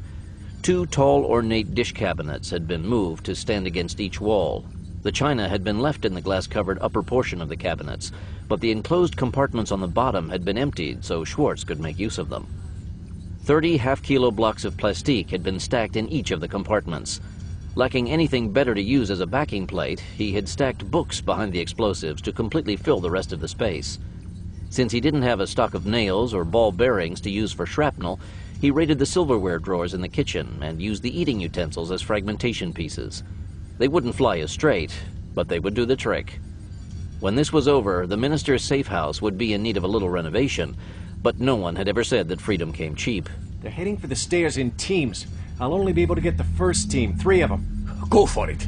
Punching the bottom on his remote detonator, the monitor went blank. Before the image faded, though, he caught a glimpse of the blast enveloping the first group of Russian commandos. The darkened windows of the ground floor blew out with the overpressure, scattering glass over the grounds. That's all, folks. Good work. Now let's get out of here in case they have backup standing by. Grimaldi cranked the van and eased it away from the curb. Blancanellis had secured them rooms in a small hotel, and they would stay there until Bolin and Phoenix Force returned. Some 280 miles southeast of Moscow, the Potemkin National Forest clung to a series of jagged peaks. Once an iron mining region, the forest had recently been designated as a national wildlife refuge. With everything else the Russians had to contend with during their country's growing pains, ecological concerns weren't a priority. But with UN wildlife preservation funds available, it seemed to be a good move to make, particularly since the region wasn't suitable for large-scale farming. Now herds of deer and wild pigs again roamed the dense woods, but among the grazing animals were the hulking steel shapes of T-72 tanks. Parked underneath the forest canopy was almost a complete brigade of the armored vehicles, 300 of them, along with the other vehicles and equipment that were needed to support them. Recently promoted Major General Viktor Malkin, late of the 3rd Guards Tank Regiment, had been given command of the armored force. For the moment, his tanks and their crews had nothing to do. In fact, they were prohibited from doing anything more than starting their engines on schedule to ensure that they would start when they were needed. As an experienced tanker and a veteran of the Afghanistan War, Malkin knew the dangers of letting a force such as his sit idle for too long. It was bad enough for the tanks, but it was even harder for the troops. Like many Russian army officers, Malkin wasn't political, or at least he hadn't started out that way. When the old Soviet Union fell, he had taken it in stride as a soldier who followed orders. But when he saw what had happened to his beloved regiment under the new government, he'd had no choice but to get involved with his nation's political future. To him, his men were his family, as his father's and grandfather's men had been theirs. This was a sacred trust that went beyond mere politics. His honor as an officer required that he take care of his men as best he could, and that best had not been very good lately. Pavel Zarinov had promised on his honor that he would make it possible to give his men their due once his Progressive Party came to power under his presidency. This was a desperate gamble, and he knew that he might even have to order his men to fire on other Russian units before it was all over. But he could see no other solution to the crisis. The Russian army was very near collapse, and electing another drunken fool to the presidency would only bring worse chaos. He held dear his honor as a soldier, but there were times when even a soldier had to take sides. His grandfather had done it during the Glorious Revolution. His father had done it during the Great Patriotic War against fascism, and it was now his time. The worst thing about his decision was the waiting, but it had to be done. As in any battle, to expose his brigade too soon would be disastrous, both for them and for the general. They had to wait, hidden, until Zarinov sent the word for them to move. Then the tanks would roll, and their guns would secure the future of Mother Russia. Until then, he had to keep his men under control and the tanks ready to play their role in this critical juncture in history. He had to admit that whoever had chosen this assembly area had known what he was doing. The forest was dense and easily hid the tanks from aerial observation. Since the trees had grown up around an iron mining operation that had been abandoned for almost 100 years, even space radar would have a difficult time telling his vehicles from the junk that littered the area. Best of all was the fact that there was only one way into the site. Normally, having a restricted access route set a tanker's teeth on edge. Armored warfare depended on mobility, and a static tank was useless. But the bridge over the gorge that cut off the forest made it easy to maintain the security of the tank park. A pair of T-72s and a platoon of men could hold the bridge against 3 times their number, long enough for reinforcements to come to their aid. It would take a division to dig him out of the woods, and Zarinov had promised that none of his armored brethren would move against him. When the call came, he could have his tanks in Moscow in under 6 hours, having secured the smaller towns like Tula en route. It would take longer for the units to get to Novgorod in the east and Volgograd in the south, but they too would be in place within 18 hours of the order to move out. With the large cities under control, everything else would fall into place. His brigade was ready for action now, but he couldn't guarantee how much longer he would be able to keep it in fighting shape. The troops were always the weakest part of any military organization, and his men weren't made of the same steel that the tanks were. Even with plenty of good food and the prospect of going down in history as heroes, the forced inactivity was beginning to show on them. If General Zarinov didn't send him the call soon, he couldn't guarantee the results. Stony Farm, Virginia. Jim Gordon had finally found a way to create the diversion he would need if he had to leave the area in a hurry. One of the barns had a room beneath the main floor that housed the emergency diesel power generators. A sizable diesel fuel tank shared the power room, and it was big enough to do tremendous damage if it were to detonate. He could get the same result by rigging the MOGAS tanks at the fuel station, but they were out in the open, and it would be difficult to work on them unobserved. Also, too many people used the gas pumps. With one man on duty there every day, and the others bringing in farm equipment for refueling, anything he tried to hide there was sure to be found. He should be able to work in the underground generator room without being seen, and there was more than enough room to hide an explosive device. Diesel fuel wasn't as volatile as MOGAS, but it would burn, and under the right circumstances it could be made to detonate. A single thermite grenade would burn through the steel tank and set the diesel on fire. If it was set up properly, a secondary plastique charge would cause the burning fuel to detonate. The secondary would have to be big enough to cause an overpressure in the room, but the room wasn't large. He might be able to get the effect he wanted with only 2 of the new assault grenades the black suits were carrying. The problem was going to be getting the thermite he needed to start the process. Unlike a Hollywood spy, Gordon didn't carry an arsenal around with him in his hip pocket. The average American didn't have a spy kit at his disposal, and he didn't either. In fact, he had come into the country completely unarmed and without contacts to supply him. Only when he was activated would he be issued the tools of his real trade that he would need to complete his mission. But his extensive training had taught him to use every explosive device known to man, and to make his own field-expedient demolitions if it was necessary. It would be much easier, however, if he could find something to use from the black suit issue. Being caught mixing a batch of homebrew plastique in the latrine sink would be a little difficult to explain. In the barracks ammunition ready racks, he had seen flashbang grenades and frags ready for self-issue if they were needed. He would have to check to see if thermite grenades were stored there as well. If not, there were still ways to use the diesel tank as a diversion. If nothing else, it would start a good fire, and with the exception of the main house, the buildings were all of wooden construction. A roaring fire would go a long way to cover his escape. A day after asking for Jim Gordon's medical records, Buck Green walked into the computer room with a videotape in his hand. If I remember correctly, Bear, you used to be some kind of hot-shot poker player. Kurtzman smiled widely. Damn straight. You have some money you want to lose?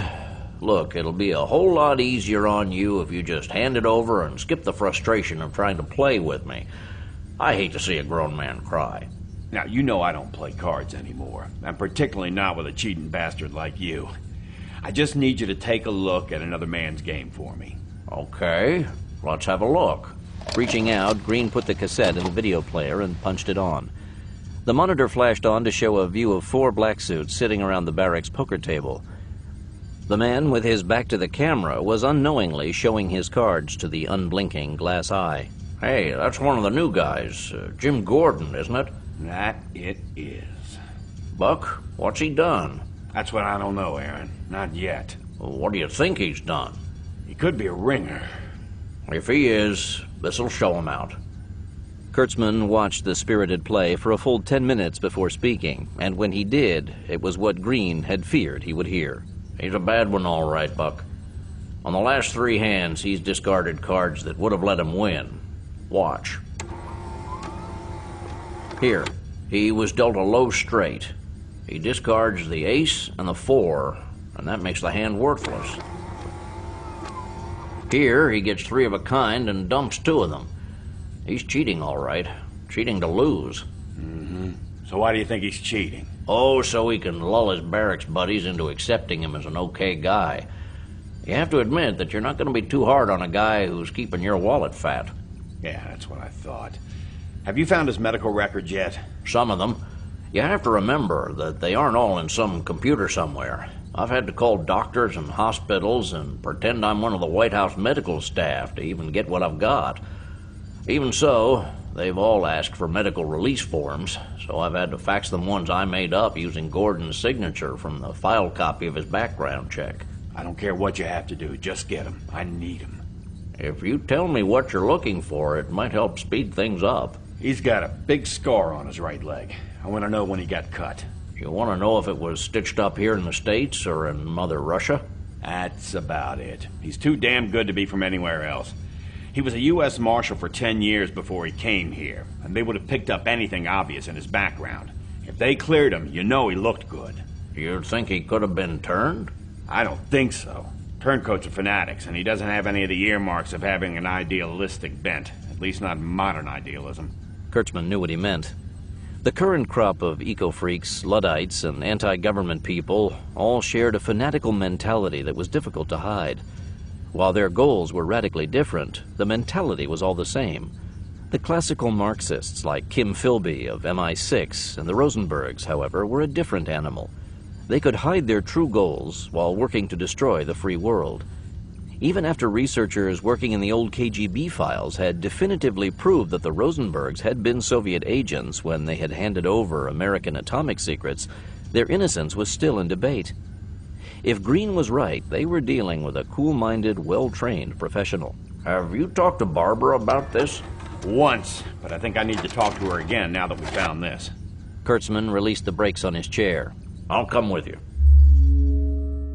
Barbara Price was a bit surprised to see both Buck Green and Aaron Kurtzman at the door of her office. Being double-teamed like this was a rare event. Usually, a conference call took care of group meetings. To what do I owe the pleasure of this visit, gentlemen? Do you have a minute? Sure. Green stepped aside to allow Kurtzman to wheel his chair in. Can I close the door? Of course. I'm afraid I've confirmed that we have a serious security problem. Jim Gordon? Aaron agrees with me. We have a bad black suit. She had expected to hear anything but that from him. Buck Green ran such a tight ship that they had never had any problems with the security force.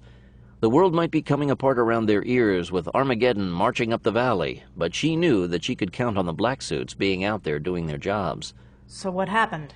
I'm not sure. All I know is that I'm convinced now that Gordon's an enemy agent. Let me get Hal in on this. I'd like to leave him out of this for now. I agree, Barbara. We need to keep this to ourselves for a while longer. Okay, boys, I'll bite. What's the deal?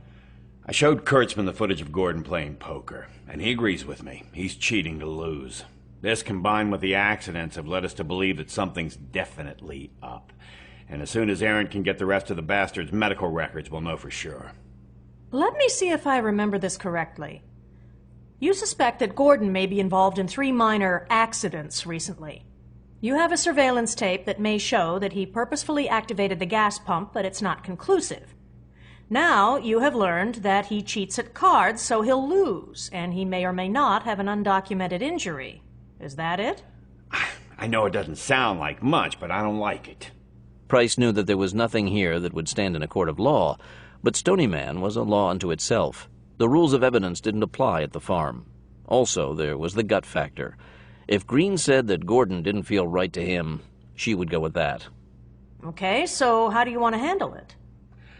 Well, if you don't mind, I'd like to continue watching him for a while. I want to figure out if he's planning an attack on us, or if he's just on a recon. Why don't you want Hal involved yet? I'm afraid they don't want me to drag this guy in and start working on him. What's wrong with that? A good interrogation should be able to answer those questions for you. The problem is that I don't know if he has some kind of contact to the outside. If he does, his disappearance might trigger another action I don't know anything about, and won't be able to prepare for. Bear, you haven't said much. Do you have anything to add? I'm with Buck on this. I don't think Gordon's an immediate threat, and I'd like to find out what the hell he's doing here.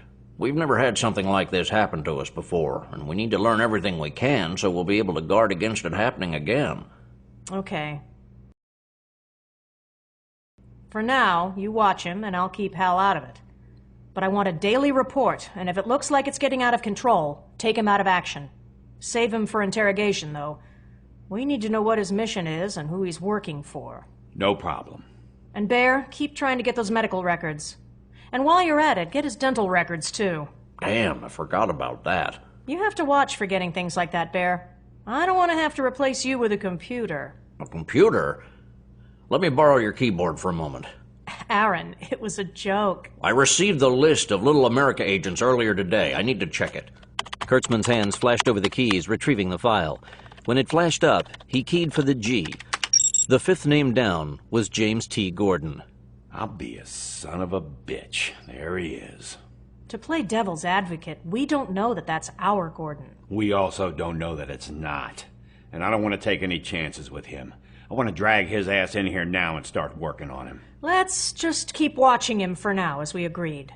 Nothing's essentially changed.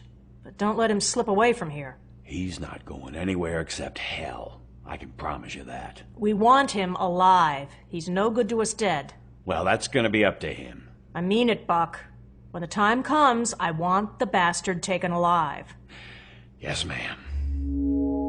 Once back in the computer room, Kurtzman and Green worked out a plan to pipe the surveillance tapes into the computer room live, rather than store them for the weekly review. I can program the computer to recognize his RFID tag. That way, it'll mark any tapes he appears in, and we won't have to go through everything that comes in. You just do what you have to do so we can keep an eye on the bastard. And Buck? Yeah? You might want to stay in the background while we have him under surveillance. If he sees the expression on your face, he'll know that he's stepped in it big time. Yeah, well, you got a point. Potemkin National Forest, Russia. The distance from Moscow to the Potemkin National Forest was a little under 300 miles. But Russian roads weren't American freeways. The Stony Man team's vehicles had been lucky to average 40 miles an hour. How the hell do you people get around in this country? The only other place I've seen roads this bad was in Albania. We use the trains to get around in Russia. Russian trains are very fast and efficient. The conductors are all young women with giant breasts, and the vodka's free. I still think we should have taken a chopper. If there had been a way to do it and keep Zarinov from knowing about it, we would have. But I would have had to go to the army to get one. And there was too great a risk of word getting back to him. We still should have flown. 63 miles out of Tula, Manning turned the Hummer off the main road and started up a dirt road into the foothills. This was a thickly forested mountainous region, and it had been miles since they had seen the last house or farm. An entire tank army could be hidden here, and no one would ever be the wiser. Carrying their weapons, the commandos got out to stretch their legs and survey their surroundings. According to the map, they were a little over 4 miles from their target area, and the aerial photos showed it to be thick forest all the way in. That faint rumbling sound, what is it? Tank engines. They have to run them every few hours to keep the batteries charged and the oil warm. Tanks don't like to get cold. So we found them? We have. And now we have to go see if we're going to be able to stop the bastards. And if we cannot? Well, then we pray that we can get out with our asses still attached. Stony Man Farm, Virginia. Now that the team was at its jump-off position, the Stony Man computer room staff swung back into action.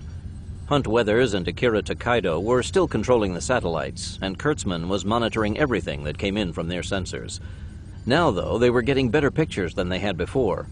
Weathers had been able to get a deep-look bird on station and was getting radar pictures of what was happening under the dense foliage.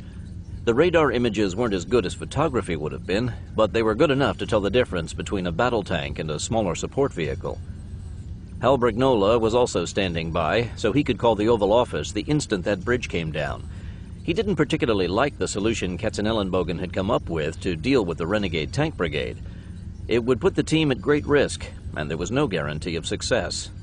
Bolin and Phoenix Force were a strike squad and were able to do what they did by moving fast and shooting straight. As Barbara Price had so vividly pointed out, taking on an armored brigade wasn't a task for a handful of men, no matter how good they were. But Katz was the man on the spot, so it had been his decision to make. Had it been his choice, Brignola would have passed and would have tried again to pressure the minister into ordering in the Russian army to take care of the tanks. He had tried to suggest that approach before, without success.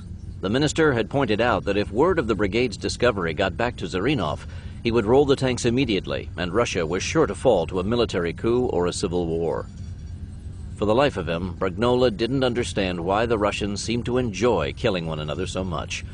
But history had proved time and again that they would just as soon kill their own countrymen as a foreigner. Even during World War II, Russian troops killed far more of their own citizens than the Germans had ever done. While he was trying to be optimistic, he wasn't sure that this was going to have a happy ending. Even with the tanks out of the way, Russia was still critically unstable and could erupt at any moment. When a people were determined to commit suicide, there was little that could be done about it. The country that used to be known as Yugoslavia was a recent case in point. We may have a problem. What is it? I think the tanks are getting ready to move out. Some of them have come out from under the trees. The fuel trucks are topping them up, and they're not going back into their hiding places. They're not forming into march columns yet, but it looks like the troops are loading their personal gear into the external cargo racks. It could be the preparation for a move out. Get that to Stryker immediately. It's on the way. As Kurtzman reached for the mic to the SATCOM radio, Brignola went to inform the president that they had confirmation of the brigade's location. He would try one more time to convince him to put the hammer on the minister. He knew that it would be another exercise in futility, but he had to give it one more shot before the team went into the mouth of the lion. Potemkin National Forest, Russia. The commandos didn't need Stony Man's warning to know that the Russians were getting ready to do something with all that armor. The low rumble of tank engines echoed off the mountainsides like a distant storm. The confirmation, though, gave them a greater sense of urgency. Rather than take a day to recon the situation, they would have to go in immediately and try to set the charges on the bridge that night. The crack team quickly loaded their weapons and supplies from their vehicles and started on their way. T.J. Hawkins took the point position as the team traversed through the dense undergrowth. Along with his weapons and ammunition, he had a 50-pound pack full of explosives on his back, so it was slow going. His night vision goggles showed him the terrain in shades of glowing green and gray, and he was being careful on the approach. But interestingly enough, he had encountered no sensors or anti-personnel devices. Apparently, the Russians were confident that no one knew where they were hiding. Confidence was fine, but too much of it could lead to making mistakes. It took several long hours for the commandos to reach the edge of the gorge that cut off the brigade's mountain hideout from the rest of the crags. By the time they arrived, the tank engines had fallen silent, but they had listened to their deep coughing roar all the way in. The bridge was as the photos had shown. Riveted steel girders made up the 4 pylons that suspended it over the chasm. It had a single-lane roadbed, but it was strong enough to carry the weight of armored vehicles. Sandbagged positions flanked the western abutment, and 4 sentries were on duty. Were it not for the opposition, it would be only an hour's work to take it down. After a quick recon, Bolin ordered the 2 teams into action. Manning and McCarter shouldered the bags of explosives, and Belikov went with them as far as the edge of the cliff. His job was to guard them from above while they worked. On an outcropping overlooking the edge of the bridge, Enciso and Hawkins moved into position so they could watch the guards through their night vision binoculars. If the demo team was discovered, their job would be to create a diversion long enough for the others to climb back out of the gorge. Since they were expected to hold off driving tanks, they had brought 2 RPG-7 rocket launchers with them and 24 rounds. Hopefully, though, they wouldn't have to use even that. If the gods of war were good to them, they'd be in and out before the Russians knew they were there. Anything else would be a disaster. Bolin found a spot on the other side of the bridge where he could support the other teams. Once the diversion team was in place, Gary Manning and David McCarter left Belikov and started their descent. When they reached the first pylon, Manning quickly examined the steel girders and found them to be what he expected. Sometimes it was difficult to look at an aerial photo and be able to tell what you would be working with. This time, he had lucked out. Phoenix 1 here, starting the job. The demolition plan was simple. They would drop the first 2 bridge pylons on the west end into the gorge, sending half of the roadway down with it. That would create a gap too long to be covered by the brigade's vehicular launched bridges. The crewmen would be able to walk out anytime they wanted to by going down into the gorge, but their tanks would have to remain where they were until the bridge could be rebuilt. The first group of charges went on the bottoms of the girders that made up the first pylon. After being emplaced, each charge in that group was connected to the next with a length of det cord. It was slow work in the dark, but it couldn't be rushed. This wasn't a job they could return to and make right if it didn't work the first time.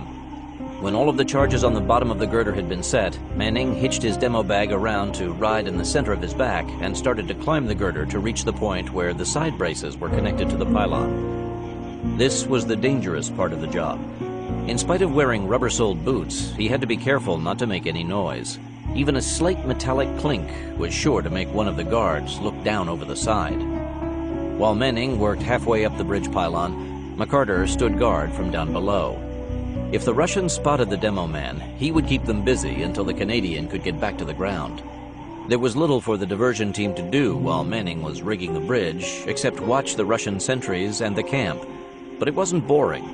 Every new noise from the tank park and every sentry who went to relieve himself sent their fingers to their triggers. It was a long wait. Time to reload. Stony Man is continued on the next CD. What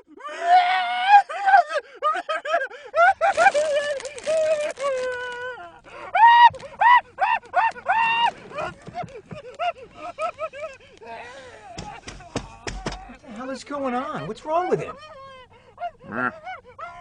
He's foaming at the mouth. Is he sick or something?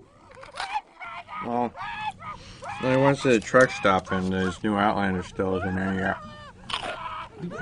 That's on the website. Outlanders is available on the website. Doesn't he know that? He's on a website? He's not. Outlanders is. What are you eating? You got to get back to work, all right? So just tell him that Outlanders is now on the website. And, in fact, I think it's even cheaper. It is? No, I lied. It's actually more expensive now. Really? No, it's cheaper. You can easily get it. They're easily accessible. They're also a spin-off of Deathlands. What is? Outlanders. What about it? I think pretty much it's discontinued. Whoa! Yeah, it's a shame. Might want to throw your buddy a bone. He's not moving.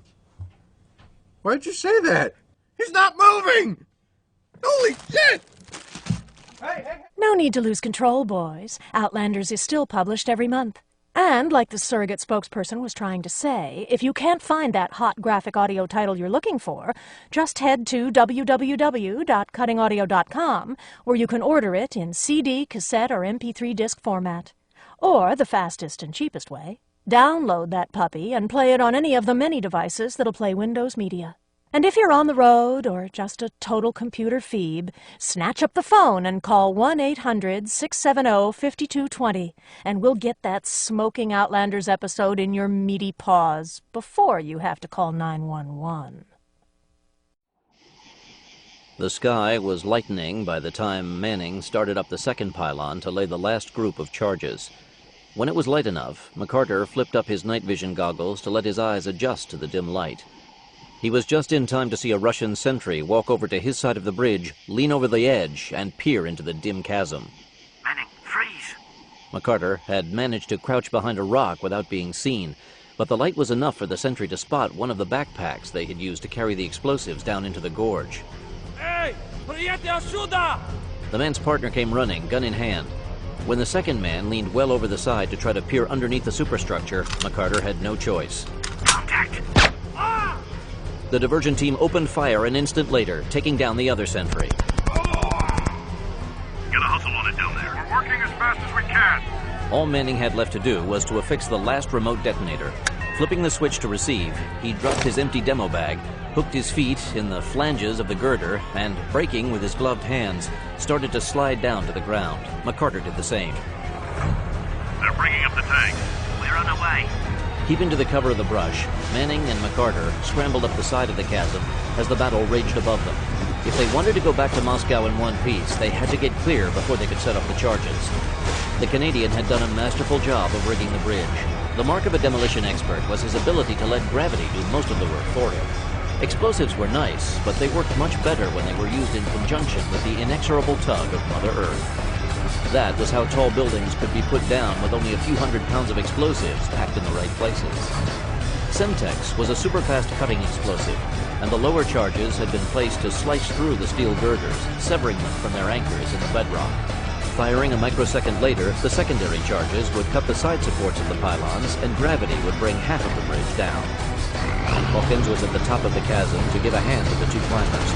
Manning was panting with the effort of the climb as he took the remote detonator from his side pocket. The first tank was charging across the bridge, breaking the rocks with its coax machine gun, and there was no time to rest. Fire in the hole one! Fire in the hole two! What the fucking detonators won't fire the secondaries! The whip crack of the T-72's 125mm high-velocity gun was the sound of biblical doom to Hawkins. He'd always figured that he was going to hell, but damnation had come to him early in the form of a tank spitting flame. Hawkins knew that if that tank kept coming, none of them would be walking away from this confrontation. Since he was the man with the RPG, it was up to him to try to stop that tanker's advance. Before edging out around the side of his boulder, Hawkins made sure that the round was properly seated in front of the launcher. Keeping low to remain as inconspicuous as possible, he lined up the RPG's sights on the front of the tank, right below the driver's position, and fired. When the smoke cleared, there was a glowing red pockmark on the front armor, but that was all. Oh, shit!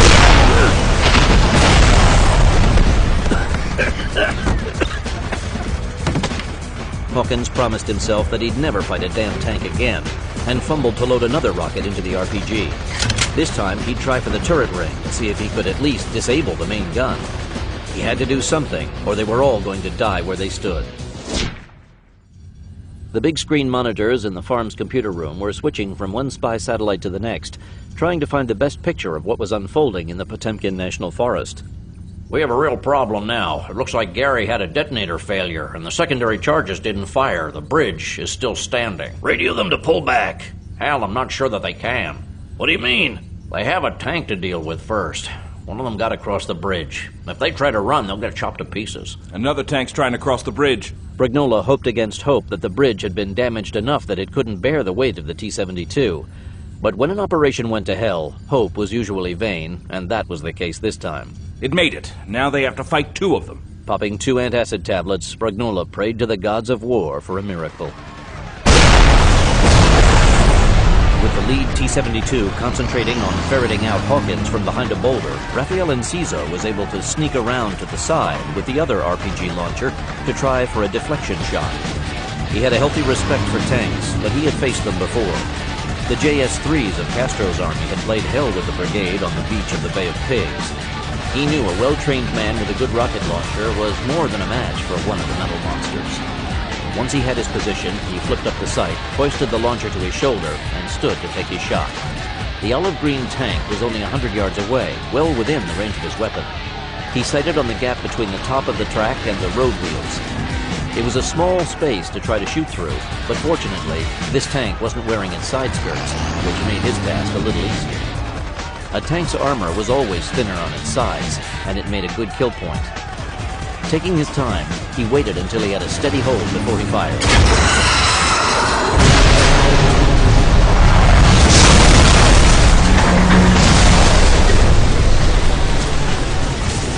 Loading another rocket into the front of his launcher, Enciso tried to get a clear shot at the second T-72, but was too late. When the first tank went up in flame, its partner went into reverse, backing up as fast as it could go across the span to the far end of the bridge. Turning in its tracks, it presented its thick frontal armor and brought its coax machine gun into play, as well as the main gun.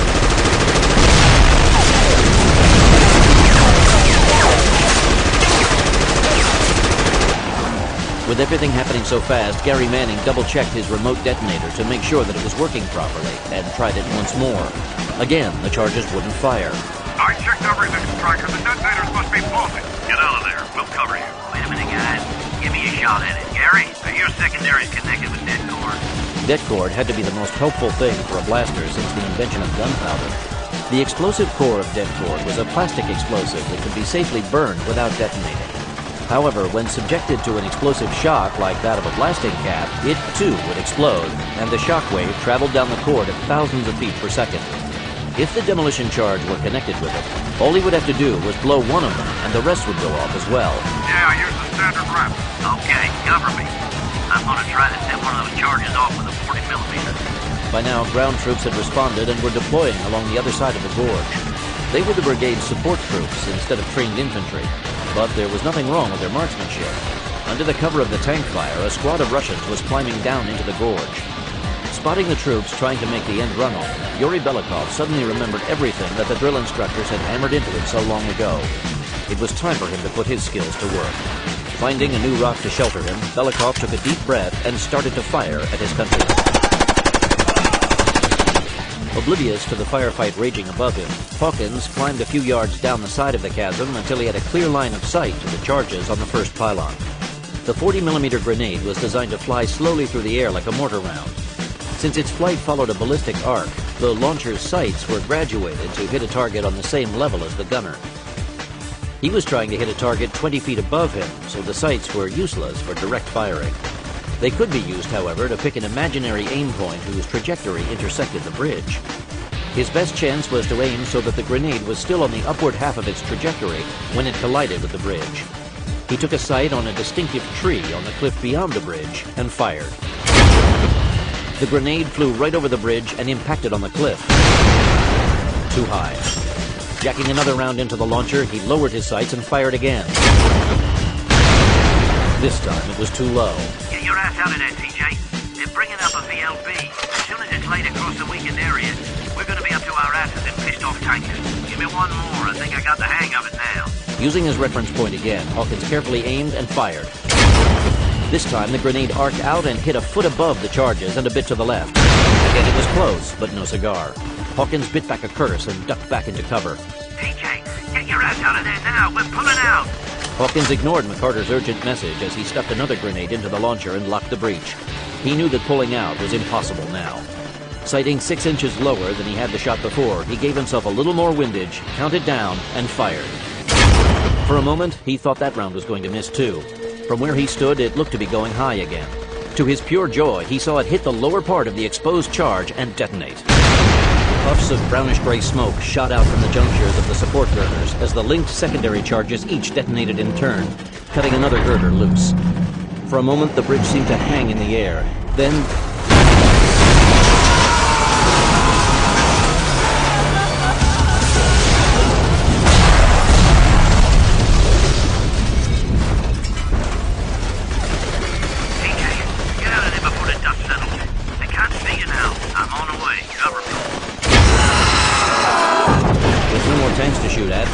was using the last of their anti-tank rockets as artillery against the Russian troops Belikov was keeping busy.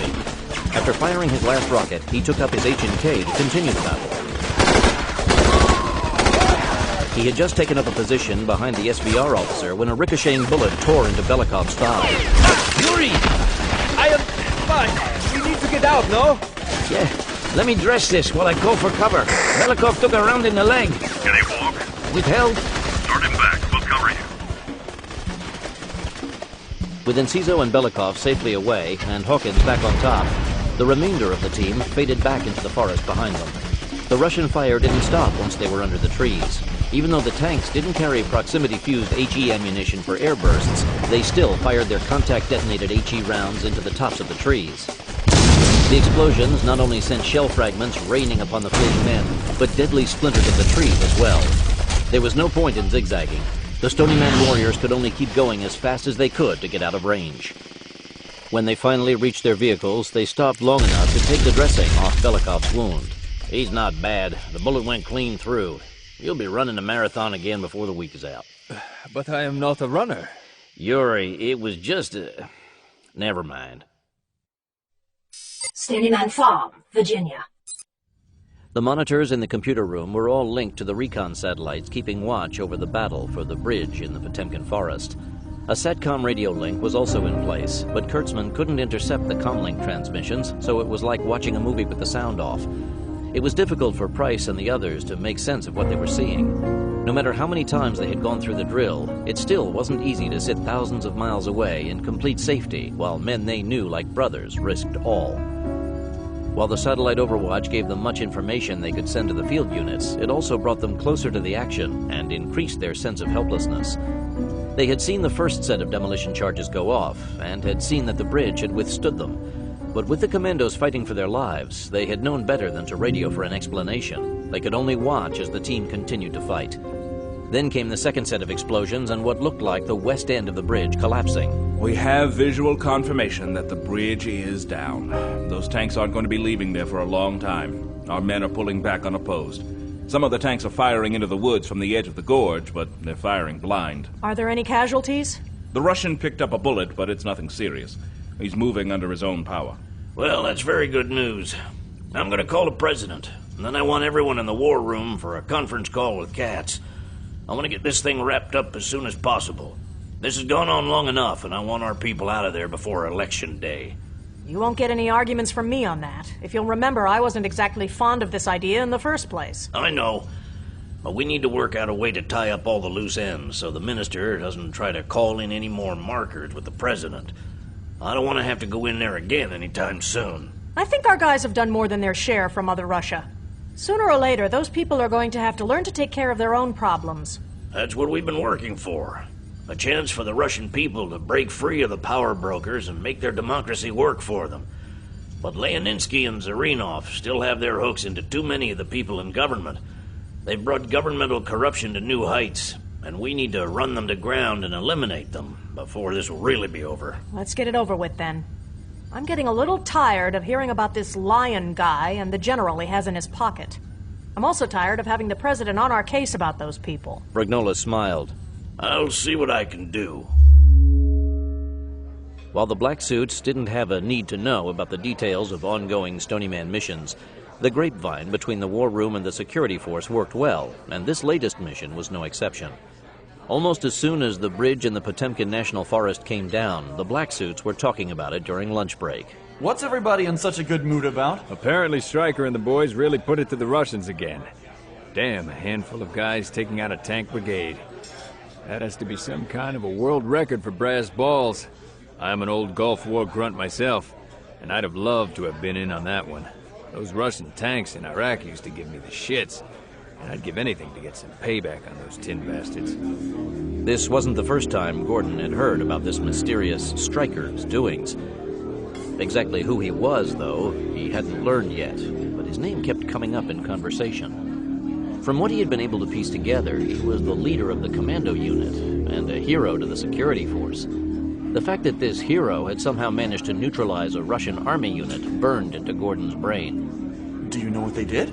I don't have any idea. We don't have a need to know and all of that, but Stryker's people have pulled off some unbelievable operations over the years. They were a real kick-ass bunch of guys. Gordon wasn't buying the story that only a few men had been able to destroy a tank brigade. That simply wasn't credible. But he did believe that the action arm of this organization had been targeted against the Russian army, and he felt that it had to be connected with the upcoming election. Since one of the leading candidates was General Pavel Zarinov, the tank brigade had to have been supporting him, and it had been taken out to reduce his chances. Unlike most of the Russians living in the mother country, Gordon knew the history of his homeland quite well, and normally he didn't like to see military officers involved in Russian politics. Generals fought with weapons, and he didn't want to see his country fall into another civil war. Too much of that had gone on already this century, and the Russian people had to stop killing one another. But from what he had been able to gather through the biased American media, Zarinov was the best hope to bring Russia back to what it had been before the disgraceful fall. At this point in time, a strong leader was the only hope to create a stronger Russia, and if this organization was working against him, they had to be stopped. The question was, how could he make any difference to an operation that was taking place half the world away? He was only one man, and he was surrounded by constantly vigilant enemies. As much as he wanted to take action, he knew that he couldn't chance it. His best course was to continue to try to find weaknesses in the organization and take his information to someone who would be able to help him seek revenge. He had considered contacting the Russian mafia and asking for their assistance, but he wasn't sure that he could trust them. From what he had learned of them during his time as a marshal, they were little more than street scum and were driven by greed like all of the other criminals he had encountered.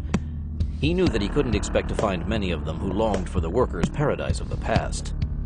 It was obvious that he wouldn't be able to do anything to affect the operation against Zarinov. He was but one man, and he had learned about this organization much too late. But he vowed that he would do something to try to ensure that the people who ran this place would pay a price for meddling in things that weren't their concern. Buck Green had taken Kurtzman's admonition to lay low to heart. Instead of prowling the farm, personally checking on each and every detail of the day's work, the security chief was camped out in the computer room. He had spent the morning sucking down Kurtzman's coffee and watching the raw feed from the surveillance cameras as it came in over the monitors. Aaron, why is this feed so choppy? I know the cameras have a longer duration scan than this. It's like it starts a scan and then it switches to another camera. Oh, that's just the miracle of computer automation. The computer's reading the RFID chip on Gordon's uniform and is only sending the tape segments that he appears in. That way, we don't have to sit through hours of bullshit to get to our boy's activities. But he's not doing anything. What did you expect? If this guy is who we think he is, he's not going to be planting bombs when he's supposed to be doing his work. He's a real pro. You got to remember that he's damn near as American as you or I. He's not going to slip up and do something foreign when he thinks no one's watching. So I guess we're going to have to watch a lot of tape before we catch him off base. That's why I have a computer. And that's why I told it to do that for us. How's that? I worked up a program that'll keep track of everything he does and tag anything that looks to be out of the ordinary compared to everything else. It will do the gross sorting, and we'll just have to look for the details. How'd you do that so fast? I just modified a surveillance program I already had set up. Our computer is equipped with a neural net that can learn gestures over time with a minimum of human interaction. All I had to do was to tell it to interpret our friend Gordon here. Then I have it scan for certain pre-designated activities and tag them. It's easy enough to do once you have the main program set up. So it'll watch him for us? Day and night. And, after thinking about it, I've come to the conclusion that it might be best if you went back to your usual routine. Gordon's new around here, but he's been here long enough to have a good feel for how we do things. If he sees you disappear from your daily rounds, it might make him suspicious. Right now, we need to keep him as calm as we can. Raising his anxiety level is going to put him even more on guard. You got a point. But like I said before, don't focus on him and don't talk to any of the others about him. Just do your normal rounds like you always do. I guess I'll go back out there then. Just make sure you have a radio with you at all times. The computer and I will keep watching this stuff, and I'll give you a call if I see anything that looks out of place. You see him doing anything out of line, and I'll be on him like white on rice. Jim Gordon had the unmistakable feeling that he was being watched. It was so strong that he had to stop himself from stopping and turning. Even though he had been in enemy territory for 15 years, he didn't have much real field experience as a spy. All he'd had to do was be the man whose name he had taken and to be careful about meeting anyone from his supposed past. It hadn't been the same as being an agent on unfamiliar enemy soil, because he was as good an American as the next guy. Therefore, he didn't have the well-honed survival instincts of a real spy. Nonetheless, as a marshal, he had learned to trust his gut instincts. And if he felt that he was being watched, he probably was. But if he was, the question was, why? Even though he'd had a scare about the Little America lists being published, he didn't think that he had been found out. If the organization's leaders had any real suspicions about him, he'd have been taken in for questioning immediately rather than being allowed to remain free and a threat. Also, he was certain that his fellow guards would have a hard time hiding their feelings if they suspected that he was bad. But he couldn't see that anything had changed in the way the other guards were treating him. They were still taking his money at the poker table. They were still eating their meals with him and loaning him boot polish when he ran out. If they thought he was an enemy agent, he'd have been taken out somewhere and shot. The only thing he could see that was different was that he was being given boring make-work duty assignments instead of being sent to different places each day to complete his indoctrination to the system. The security chief did seem to be keeping a close eye on him, that was true. But the chief did that with everyone, particularly the probationary black suits. Not much slipped by his constant scrutiny. When he laid it out like that, he was confident that his name hadn't been connected with the Little America list. Maybe he was being watched because of the gas pump and power line incidents. An organization like this one had to be professionally paranoid in order to exist. Maybe all of the other black suits felt this way too and had just learned to ignore it. He couldn't afford to do that, however, and his self-imposed mission had just become even more dangerous. He was going to have to make sure that he was always where he was supposed to be, that he didn't have any more accidents, and that his actions were completely above reproach. His name had come up twice so far, and he couldn't afford to have it come up again. His plan to booby-trap the diesel fuel tank would have to be put on hold. This was no time to be found with a stolen grenade in his pocket. He might feel safe enough later to try it, but he doubted it. Until the day he left this place, he was going to have to act as if he were on center stage with the entire world watching his every move. This also meant that he needed to find another way to slip away if he felt he needed to. Without his planned diversion, though, it wasn't going to be easy. Simply taking off and running down the road wasn't going to work. If he was being watched as closely as he thought, he'd be gunned down before he took 3 steps. That left the vehicles. There were a couple of high-powered Dodge Ram pickups that had been purposefully battered and left unwashed so they would look more like run-of-the-mill farm trucks. One of them would make a good getaway vehicle if he could disable the other one before he left. The usual movie solution to take out a vehicle was to shoot out the tires. That tactic had worked well in the 50s, but with modern run-flat tires, it wasn't an option. A sharp jab in the radiator, however, was a simple but very effective solution. And it didn't require his doing anything more suspicious than having a sharp, sturdy implement around at all times. A pocket knife or a screwdriver would do. All he had to do now was find out where the keys were kept. Moscow, Russia. Now that Zarinov's armored threat had been neutralized, it was time for the Stony Man warriors to put an end to the operation by tying up the loose ends in Moscow. When the team approached the city, Katzenellenbogen radioed them the location of the new Safe House Hotel. After getting cleaned up and having a quick meal in the hotel dining room, Bolin and Phoenix Force joined Able Team for an after-dinner drink and tactical session. Stryker, you did a good job on the bridge. The satellites confirm that enough of it is down that the whole thing is going to have to be rebuilt before the tanks can use it again. At least that much of Zarinov's program has been put on indefinite hold. Way to go, Gary. Hey, Hawkins was the guy who really put his ass on the line. Oh, well, I was just tired of seeing everybody else blow something up. And the other good news is that there are 3 fewer Wolverines for us to worry about. How'd you manage that? It was almost too easy. When we left the old safe house, Gadget's left a couple of packages behind. Those guys might have been good at what they did in Afghanistan, but they could use a few pointers in urban combat operations. They made a good entry, but they missed the booby traps. So what do you have planned next? I've drafted a little program I think will wrap this up for us. First, we're going to concentrate on the weakest link, Leoninsky. With him out of the way, his people will cease to be a factor and we can concentrate on the general.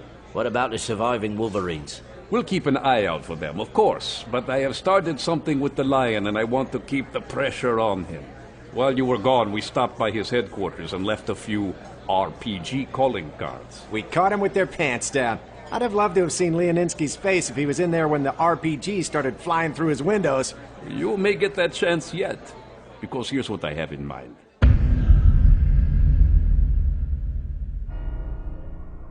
General Pavel Zarinov took the news from Potemkin Forest as well as could be expected.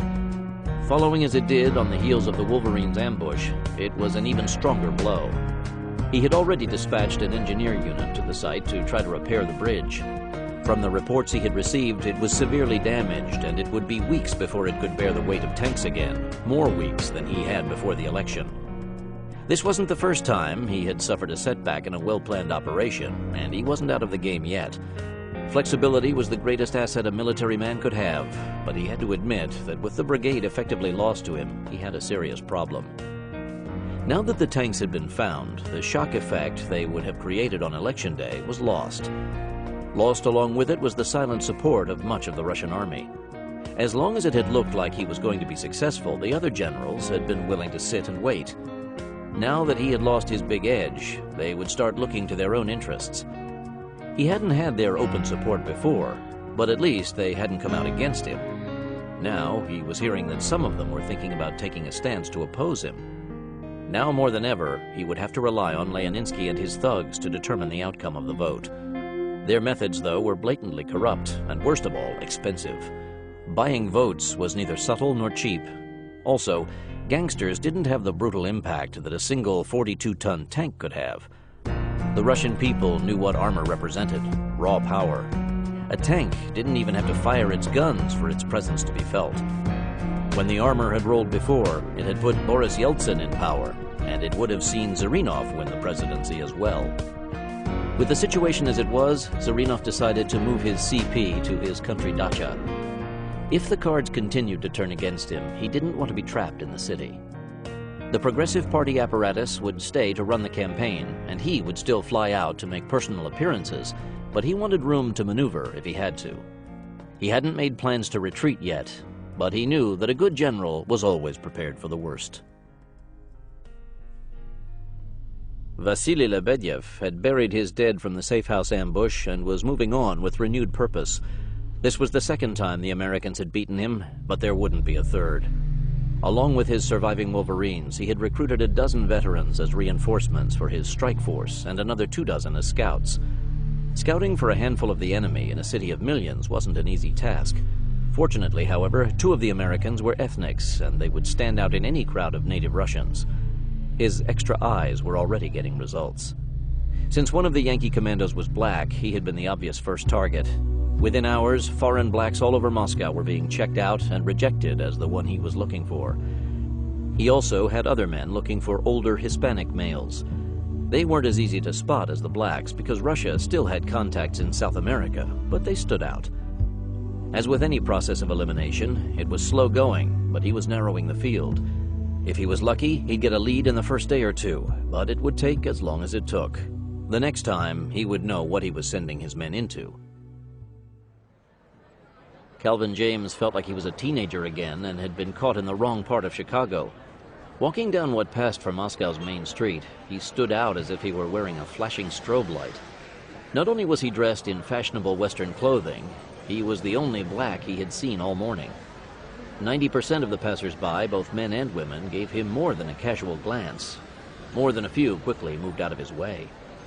As he approached the ornate stone metro subway station, a middle-aged man pushed himself away from the wall and walked toward him.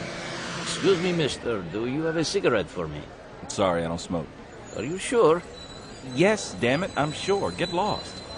The Russian looked at him for a moment longer before melting back into the crowd. I think you've just made contact, Calvin. He was wearing a Veterans Club pin. He also turned around 10 yards behind you and is following you now. But don't worry, I'm on him.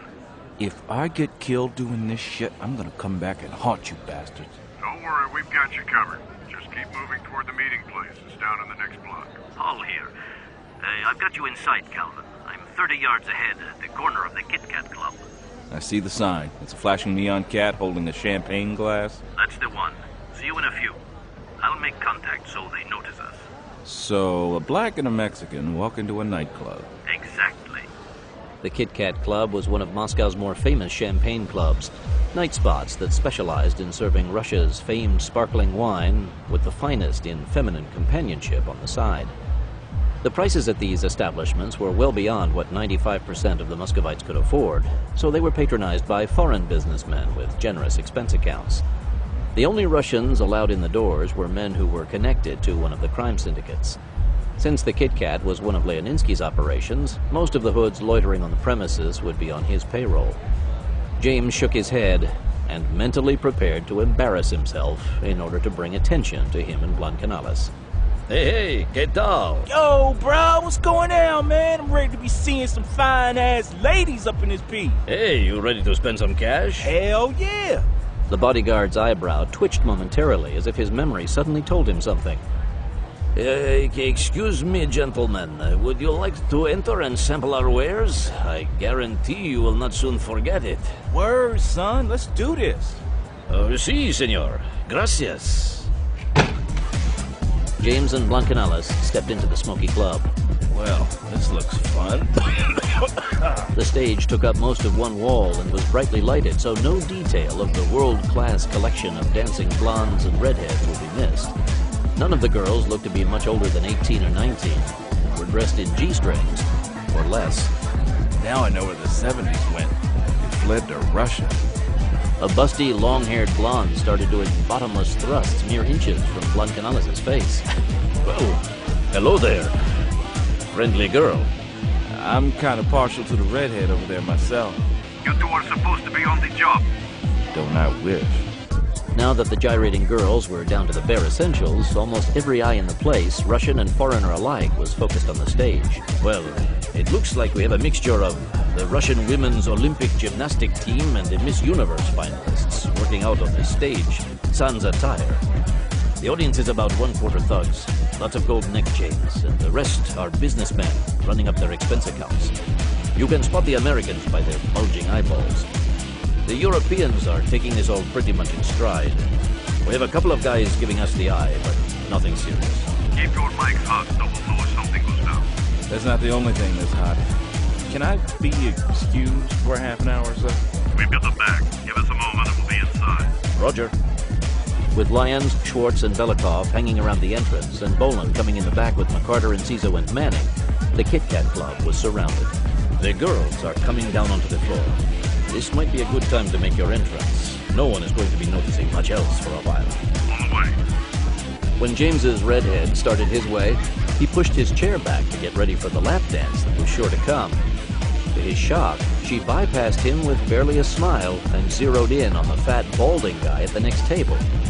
When he saw the American $100 bill the man was waving, he understood why he had been stood up. Man, we have got to get our expense accounts up to cover situations like this. We're in. Get ready. Blancanales pushed his chair back as well and cleared the edge of his jacket. Snapping open his briefcase, James put his hands on the MP5 subgun inside. Hey, you cannot come in.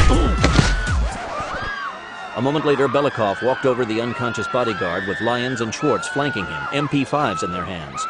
This is a raid. Everyone sit where you are and don't move. One of the thugs at a side table rose to his feet and reached for a piece. From the back of the room, Boland tripped the hammer of his silenced Beretta 93R. Stay where you are. Tell them the next one who moves won't get shot in the arm. As soon as the crowd was under control, James and Blancanales motioned for Belikov to join them at the bar. Tell him we want the money in the till. When the man reached for something other than his cash register, James grabbed a bottle of champagne from the bar and slammed it against the side of the bartender's head. There was so much cash it didn't fit in the bag James brought. The overflow went into his pockets. Business was good at the Kit Kat Club. Blancanales turned to one of the hoods who was sitting motionless at the bar, his hands in plain sight. Hey, you. Da? Do you speak English? A little. Tell your boss that he's finished in Moscow. Finished?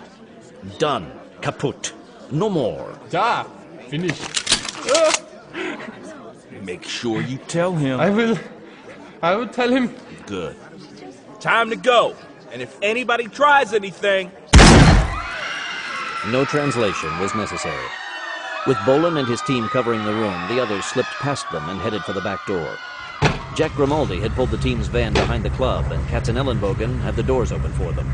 Everybody in. Let's go. When Grimaldi reached the street, he slipped in front of a bus and got lost in traffic. We need to go back to that place when this gig is over. I also need an advance on my pay. I don't think you can afford her, Calvin. Did you see that $100 bill that guy was waving at her? She's zeroed in on him like she was a Sidewinder missile. Money talks, and bullshit really walks in this town. Yeah, I guess so. So what's next, Katz? Well, according to my map, there's another club not too far from here. It's not as upscale as the Kit Kat, but it should be worth knocking over. So what are we gonna do with all the money we're collecting?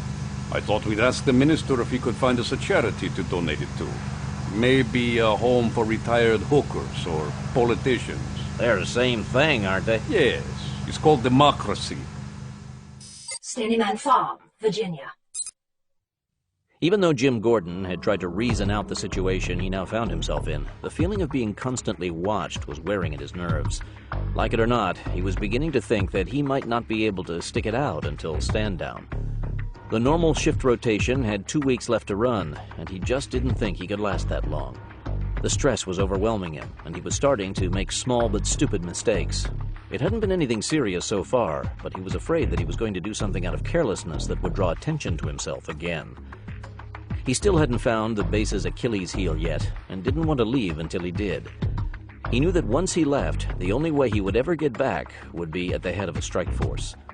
There was nothing to be learned about the base from outside the perimeter fence. The only way he was going to find what he needed was to continue to be a black suit for as long as possible. After dinner that evening, he walked around the grounds for half an hour as he usually did before going into the black suit day room. He was starting to polish his boots yet again when another black suit, Wilkins, called out from the poker table. Hey, Gordon, you got any money you want to lose tonight? Jacob puked out on me and we need a fourth. Sure, I think I'm about ready for another lesson. You better watch that guy. He took all of my money and now he wants yours. I'm not taking his money. He's paying me for the privilege of learning the game. Yeah, I've heard that bullshit before. The first hand Gordon was dealt was junk, and he folded without putting out a bet. The second hand that came to him was loaded, and he just couldn't think how to break it up so he wouldn't win. Screw it, he thought. Even a loser had to win every now and then. He played the hand he had been given and won the small pot. Damn, that's one for the books. Our man Gordon finally hit the big time and won one. We'll have to tell the chief so we can save the tape of that one and give it to you. Tape? What tape? Wilkins pointed to the end of the room. Up on the wall by the alarm and the smoke detector was what had to be a small camera. If he had noticed it before, he had to have thought it was part of the same alarm system.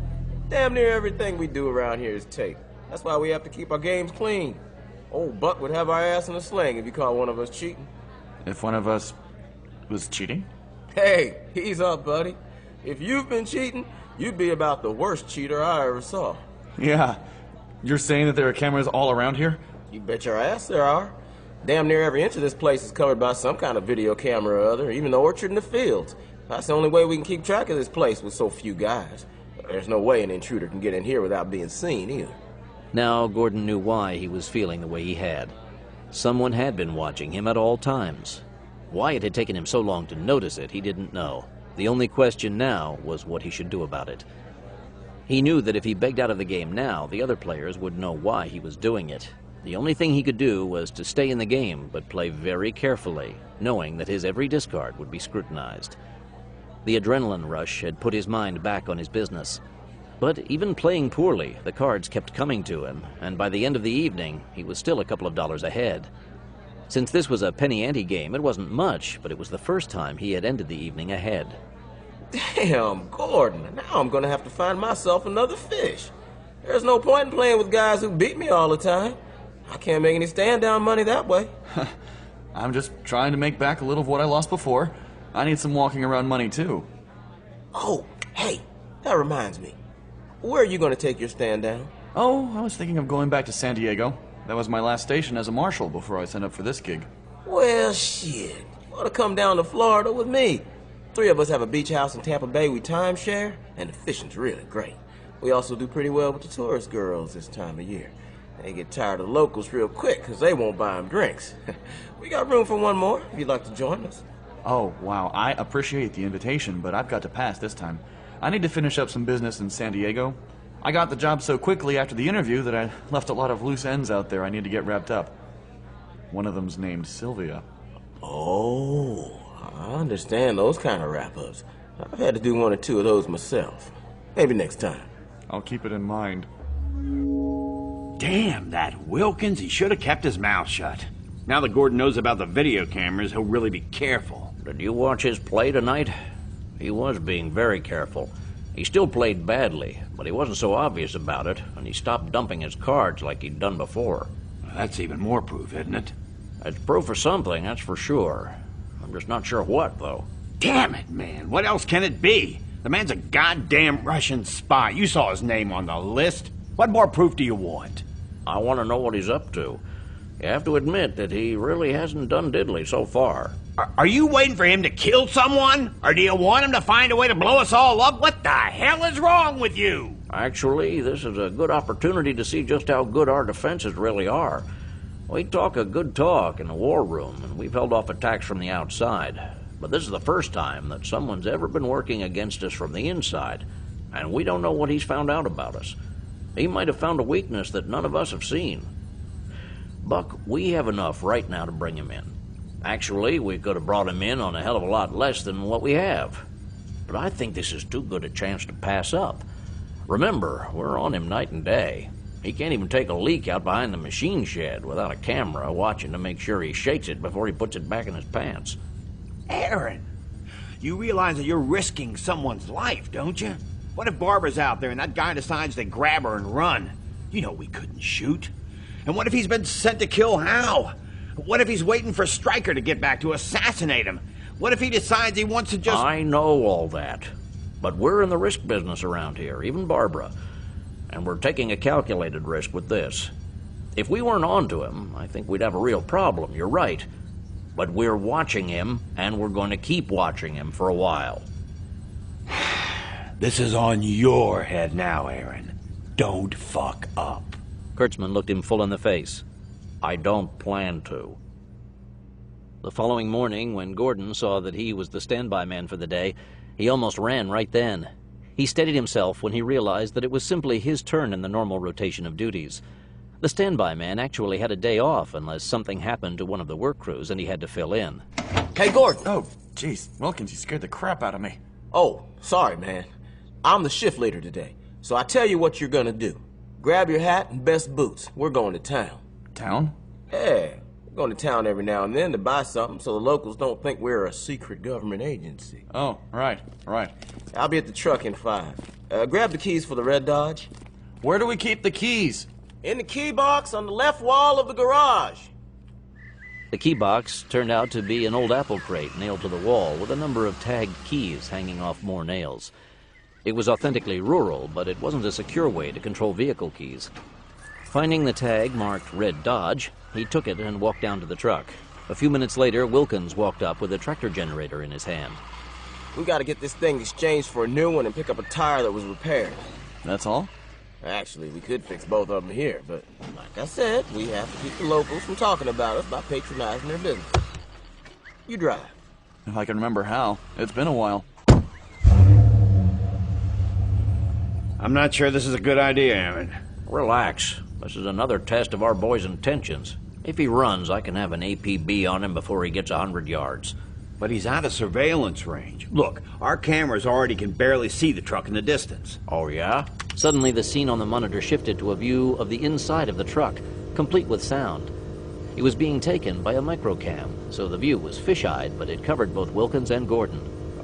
Oh, you are one sneaky little bastard, Bear. I have to hand it to you. Aren't I just? I had Cowboy install the video pickup last night. It's also being taped, so we can go over it in detail later. For now, let's just watch and listen. Neither man had much to say for the first few minutes, but that was all right with Gordon. Now that he was facing having to run, he was carefully noting the terrain and road networks in the area.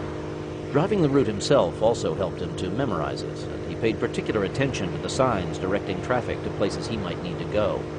When he got back to the barracks, he tried to locate a map if he could do it without attracting attention. So far, Wilkins hadn't said a word, and Gordon started to wonder if this trip was some kind of a test, and decided to make conversation. So, what's this Virginia is for lovers crap I keep seeing? I swear we've passed like 3 of those billboards already. Are you supposed to screw your brains out here? Oh, that's just sucker bait to get Yankee tourists to come down here and spend their money. This is a pretty part of the country. Yeah, well, it sure beats the hell out of Arkansas. I was stationed there with DEA, and it almost drove me batshit. That's a real armpit. Well, if you want a real armpit, you ought to try L.A. All the guys in my unit prayed each night for the big one to hit so it would fall into the Pacific. We figured that we could get out and let the rest of the bastards drown. Most of California's like that now, isn't it? Yeah, a lot of it is. But there's still some real nice spots north of San Francisco and east of San Diego. The small towns aren't too bad either. But any place like L.A. where you have so many people living on top of one another, it sucks. Yeah, I could never live like that. And that's why I like this job so much. About the time I get fed up with being stuck out here in the boondocks, I get to go on stand down anywhere I want. If I want a big city for a while, I can have it. If I really want to get away, I can do that too. That sounds good to me. So, how much farther to this town? About 10 more miles. Kurtzman and Green watched as Gordon pulled to a stop in the gravel parking lot in front of a farm implement company and got out. A few minutes later, they came out carrying a box with a new generator inside. Back on the road, they drove a half-mile down to the auto shop and picked up the repaired tractor tire. God damn it, he's not doing anything. He is taking careful note of the road signs. That could be because he's in unfamiliar territory, or it could be because he's mapping out his escape route. The only place he's going is a federal prison. Moscow, Russia. Ex-Major Vasily Lebedev was forced to admire the Americans' latest move. On the surface, hitting nightclubs would seem to have little military value, but it was causing an uproar among Leoninsky's people. And if the Yankees' real goal was to prevent Zarinov from winning the election, it was very effective. Leoninsky was screaming about the damage he was taking, and with the mafia leader concentrating on protecting his financial interests, his men wouldn't be out convincing the voters to mark the right ballot. Whoever was behind the Yankee operation had a good tactical mind. But while his tactic was brilliant, it was somewhat predictable, and that was always a mistake. If you knew where the enemy was going to attack, it was easy to defend that one target. In this case, there were several targets to guard, but the principle was the same, as was the solution to his dilemma, a mobile defense. In its simplest terms, this meant keeping your reinforcements mobile instead of tying them down guarding any one spot. Since Moscow had a very good street network and Leoninsky had no shortage of powerful cars in his stable, it was a natural solution to the problem. All he needed to do was to put the bulk of his forces in cars with radios. Some of them would be spotted close to likely targets, and the others would be in position to go wherever the Yankees hit next. As obvious as this was to Lebedev, though, it had taken a while to hammer the concept into Leoninsky's thick skull. Not only was he a hood with a criminal's narrow-minded mentality, he was a Georgian as well. Stalin had been a Georgian, and look what he had done to Russia. Had it not been for his raging paranoia, the German invasion could have been stopped long before it was. When it came to paranoia, though, Stalin didn't have a thing on Leoninsky. Now that he was the target of the operation, he didn't trust anyone. The hardest part of implementing the plan had been getting the crime boss to agree to notify him when the Yankees were spotted. Lebedev's Wolverines were more heavily armed than Leoninsky's hoods, and they were experienced professional fighters. When the Yankees were cornered, they would be able to handle the situation without taking heavy casualties. First, though, they had to be spotted. A block away from the Blue Danube bar, the Stony Men warriors were waiting in their van. As with the rest of Leoninsky's establishments they had visited over the past 2 days, there were several guards standing in front. These three were wearing their long overcoats open, which meant they were packing. You ready? Ready. Let's do it. Here we go. Grimaldi wasn't standing on the pedal like an LA gangbanger as he drove up to the club, as there was no point in announcing their intentions. Blancanales had the sliding door unlatched and snapped it open just as the van passed the corner of the building. Hey, shitheads! The gunman instinctively took cover, dropping to the ground and diving behind trash cans as the Stony Man commandos launched round after lethal round in their direction. That's it! Go, go, go! The purpose of the raids wasn't to conduct wholesale slaughter at Leoninsky's establishments, just to keep him off balance. The more men he had to put on the street guarding his enterprises, the fewer he could use to harass Zarinov's opposition candidates and campaign workers. Hey, that was fun! Yeah, I just wish somebody had fired back. Halfway down the next block, two Mercedes sedans with their lights out pulled out from the cross street in front of the van, effectively blocking the road. Hang on! Hold on, baby, don't roll, don't roll! Yes! They're coming after us. Yeah, and I've got another one blocking the road ahead of us. Looks like you're about to get your wish, Lyons. Ram him! Lyons leaned out the passenger side window, shotgun in hand. Shit! Jack, you okay? Yeah, keep it up, Carl. Hang on! Hey, all right.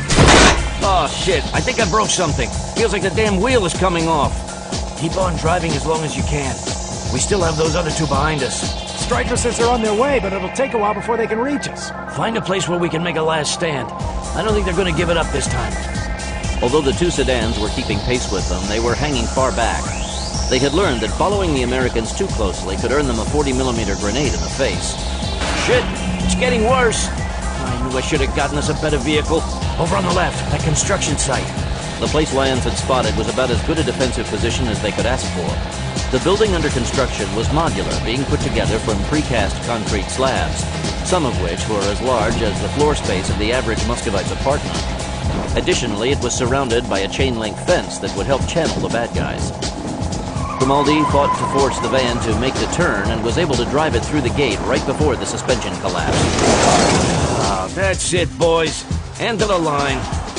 Grabbing their weapons and ammunition, the four men fled for the safety of the building shell. Leoninsky was monitoring the radio in his office as he followed the chase on a city map. The best thing that had come out of his connection with the general was that he had been able to fully equip his people with military radios. That allowed him to keep some of his men in reserve and only move them when they were needed. His men were telling him that the van that had been used in the attack on the Blue Danube appeared to have been damaged when it crashed through the roadblock, and that they were following it. A few minutes later, they reported that the Americans had crashed it at a building site and had taken refuge inside. Now that he had run the Yankees to ground, it was time to send everyone in to finish them off. The general had wanted him to let Lebedev know if something like this happened, but he wasn't about to let that tin soldier in on his kill. Like the lion he was named for, he had run this prey to ground, and he would make the kill himself. If all of the Americans weren't in this van, he would give the rest to Lebedev's Wolverines to finish. But these cowards were his. After ordering all of his cars to converge on the construction site, he called down to the garage in the basement of his headquarters and ordered his driver to ready his car. On the way out of his office, he grabbed an AK-74 from the ready rack and pocketed extra loaded magazines for his Makarov pistol. Once inside the shell of the building, Grimaldi and Able Team found positions to cover both the front and the back entrances in the fence. Grimaldi and Lyons took the ground floor front side, while Schwartz and Blancanales took the second floor. Depending on how many of the enemy were following them, they should be able to hold out until Bolin and Phoenix Force could come to their rescue. They were barely inside the building when the first Mercedes sedan screeched to a halt behind their abandoned van. Four men packing AKs stormed out and took cover. Should we let him know that we're here, Iron Man? Lyons let his shotgun do his talking. By the time Leoninsky arrived at the construction site, two of his men lay dead on the ground halfway to the building, and the rest were cowering behind their cars, trading shots with the Yankees. Who's in charge here? I am, sir. Why aren't you in there attacking the Americans? Their firepower is too strong. It would be suicide. Talk back to me as suicide. Are there any more of you who want to question me? I want those Yankees dead! Now that their boss was on the scene, the Mafia troops recovered their courage and set up a heavy base of fire. A barrage of bullets drilled into the darkened building. Kill them all!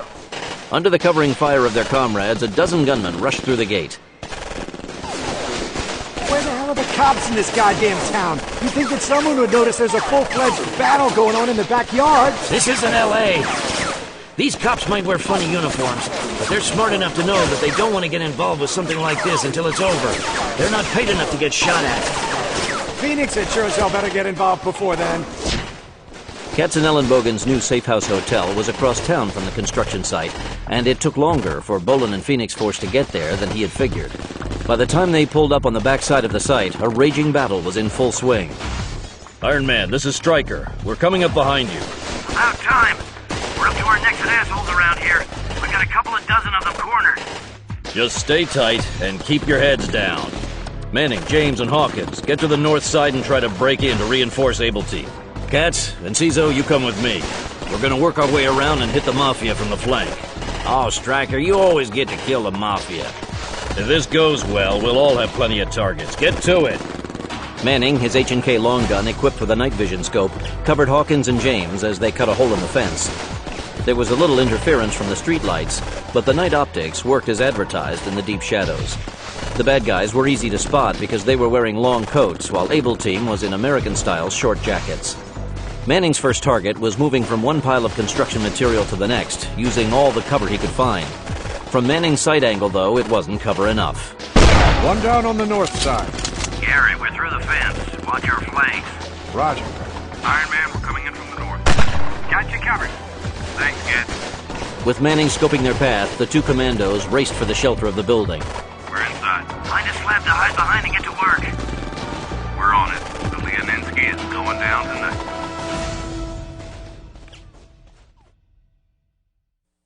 Time to reload.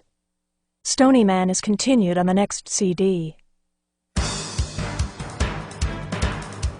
Welcome to the 6 o'clock news. I'm Amanda Hugginkiss. Our top story tonight is the new graphic audio podcast. We go live to Bill Periwinkle. I'm live here on the streets and people have gone crazy. They're so excited about these new graphic audio podcasts, they've started rioting. This is awesome!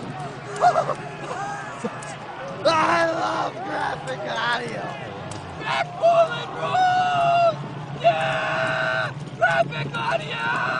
The people demand graphic audio! These people can't get enough graphic audio. Back to you, Amanda. Thanks, Bill.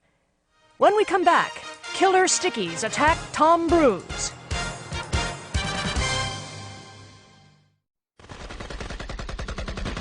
Leoninsky didn't have much night combat experience, but he could certainly count.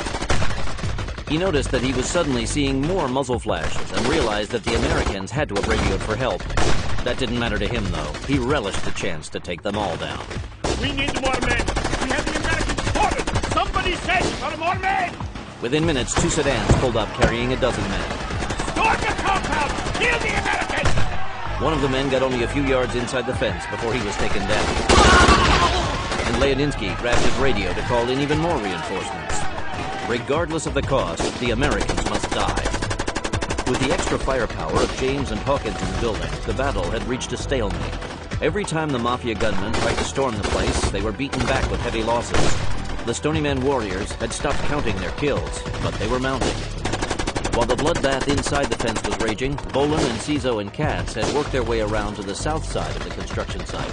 Almost a dozen Mercedes sedans blocked the street, and a cluster of men had taken cover behind them. That's got to be their command group. Leoninsky won't be inside the fence. Flashbangs. And then we take them all out. On 3. 1, 2... They're sneaking around to the other side! 3!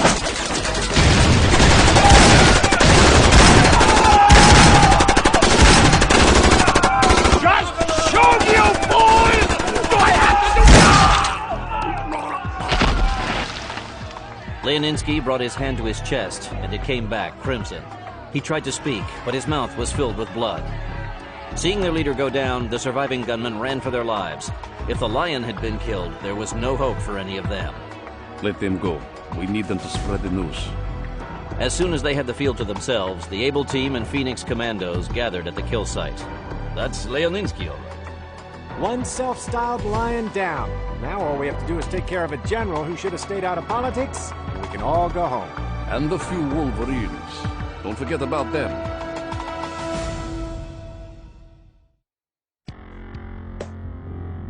General Pavel Zarinov had mixed emotions about the death of Lion Leoninsky and so many of his gunmen. He had been ashamed to have been forced into an alliance with the gangster, but it had been necessary. Leoninsky's early death had saved him the trouble of having to stand the vulgar bastard up against a wall later and kill him himself. However, with his criminal empire leaderless now, he had lost the use of the mafia manpower he had counted on to control the polling stations. Put that on top of having lost the armor, he was now in a position of having to beg for votes instead of showing his strength. There was, however, more than one way to show his personal power. Even with many of the senior army officers withholding their support, he still had a large following among the more junior officers, the actual troop commanders. They were the men who were personally having to deal with the disintegration of the military, and they wanted to see their army brought back to its rightful position in the state. They might not be able to back him with their tanks, but he was confident that he could call upon their voices to support him. If it came to it, Zarinov was willing to pull a full-fledged coup in order to bring Russia back to its former glory. Zarinov's Progressive Party organization had scheduled him to appear at what was being called a candidate forum in Moscow's main sports arena. There, he and the other candidates would hold a debate in front of an audience of thousands. He had shunned the usual candidate activities, but he relished this appearance. He had always been a man of great personal presence, and he knew how to work a crowd. The debate would be televised, which was even better for his purposes. Zarinov knew the power that the media, both domestic and foreign, could bring to bear on public opinion. The part CNN had played in bringing Yeltsin to power after the aborted coup of 1991 had brought that home to him loud and clear. If he could pack the bleachers with his army supporters, all in civilian clothing, of course, he could turn this debate into a badly needed victory for the Progressive Party's cause. He knew that his chances of winning the election had fallen dramatically, but he wasn't out of the running yet. As long as he was breathing, he would continue to fight. Picking up the phone, he started to place calls to the commanders of military units in the Moscow region. This was the time to call upon their support.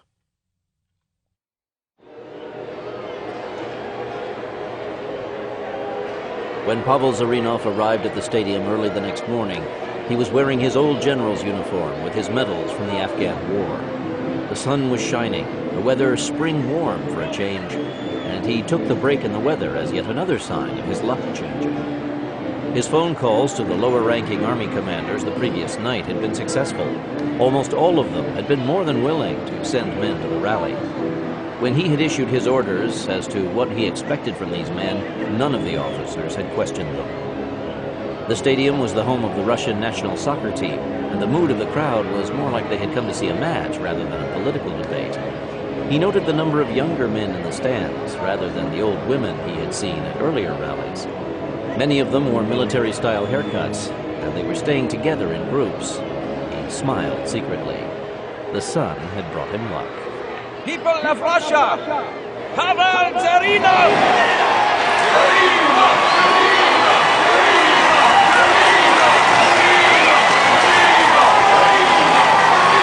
General Zarinov stood at attention and let the cheers wash over him. Stony Farm, Virginia. With the time difference between Stony Farm and Moscow, Jim Gordon was off duty and in the day room when the Moscow rally started. Since this was the biggest political event since Boris Yeltsin had taken office, CNN International had a full crew covering it, and C-SPAN had preempted its regular programming to broadcast it live from start to finish. The cameras were rolling when the people started entering the stadium. Gordon was stunned to see the pageantry of the Russian people after years of watching the carefully staged, baby-kissing, hard-hat-wearing, backslapping photo ops of American political campaigns. Here were the Russian people coming out in strength to support their candidate, and their sincerity was plain to see. Unlike American voters who only got to choose between Tweedledum and Tweedledummer, with the end result being more of the same crap they'd lived with for decades, these people's future was on the line, and they knew it. Their votes counted, and they desperately wanted to pick the right man to lead them. He still couldn't get used to seeing the tricolor flag of the new Russian Republic, though, instead of the old hammer and sickle. There was the occasional red banner of the die-hard communists in the crowd, but they were islands in a sea of the red, white, and blue flags that had last flown under the Tsarist regime. At least no one was wearing those idiotic straw hats that American political activists always wore at the Democratic and Republican Party rallies. He had always wanted to know why they wore such ridiculous headgear, but had been afraid to ask anyone.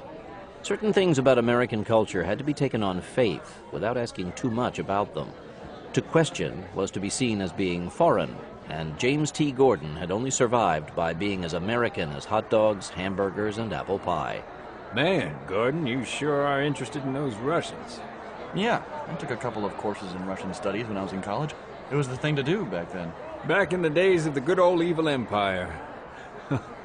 I've got to admit that it was real interesting back when we were standing eyeball to eyeball with the bastards waiting for the big one to drop.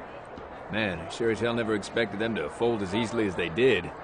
Our man Reagan was staring them down big time. They blinked, and now they're history. Hell, look at them now. They're just like all the rest of those half-assed countries. They can't even feed themselves. When you look back, it makes you wonder what in the hell we were so afraid of for so long. We could have kicked their sorry asses in a New York minute any time we wanted to.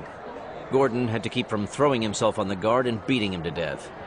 Yes, Russians were having trouble feeding themselves now, but that was because the corrupt capitalists who had taken over since the fall of communism were stealing food from the people.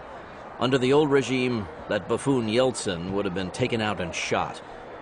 No matter what their faults had been, the communists at least had been able to feed the population. Yeah, it makes you wonder, doesn't it? And look at the poor bastards cheering for this Zarinov guy with all the hero buttons on his chest. All he's gonna do is get them killed. He'll start trying to recapture their old empire, and then we'll have to jump in and kick their asses. From what I've been reading, their army's worse off than the rest of the country, and that's saying a lot. Hungry soldiers don't fight for diddly. The crowd was more than simply cheering for Zarinov. Going berserk was more like it. The banners of the Progressive Party waved back and forth, and the chanting of his name echoed like cannon fire. The camera zoomed in on the general's face as he stood at attention on the stage, soaking up the roar. When he finally raised his hands for silence, the crowd hushed. A small cluster of people around a flag bearing the symbol of one of the smaller parties took up a chant, but it didn't spread. There was a brief flurry, all caught on film, as 24 young men wearing short haircuts stormed this group and beat them into submission. Hey, Gordon, what's he saying? I don't know. I don't speak Russian. Oh. While you were listening, I thought you might have taken Russian with your Russian studies. No, I just took some Soviet history courses as electives to fill in a couple of slots in my schedule. His conversation with the black suit had taken his attention away from Zarinov's speech, and he was just wrapping up when he got back to it. When the general was done, he stood at attention again while the stadium roared his name. The next candidate to speak was from a party Gordon had never heard of, the Social Reform Party. The name alone meant that they could be anything from raging socialists to free market buccaneers.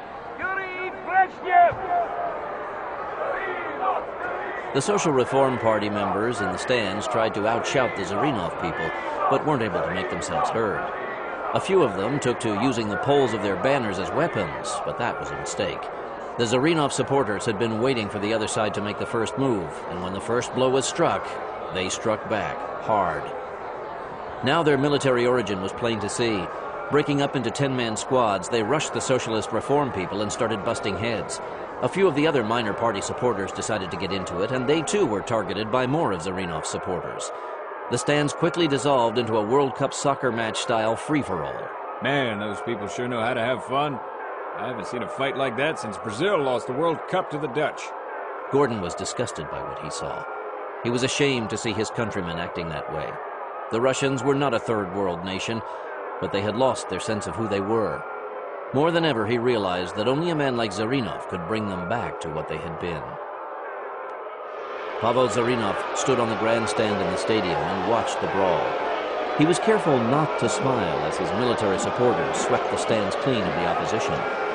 Knowing that this was going out on TV sets all over the world, he waited until order was restored. Comrades, We have seen today an example of the danger we Russians face in the coming years.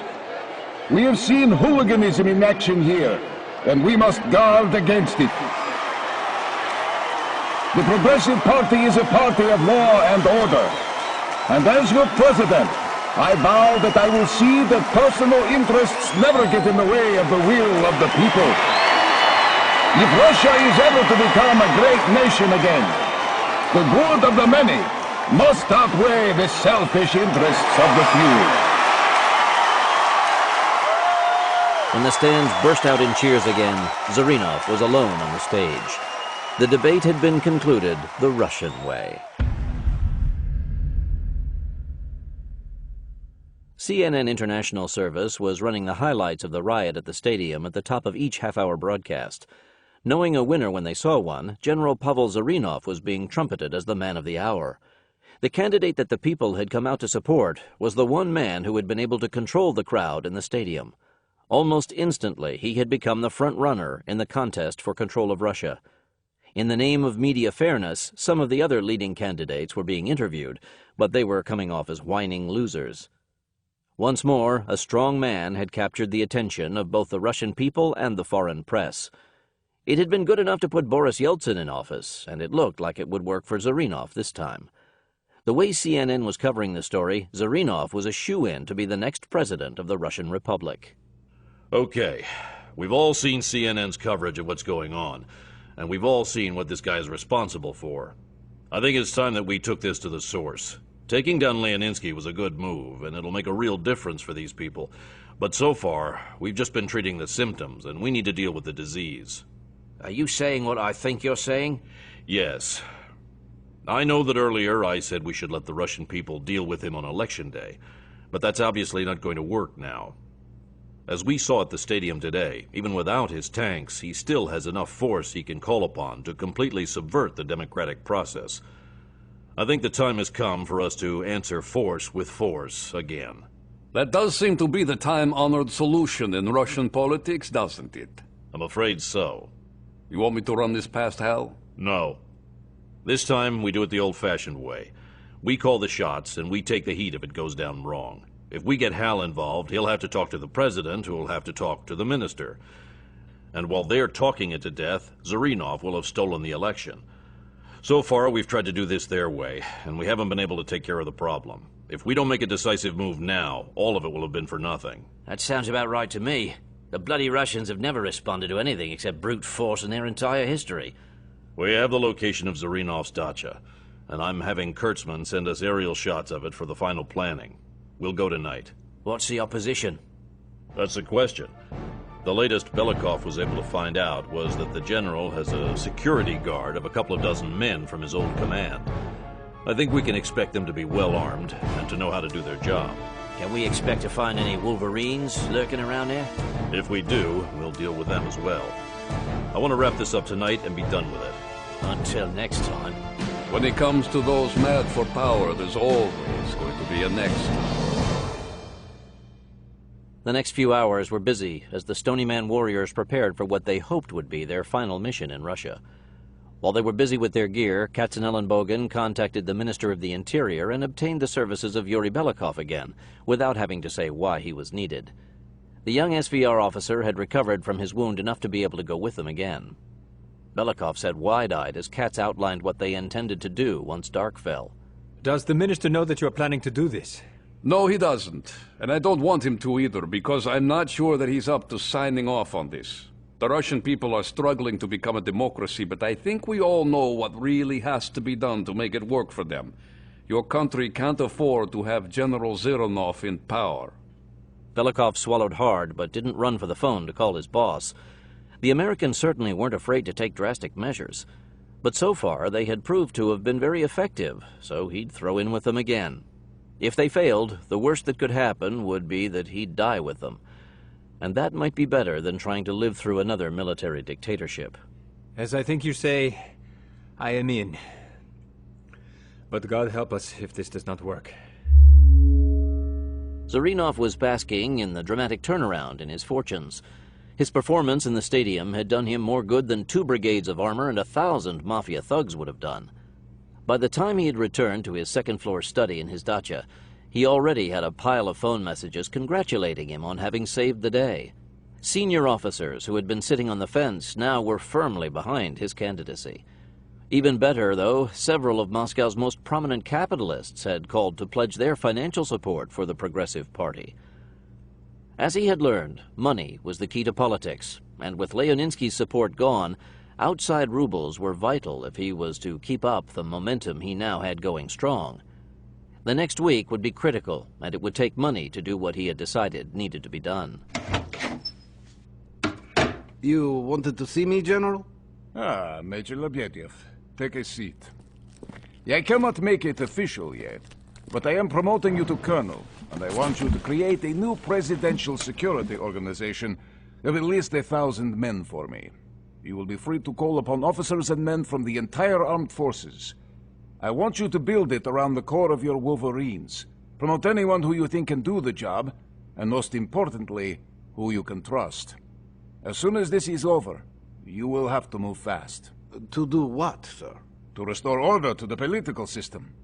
I have the support of most of the Army now, and over half of the Air Force. I do not care about the Navy, as once we are in control, they will have no choice but to come around. What about the Ministry of the Interior and the SVR? They will be your first targets, Major. On election night, you will move to secure their leadership. With them under control, the rest should be easy. Lebedev wasn't old enough to remember the last great purge under Chairman Andropov, but he recognized what the words meant. Andropov had come up through the KGB, and when he came to power, he had cleaned house with the ruthless efficiency the old state security organization had been famous for. Zarinov was Army, but he too knew the need to set his house in order. Had Yeltsin done that when he'd had a chance, maybe he would have been more successful. That may be messy. You will be given enough manpower to do the job, and it will be up to the minister to see that things do not get out of hand. If they do, he will be brought in for treason. He will be shot for treason later anyway, but I can afford to let him think that he has gotten away with betraying Mother Russia for a few weeks. He brought those Americans in to subvert the election, and he will pay for that. Speaking of the Yankees, what do you want me to do about them? Guard against them for now, and as soon as this is over, we will capture them and put them on trial. I am sure that CNN will cover that as well, and we will finally have America out of our internal affairs for good. Once I am president, there will be no more Americans in Russia, unless I personally invite them in. And I will only do that if there is something in it that will make Russia stronger. I will start making lists of the men I want for this new unit. Good. Get them to me as soon as you can. Yes, sir. And Major? Yes, General Zarinov? This is all for Mother Russia. I understand, sir. The Stony Man commandos were going for a full-court press on Pavel Zarinov. With Grimaldi, Katzenellenbogen, and Belikov, that gave them 12 guns against perhaps 3 times that many. At least, though, they wouldn't be going up against prepared positions. The aerial photos had showed that Zarinov's dacha was still a simple country estate. It was a bit larger than most, to be sure, but it wasn't ringed with fortifications, bunkers, or armored vehicles. The SVR agent hadn't been able to get much updated intelligence about the opposition they could expect at the target. But since his stadium appearance, Zarinov was a rising star, and he now had the backing of several high-ranking generals. That could mean he might be getting additional security forces from military units, which was another reason that he had to be hit this night. The longer they waited, the more men he would be able to bring in. Regardless of what they would be facing, though, this was a do-or-die operation. Zarinov had to be taken out, and they would only have one chance to do it. This is TJ. I have 2 sentries at the turnout in the road, and they're only armed with individual weapons. The Stony Man warriors' ride in to their jump-off points had gone smoothly.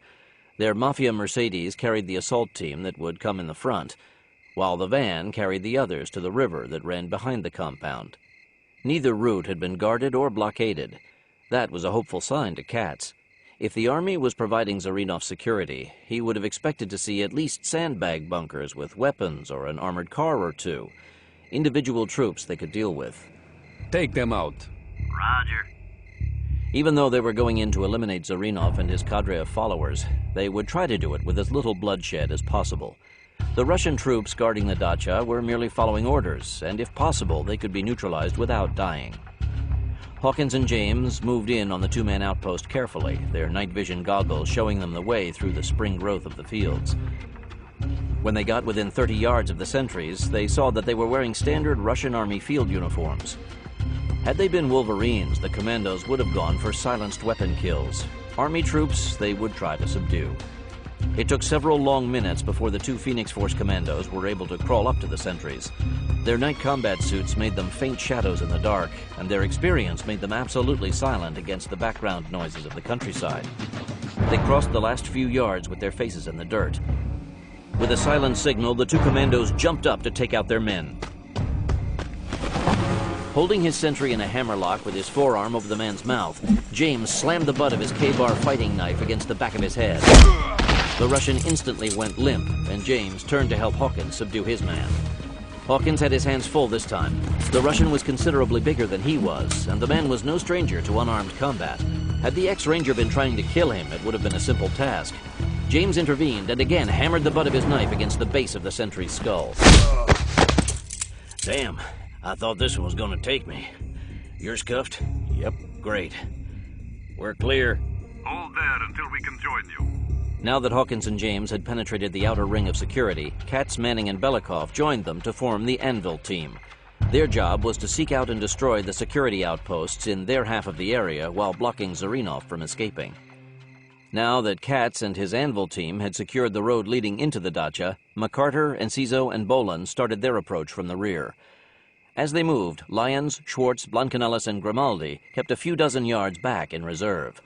When the Point Trio had penetrated the security ring, they would join up with them to form the Hammer team that would assault the house itself.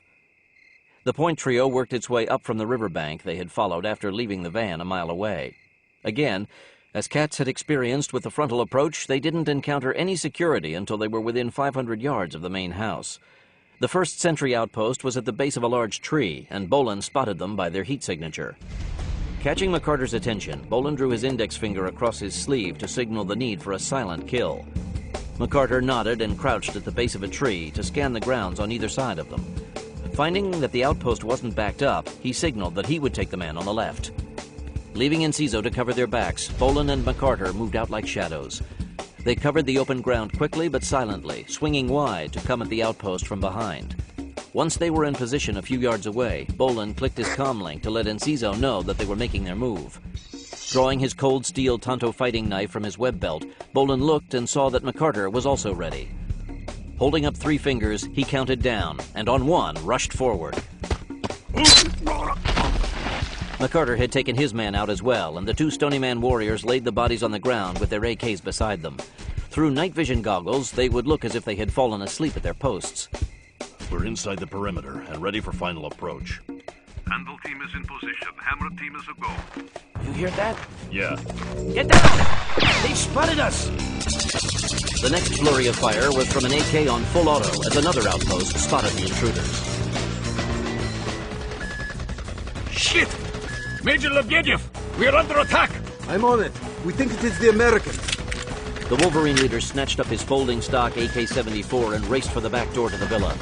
He always led his men in person, and he had a score to settle with these Yankees. It was payback time, and he intended to get his share of it. He was confident in his ability to protect the general. He had the remainder of his Wolverine unit spread out in 2-man teams, and the other sentries were from one of the elite guard regiments. These were recent draftees, and they knew how to fight. If the Yankees had come to play, he'd leave their bodies in the dirt. Now that they had been discovered, the Stony Man commandos could only go into a run-and-gun scenario. The original assault plan was discarded. The night had turned into chaos, but that chaos could be put to work for them. With everyone firing at shadows, no one would be taking the time to practice proper night combat target acquisition techniques.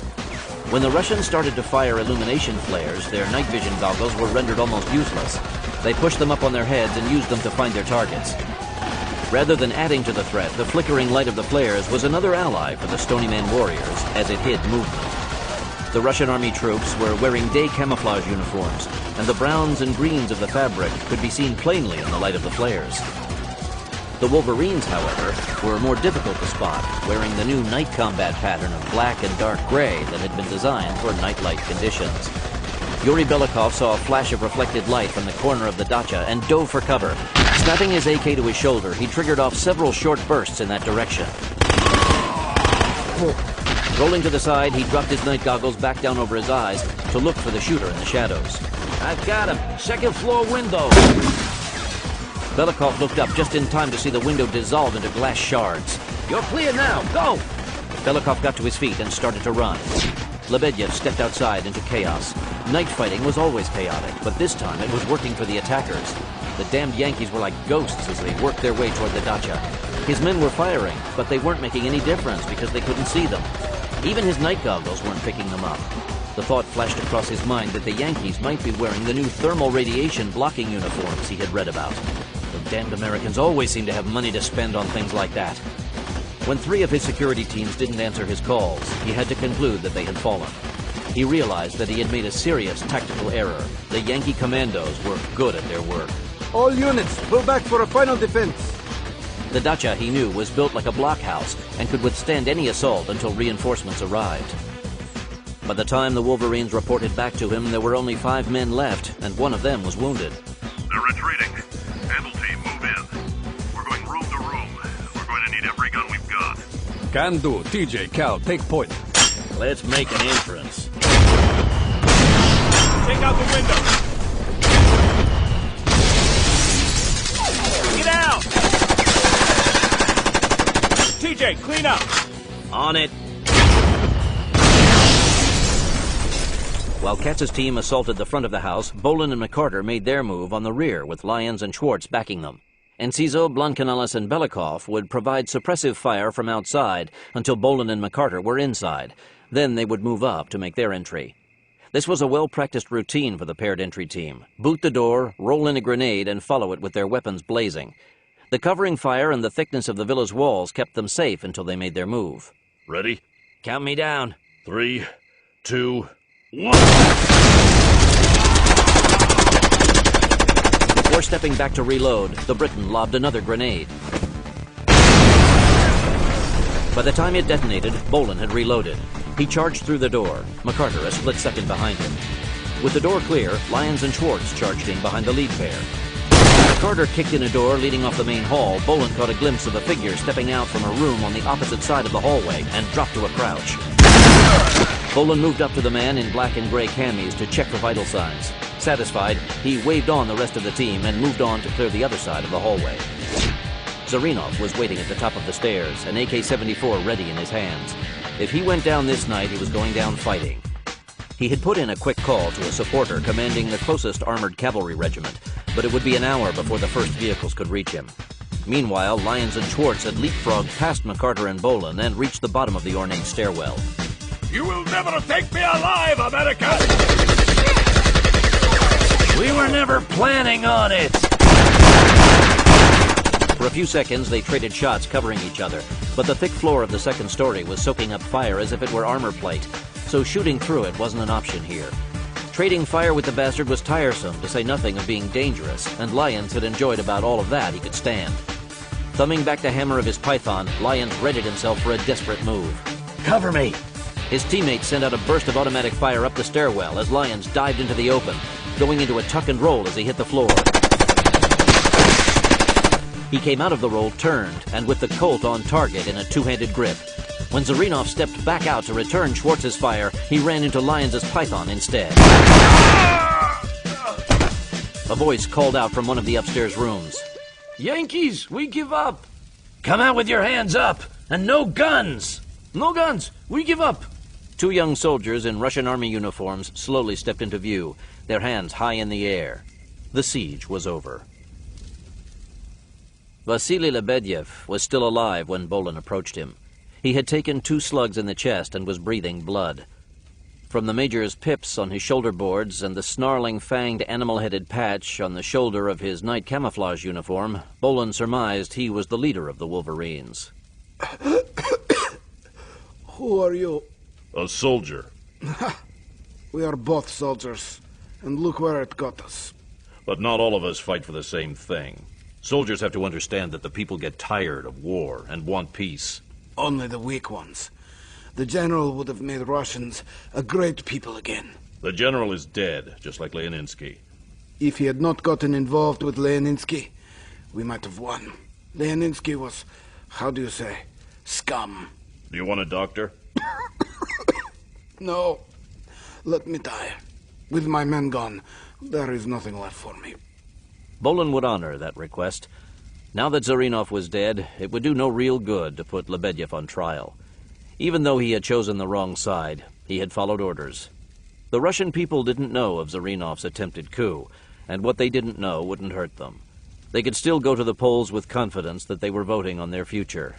What that future would be, he had no idea. But at least it wouldn't be a renewed dictatorship. You did not tell me your name, soldier. No, I didn't. Give me grace, comrade. Bolin was surprised to hear the Red Army veteran ask for a mercenary's grant of eternal peace. It was a time-honored tradition among warriors, but he hadn't known that the Soviets had followed the custom. It wasn't so much a battlefield execution as it was a release from pain. Go with God.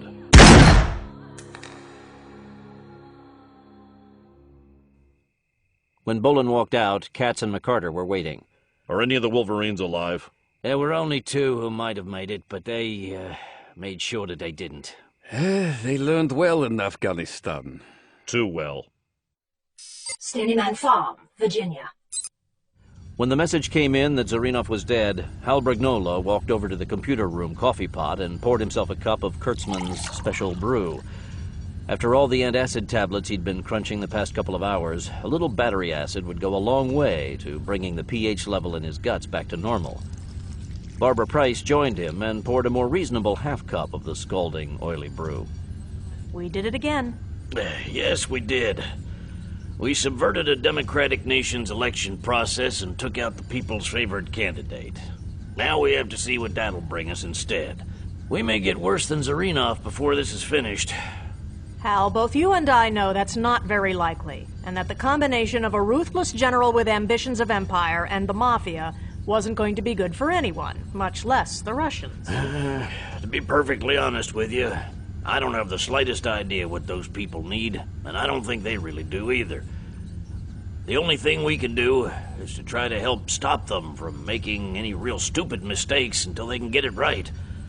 As someone famous said, freedom means the freedom to starve to death. Whoever he was, he must have been a Russian. If he was, though, he wasn't running for election. The Russian people don't want to hear that from their leaders. Oh, and speaking of leaders, I have one who's waiting to hear from me. Good luck. I'll call for the chopper while you're getting your gear ready. Yuri Belikov was in a state of shock as he walked around the late general's dacha as the first streaks of dawn appeared in the sky. Even after the fight at the bridge, he hadn't been prepared for the bloodbath that had taken place here the previous night. He was also not sure how this was going to play with his boss, the minister.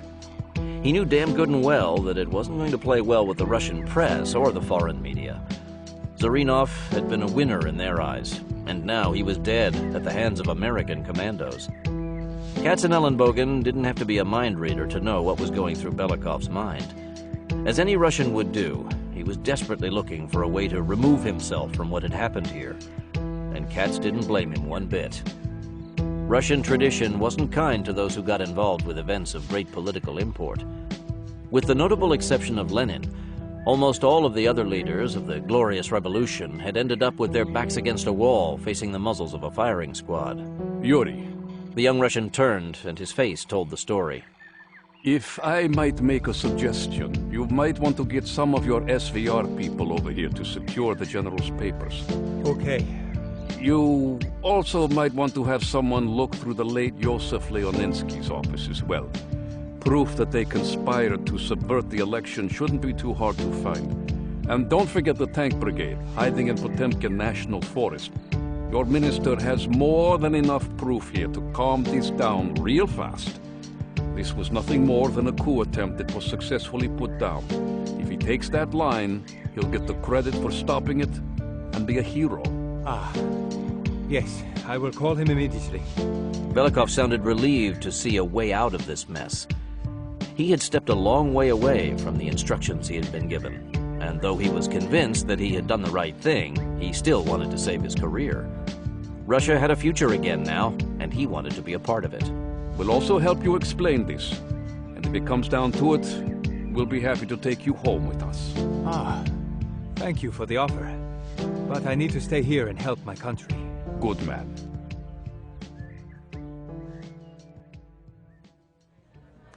The CNN coverage of Pavel Zarinov's death was blaring from the dayroom TV set when Jim Gordon walked in that evening.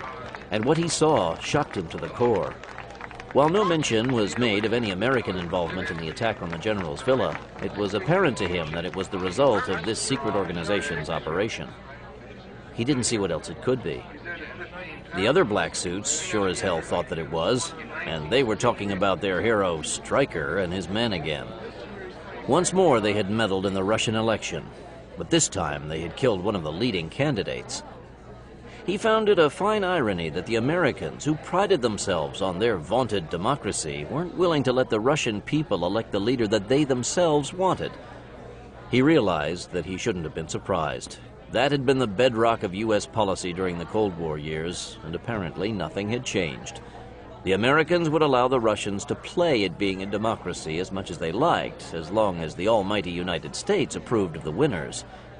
It brought to mind memories of Allende, Diem, and the other democratic leaders who had fallen afoul of American politics and had paid with their lives. The communists had controlled the leaders in their sphere of influence as well, but at least they had been open about deposing foreign leaders who didn't suit their purposes. They hadn't used secret mercenary units to assassinate them under the guise of promoting democracy. That's another one for your Russian history update. Zarinov goes down with all the rest. Hey, Gordon, who do you think will win this thing now? I don't have a clue. At least it won't be that bastard. And good riddance. We don't need another war with the Russians. Gordon held his tongue and let the man go on his way. His simple-minded black-and-white assessment of the situation in Russia was so typical. The American public could only see the Russians as enemies or as a resource to be exploited for commercial gain. The pain and suffering of the people were of no concern to most Americans. And as long as that was the case, men like Zarinov would step up and try to guide the Russian nation back to greatness. Rather than watch anymore, Gordon picked up an entertainment magazine and retreated to his bunk. Snapping on his reading light, he pretended to be interested in the sex lives of the pampered rich and famous as he seethed over the assassination. He still had more than a week to go before rotation, but he wasn't sure that he could make it. The stress of knowing that he was under constant surveillance was unremitting. He had kept his behavior as clean as a choir boy's, but the knowledge that eyes were watching every breath he took was almost more than he could bear. If he'd been working a normal civilian job, he would be able to get drunk on the weekends, drive up in the mountains, or simply sleep all day to relieve the stress. But being a black suit was worse than being in prison. At least in prison, he could hammer his fists against the wall without someone taking note of it. On top of that, the news of Zarinov's death was ripping at his guts like a piranha. These people had robbed Russia of a much-needed leader, and they were going to get away with it cleanly because no one knew about it. The worst thing was that he knew what they had done, but there wasn't a damn thing he could do about it. Sure, he could get his weapon and kill a few of the black suits before he was gunned down, but that wouldn't do any good in the long run. They'd just permanently raise the security in response. And even if he did start shooting, he would never be able to get into the farmhouse and wreak his vengeance on the people who were responsible for this outrage. All he would be able to do would be kill some of the guards, and they were simply working for a living.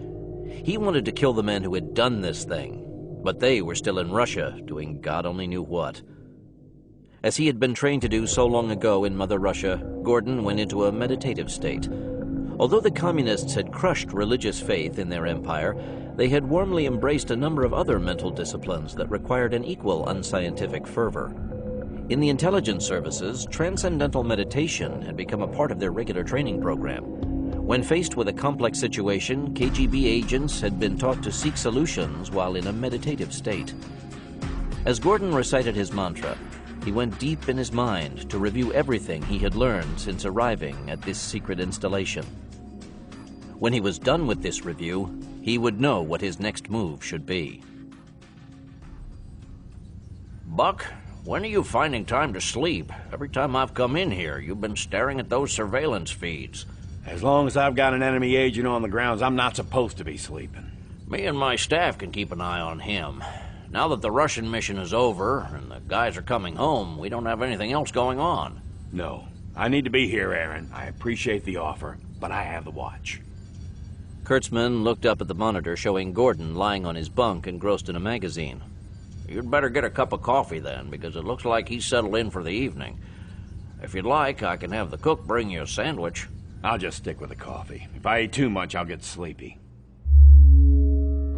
When Jim Gordon became alert again, the clock on the wall showed that only 28 minutes had passed, but it had been time well spent. He felt refreshed and ready for action.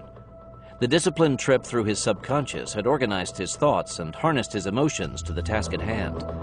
After looking at the situation from all angles, it was apparent that the only way he was ever going to see vengeance visited upon these people was to escape at the first opportunity. The key to his decision was the cold fact that he was the only man, not part of the organization, who knew what was taking place here. He alone knew the threat this bucolic little farm presented to the entire world. If they could assassinate a major Russian political figure with complete impunity, no one was safe. The world's governments needed to know what was being done here, and he was the only man who could pass on that information. The second part of the equation was that he needed to get out as soon as he could. Every minute he remained, he was exposing himself unnecessarily to capture. He had everything he needed to know already, and risking himself in the vain hope of finding the installation's Achilles heel was exactly that, vain. He had to get out tonight. The black suits were more alert at night, but even with their night vision devices and heat sensors, the night was still a fleeing man's best cover. If he could get to the vehicle key box, he would take one of the pickups and disable the other one so he couldn't be followed. Once outside the perimeter, the United States was a big place to hide, and he was confident that he could evade capture. The black suits weren't confined to the barracks at night, but most of them stayed inside after dark unless they had duties on the grounds. Nonetheless, it wasn't completely unknown for someone to walk outside to take the night air, smoke a cigarette, or just get away from his comrades for a few moments. He could do that, and hopefully no one would think anything of it. He was very much aware of the video camera. He got out of bed and opened his wall locker. Since it was a double-door military locker, the door blocked the view of the camera as he took his Beretta M92 from its holster and stuffed it in his belt. 2 spare magazines went into his front pocket. He shrugged on his jeans jacket, which covered the pistol, and put on his black suit cap before closing the locker. On the way out of the barracks, he paused long enough to take 2 fragmentation grenades from the ready rack inside the door and slip them into his jacket pockets. Oh, shit, he's making his run. All patrol units, this is Control. Condition Zulu is now in effect. I say again, Condition Zulu, intruder on the grounds. Locate probationary black suit James Gordon and take him into custody. Stop Gordon at all costs, but take him alive. I'll explain when it's over. Acknowledge in turn. Kurtzman reached for the intercom button. Barbara, Jim Gordon's making his move. He's armed and he's on the grounds. Can we stop him? I don't know. I'm coming down. Since all the alarms at Stony Man were silent, Gordon had no way of knowing that his run for freedom had been noted the minute he walked out the door. Since he hadn't been assigned to night guard duty yet, he also didn't know that the teams were all patrolling the perimeter at that part of the shift and hadn't started to head back to cover the main house yet. He did know, however, that the clock was running, and he had no time to lose. Walking as if he had a purpose, but not running, he headed for the vehicle barn. On the way, he went past the fuel pumps and picked up the iron bar that was used to tighten down the fuel storage tank lid. It was 3 feet long and would do nicely for what he had in mind. In the vehicle shed, he walked up to the first of the 2 pickups. He held the iron bar like a spear, aimed at the grill. Now that the radiator was punctured, the truck wouldn't run very long without coolant. Now, he was committed. Gordon walked to the key box and got the keys to the blue truck. Going over to the other Dodge, he opened the door and slipped inside the cab. He took one of the grenades and, holding it securely in his left hand, pulled the pin. As he cleared the vehicle shed, he tossed the armed grenade over the top of the cab back inside. The flash of the bomb lit up his rearview mirror, and he saw men running to cut him off. He sped up and passed them at 60 miles an hour. 2 rounds punched through the rear window of the passenger side, but beyond splattering him with glass, did no harm. When he saw the gate, he didn't even try to slow.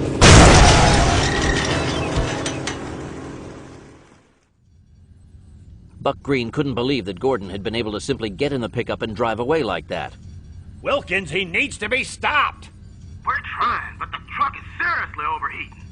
God damn it! What's wrong? We lost him. The other pickup blew its engine trying to catch him. I already put out an APB with the state and county.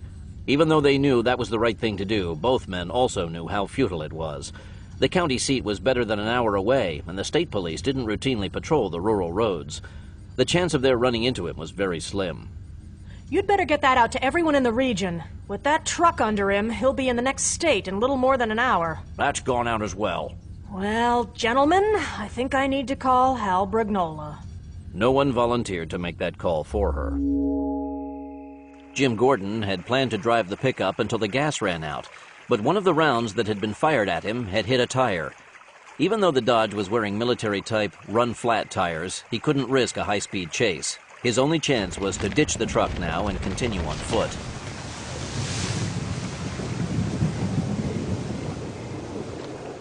Now he had to get to the nearest freeway.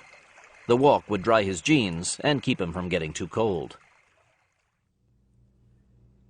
When he walked into Hal Brignola's office the next morning, Buck Green was wearing what passed for a uniform around the farm. A clean blue work shirt, well-washed but pressed chino trousers, and his best cowboy boots, polished to a high shine. What can I do for you, Buck? Mr. Brognola, I would like to tender my resignation effective immediately. Brognola was surprised. The Gordon episode had been close, perhaps too close, but it was over now. The Big Fed had put out a blanket capture-on-site bulletin to every federal agency from the ATF to the National Park Service, as well as the police forces of all 50 states, Interpol, and the intelligence services of the NATO nations. As well, Phoenix Force and Able Team were quietly working behind the scenes to track the man. Gordon was as good as dead. Please sit, Chief. Why do you want to resign? Well, sir, I really screwed the pooch big time on this one. I put the organization in danger by bringing Gordon in. And you think you should have caught him before you offered him the position? Is that it? Yes, sir. I failed to spot him in time, and now we've been compromised. You ran all the background checks on him just like you always do, right? Yes. You did, however, get onto him before he was here too long. And you and Kurtzman took your findings to Barbara. It's not your fault that she wanted you to let him run free so we could try to learn what he was doing here. In retrospect, we should have taken him into custody the minute you reported your first suspicions, but that's not your fault. I should never have let him in here in the first place. He's a damn communist spy. He was born in Russia, yes, but he's more American than a lot of people who were born here because he studied so hard to become one of us. It doesn't matter. What's the real reason you want to quit? I just don't trust myself anymore. I screwed up big time and let this guy in. I'm afraid that I might make a mistake again. Brignola knew that making mistakes went with being human. If he'd been required to pay for all of his mistakes, he'd have been dead a long time ago. In this business, making mistakes was nature's way of telling you to do something differently. And if you were lucky, you survived. Those who learned from their mistakes were those who lived to make another, but different one. Look, Buck, this guy slipped past you, and if you'd like, I'll dock you a month's pay or something like that. But since we have been penetrated, we have work to do right now, and I need you to do it. I need to know exactly what this guy had access to, what he might have learned that someone could use against us. Whatever it is, we need to take care of it immediately. I need a thorough analysis of the whole security system to find our weaknesses. And if you think that we need to scrap the whole damn thing and start over, do it. But I want it done ASAP. Then, since you're the one who found the flaw in our security force selection system, I want you to pinpoint the weaknesses there and fix them as well. You're right. We can't afford to have something like this happen again.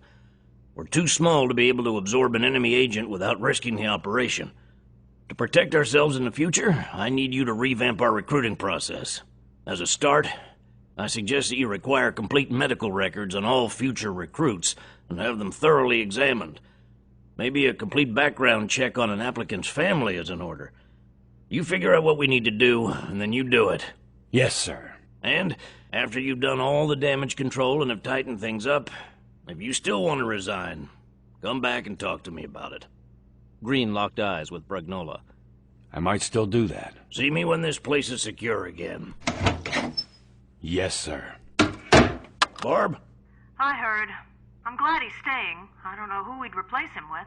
He just needed to confess his sins. He'll be around here until we shovel dirt in his face. Hal? Yes? What if Gordon tries to shop us?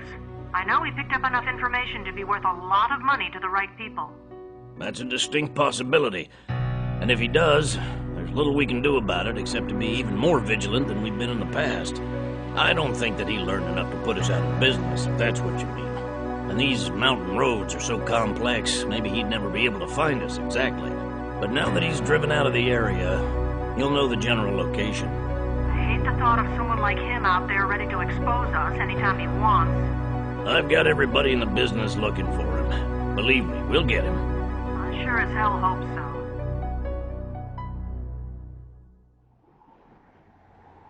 The trucker was climbing into the cab of his 18-wheeler at the truck stop outside Harrisburg when he saw a man approaching him. You heading south, mister? I sure could use a ride. The trucker checked out the hitchhiker before replying. A person had to be careful nowadays about who he invited into his cab for a ride. If you made the wrong choice, it could be your last. The man looked like a farmhand, but his clothes were clean, he was freshly shaved, and he didn't look like he was on the run from the law. Where you headed? Atlanta.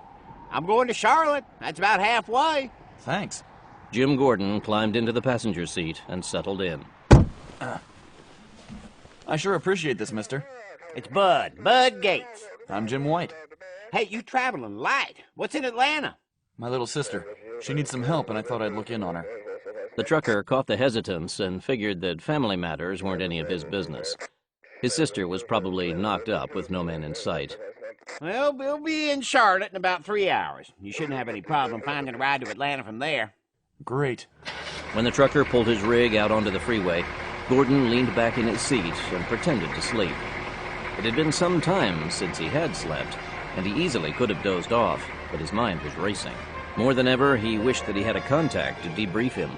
The information he had couldn't just stay with him. He had failed to find a way to do any significant damage to the clandestine operation.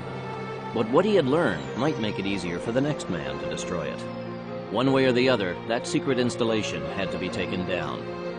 As of today, ex-U.S. Marshal and ex-black suit James T. Gordon was dead. He would change his name each time he picked up a new ride, but as soon as he reached California, he'd take up his alternate identity and start out again. It would be slow going at first, because his alter ego was a bit old, and he'd have to invent a scenario that would cover the missing years. He'd begin by renewing his California driver's license, reopen his bank account, reapply for his lapsed credit cards, and take it from there. He was certain that he would be able to safely hide as Rick Mackin, but he wouldn't be able to look for work as a law enforcement officer. That career field was out. His alternate ID wasn't strong enough to support an in-depth background check, but that didn't mean that he wouldn't be able to use his years behind a badge to his advantage. Having been a federal cop had taught him many skills that were marketable to the right people. In Charlotte, he bid goodbye to the trucker at a truck stop on the interstate. As soon as the 18-wheeler was back on the road, he headed into the gift shop. Before he started looking for his next ride, he wanted to change shirts and hats. Witnesses tended to remember the shirts and hats of the people they met. After re-outfitting, he got something to eat before going back out in the parking lot to look for a truck with Texas or Arizona plates. If he could get to Phoenix, he'd be almost home free. But Tucson would be almost as good. He'd give each trucker he rode with a different phony destination and cover story, so if they were interviewed, they couldn't give anything away. When he spotted a cattle truck with a Lubbock, Texas address painted on the door, he walked up and spoke to the driver through the open window. You headed west, mister?